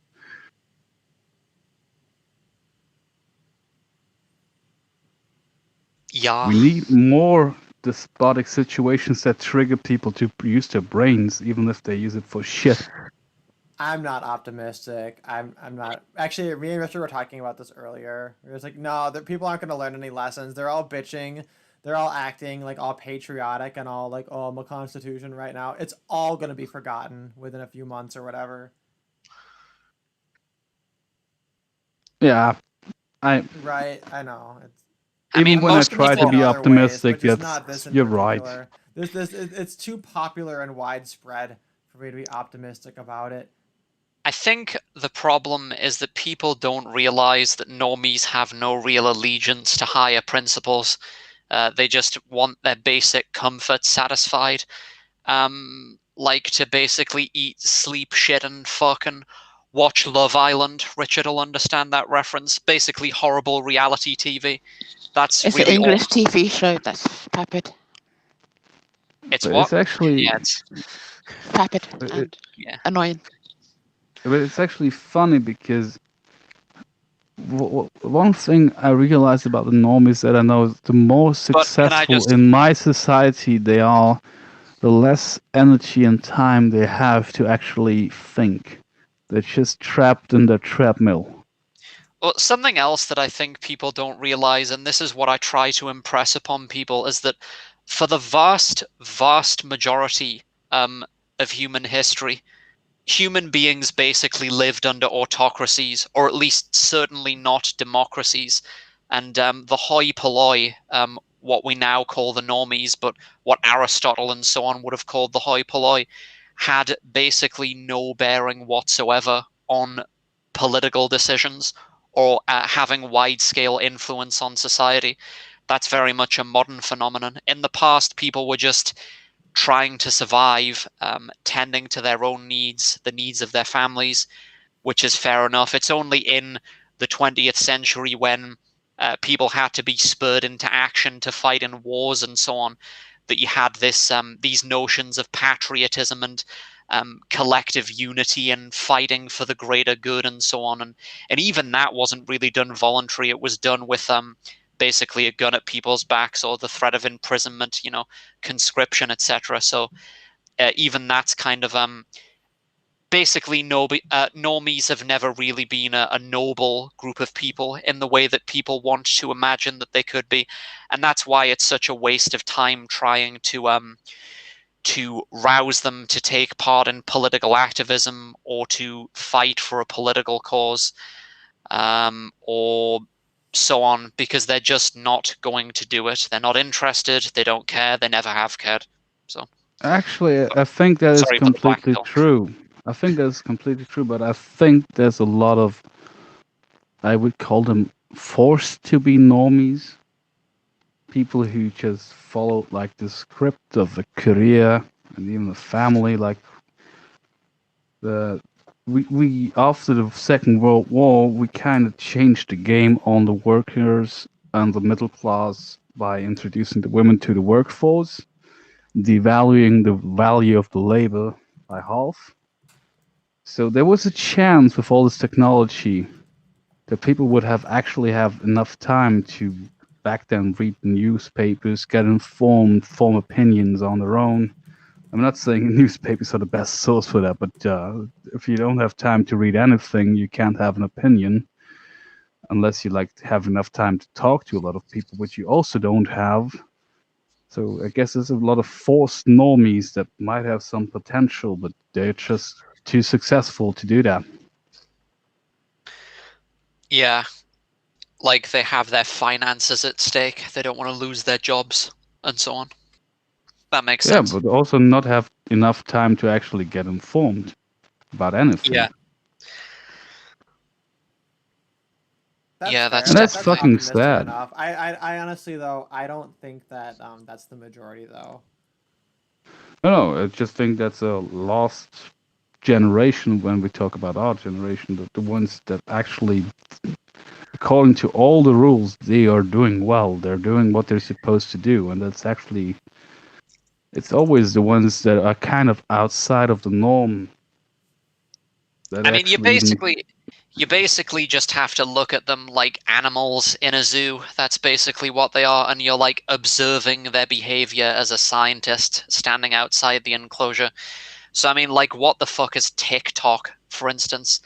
That's like an absolutely incredible and disturbing insight into the mind of the normie. Like, literally 15-second video clips where you just try to cram in as much spasticated, brainless humor as you possibly can into 15 seconds.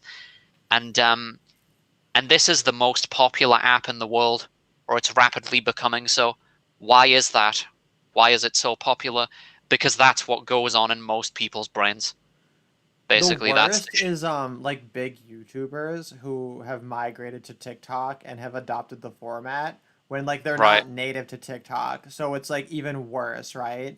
It's like not only is it that Well, medium. they'll still be incredibly popular.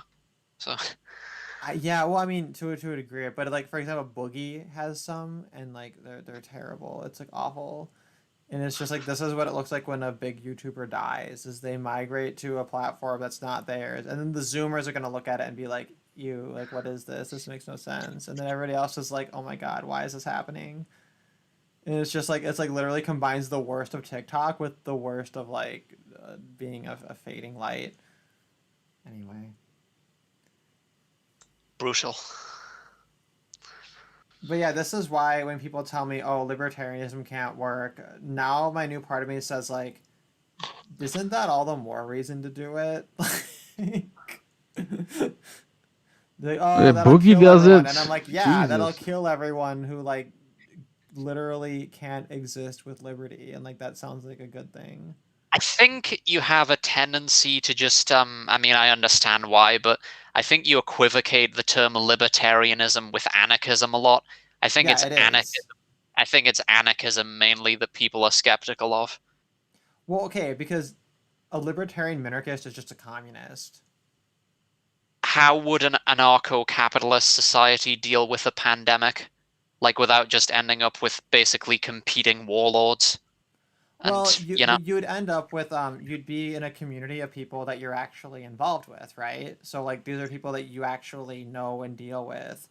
And it'd be very similar to how it's dealt with in Asia, where people do the distancing and wear the masks. They do it because they don't want to be a pariah, and they do it because they care about the people around them and understand the consequences. And like so many people in America say, hey, you know, if these were just suggestions, I would totally do it. But since the government told me to do it and forced me to, now I don't want to. And like that's totally the mindset. Or we would just let it all spread, and then a bunch of people would die, and then we'd be over it faster. I mean, I don't think there's the cohesion in America to do that because it's too ethnically heterogeneous. Like, the population just doesn't have enough in common. They don't trust the government. They don't trust each other, and they're just too stupid. So Yeah, well, that's the anarchy button problem. That's the question of like, if you press a button that makes it anarchy, like, yeah, obviously that's going to cause problems. So the question of like how you achieve an anarcho-capitalist state is, it's like, yeah, this is going to take multiple generations of social engineering, basically, probably genetic Yeah. engineering. and genetic engineering and transhumanism and butt babies and artificial uteri and eugenics to get rid of all the women and all those things. You love saying the word transhumanism, don't you? You know, just throwing it, well, because it's like a catch-all for just solving all the problems. Yeah. It's just a catch-all that just nobody has any skepticism anymore. It just But, means all the robots and all the genetics. On the pandemic question, what's the state in your countries? Because around here, there's a slight attempt to argue that the old people that we lock up in the old people's homes, they're going to be locked up until they die alone and isolated.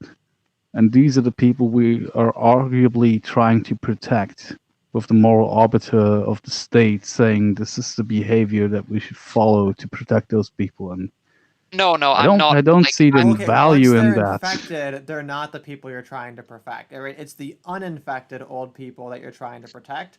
But then once they're infected, now they're the threat that you're protecting from everyone else. Oh no, we're Right? locking up all the old people. Oh yeah, okay, then I guess you're just, yeah. Complete social Insane. isolation, can't see their family, can't see their friends. Like, this is worse than prison, as far as I I'm not understand saying. it. I wasn't saying that that the state is automatically good or that it automatically makes good No, decisions. I wasn't arguing that. I was asking what's the situation in your countries. Maybe I was disrupting the conversation there. Sorry. In my country, it's bad. They're going to open things up soon, and there's probably going to be a second wave of the virus. So, or at No, least I was talking about the old people. Do you also lock them up in the old people's homes and let them see nobody? No, They I lock don't. up the disabled people in the care homes as well. So All right. Richard, Yeah, you I stay know. safe. You stay in your place. Don't let them take you. I haven't left the house since March. So Yeah, so you're I've heard good. that I haven't either really, but I've heard that there were a lot of deaths in care homes. But like this month, it's only just this month that I've seen people wearing masks. Before this month, I didn't see a single person wearing a mask when I went outside. Yeah, So here there's a everyone lot still of- wears masks. but the but thing I is think with the people just do hospitals, it because it's like a social thing. There's a rule, but it's also like a social thing. they've when a person dies, they're gonna count it as a corona death. So even if he didn't die of coronavirus, they are still gonna count it. Yeah, they're Yeah, inflating that the seems deaths, to be the especially in way they America. They're count. doing that.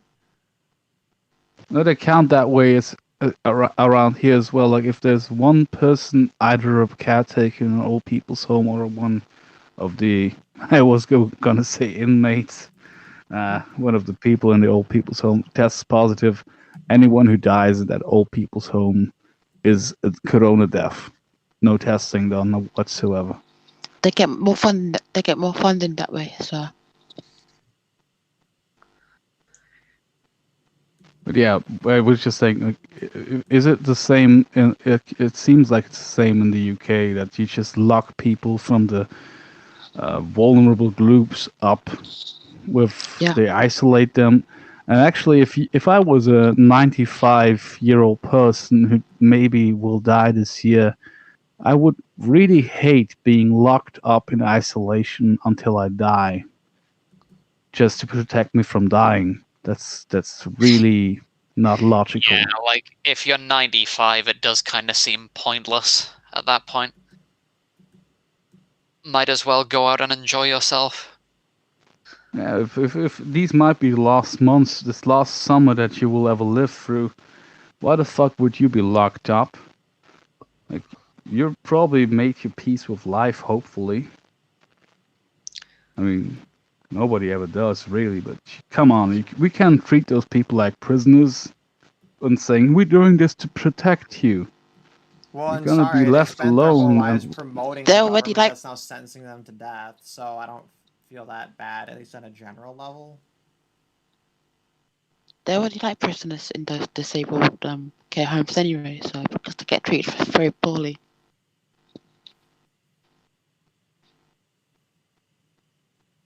Yeah, well, anyway, that McDonald's article, there's no new information. It just ends with saying the woman got taken to jail. But this Masks and Emasculation article, I don't want to get into that right now. I think I'll save that one for another time. I've wanted to do a stream reading I think it's John Stoltenberg's On Refusing to Be a Man. He's the gay man that was married to Andrea Dworkin and then wrote a book on masculinity. sounds qualified to me. Yeah, so if anybody wants to literally just suffer for a whole stream, it's gonna be probably as like torturous as when I read the entire Women Respond to the Men's Movement book, and I corralled everyone together and I read the whole book to everybody, and it was like terrible and torturous, and we all barely survived.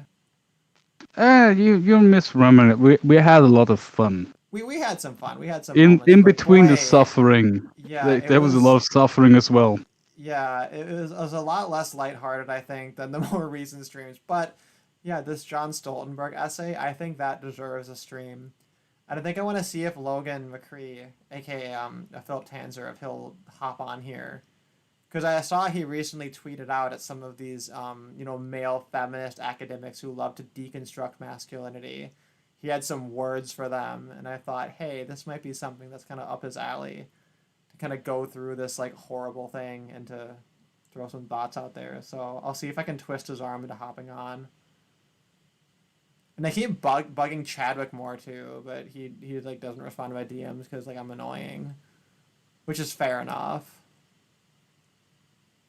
So the last article I have is about Stephanie Meyer and her new book. Have any of us read it? I haven't read it. I don't. Is that the Twilight chick? Yeah, I haven't read any of it. I have friends who have read No. it. Maybe I can get one of them to hop on and talk about fucking Twilight. Wait, so is there a specific theme or something to this that makes it interesting, or is it just going to be her driveling on about vampires and sparkling and shit? Well, I think it's a continuation of the series. Right. She's just deciding to continue it out of the blue. But And, like, the original series was in no way interesting, so Did you Well- read it? Because I always thought that, but I never gave it the benefit of the doubt because I'm just going by the film series, to be honest. But I couldn't even. I finish the only go films. by I saw like the 2 of movies, descriptions and I thought it was and the awful. trailers. Sorry, Derek, go I on. just said I saw 2 of the movies and I thought they were awful. I have friends who read them, but we were all like in middle school when they came out, so of course they like thought it was fine or whatever. Bye, guys. Oh, you're hopping out? Yeah. All right. Well, Hey, hey, be well. Richard, it was a pleasure having you on, and if you're ever interested in hopping on again, just like send me a message or whatever, and I'll shoot you the Hangouts link. Okay. Thank you. Goodbye. Yeah, keep Have a it good easy. time. Bye. Bye. But yeah, we have been going for how many hours? It's going on to like 3.5 or whatever. Oh my god, almost 4 hours. Yeah, let's make this the 4-hour stream. so is Stephanie Meyer like a feminist or something? Well, I would imagine she is, but I'm sure she is, like in one form or another. I don't know if she's very explicitly political. She's not pulling the J.K. Rowling shit, right? Where she like makes all of her characters For a gay second after there. the fact. as soon as I heard Jake, I thought you were gonna say JQ, but No, stop. But maybe her books aren't that far in the past that she feels like this J.K. Rowling vibe where she has to. I mean, it's hard to make that stuff gayer than it already is. Oh, right. Well, okay, I want to read this little bit of it because it is Daniel kind of funny. Radcliffe. Daniel Radcliffe is 165 centimeters tall. Oh, I know, poor guy. So short. I just had to say that. It's over. It's Over. over. Giga over. But I kind of want to know if they were giving anti-growth hormones to Harry Potter kids. Oh, to keep them little for long enough for it to work. Ooh, that'd be a scandal. Because Emma Watson kind of looks like she didn't go through normal puberty. That's a very Well, okay, but boyish woman. she's a femoid, right? So I think that would benefit her. It keeps the wall at bay. I mean, are you saying her face looks masculine? Her brother know looks if more it female does. than she does. Interesting. Yeah. But it could just be genetics. Like, it's just like in the 90s, they gave these kids on television shows and movies these growth blockers. I think it's the same thing they're giving to the trans kids now, these puberty blockers, I so they heard a can stay rumor about kids that. longer. Yeah, there was a J-pop band I like called Winds, and I heard a rumor that they gave them like blockers to keep them like young and cute looking, which is ridiculous because they're already like Japanese, which means like they don't age anyway, like natural Yeah, vampires. So like, what's Japanese the point? people.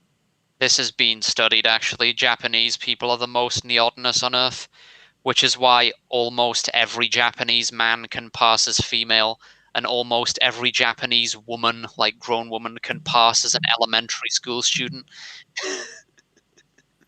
Okay, I think that's a little bit hyperbolic, but Yeah, the second emphasis part on little bit, I guess. Like, the second part about women was hyperbolic, but the first part, like your average Japanese guy, if he's like fairly young, just put a wig on him and you're basically looking at a woman, as long as he's had a shave. yeah. Well, and then they don't have to shave. They just like grab some chopsticks and just pluck a couple of hairs out. Yeah. That's about it. But okay, Don't I be just want to mean. read. There's regions where they have body hair and more male faces and body structures. Well, It's there's just a not. whole theory that they used to be more masculinized, and then like post nuclear bomb, there was like a psyop that like convinced them all to be like prettier, and then it just happened from there. That's like a theory.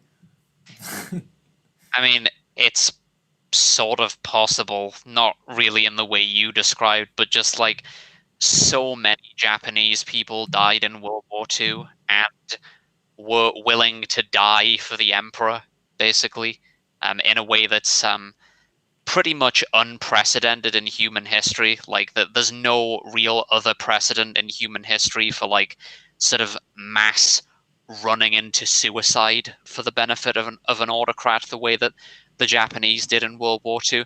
So it probably did have some kind of dysgenic effect, the culling of all those people, and you were left with different personalities. The same with the What, Germans. dysgenic Like or at the end of the eugenic? war, they even sent in like crippled people and children, so they have used up all the high quality men. And the hopefully they Oh did yeah, that like the Vikings did. That they had like they impregnated a woman before they went to die in the war. But when I look at Germans these days, I think they lost a lot of genetic potential in that fucking war. was it in the Battle of Berlin at the end of the war when they had like 13 and 14-year-old boys fighting against the Russians? Pretty brutal. I'm not sure, but they did do that on multiple occasions. And even, Yeah. like literally crippled soldiers because they ran out of the able-bodied ones. It's terrible. Like, you should never, you should just surrender when you realize you're just burning away all the healthy young men at, like, atomic bomb rates.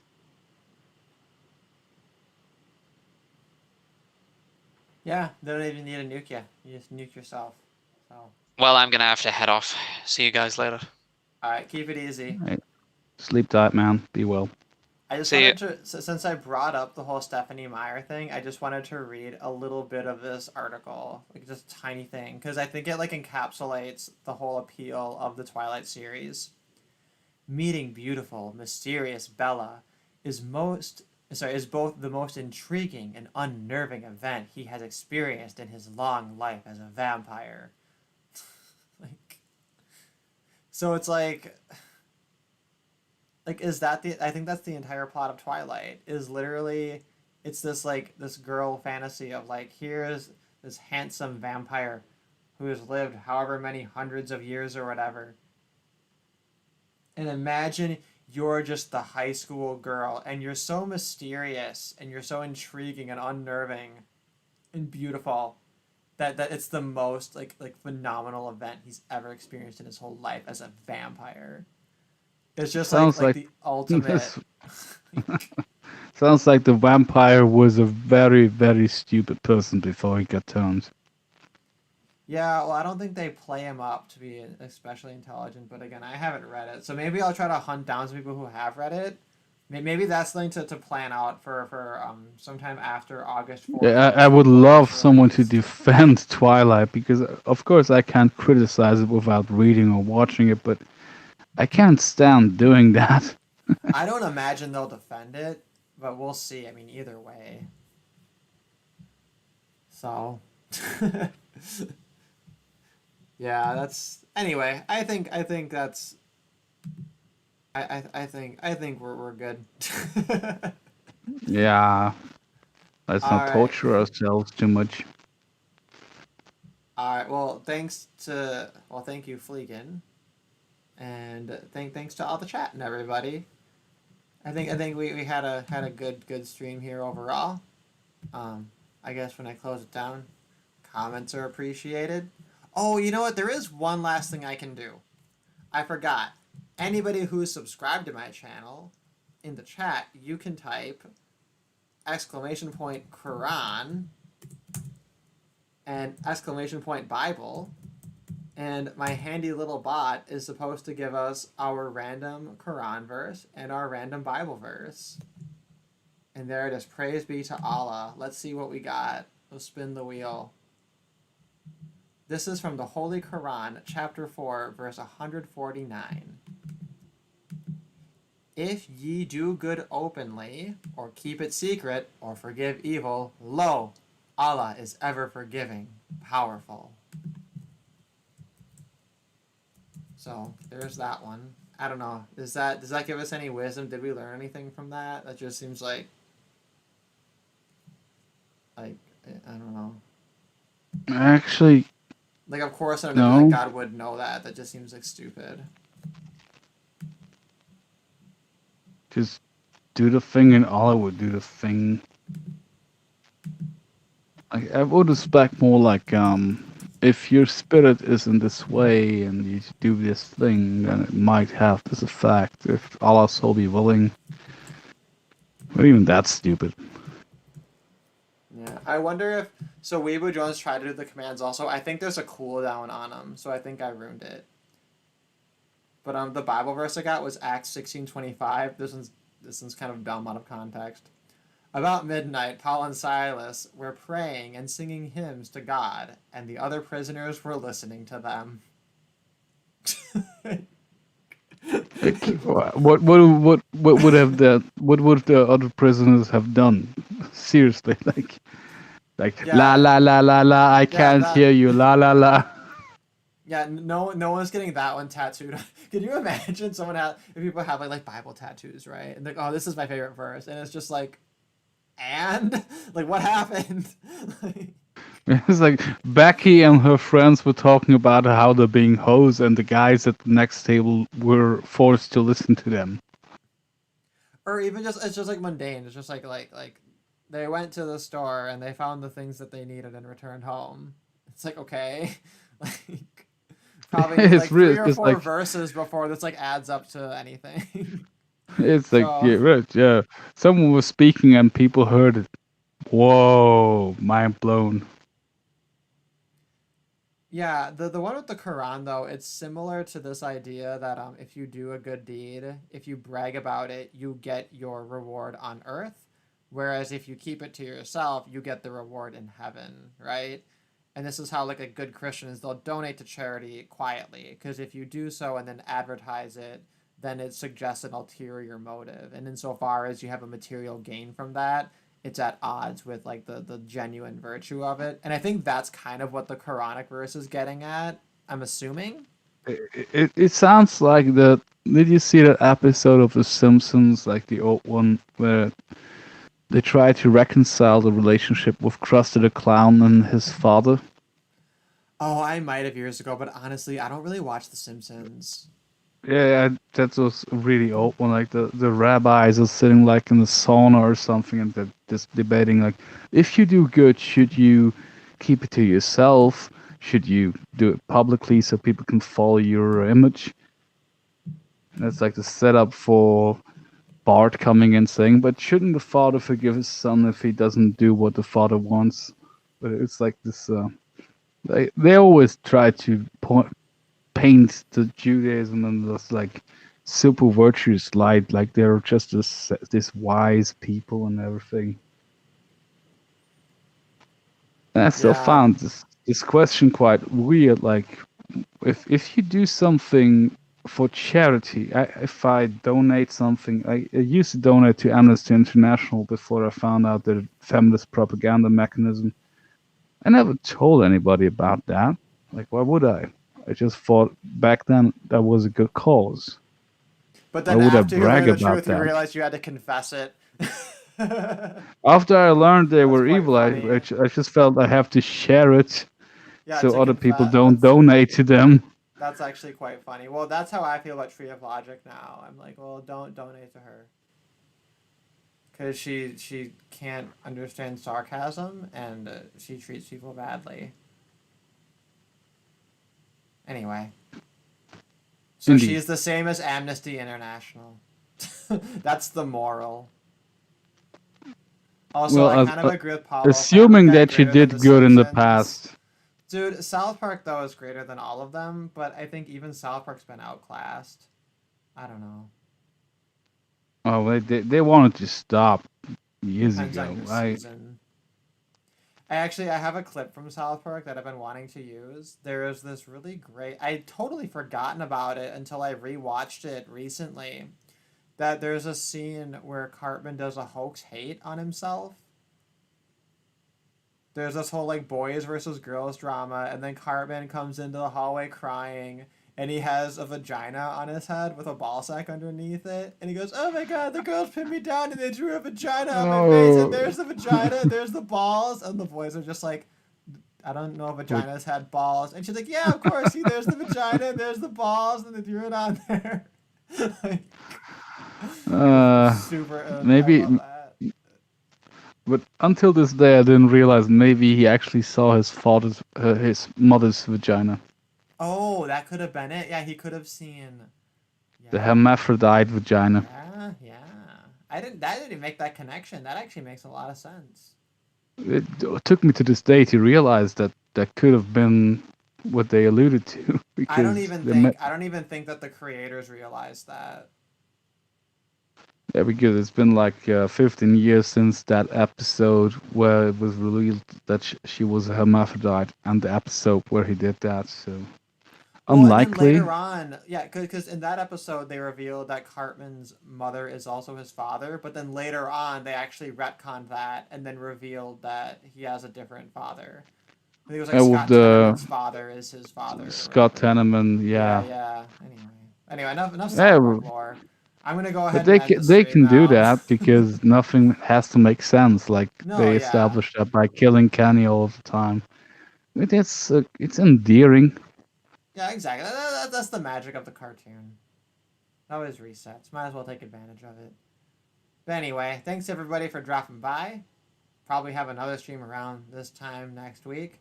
And I have other videos that I'm working on at my own pace.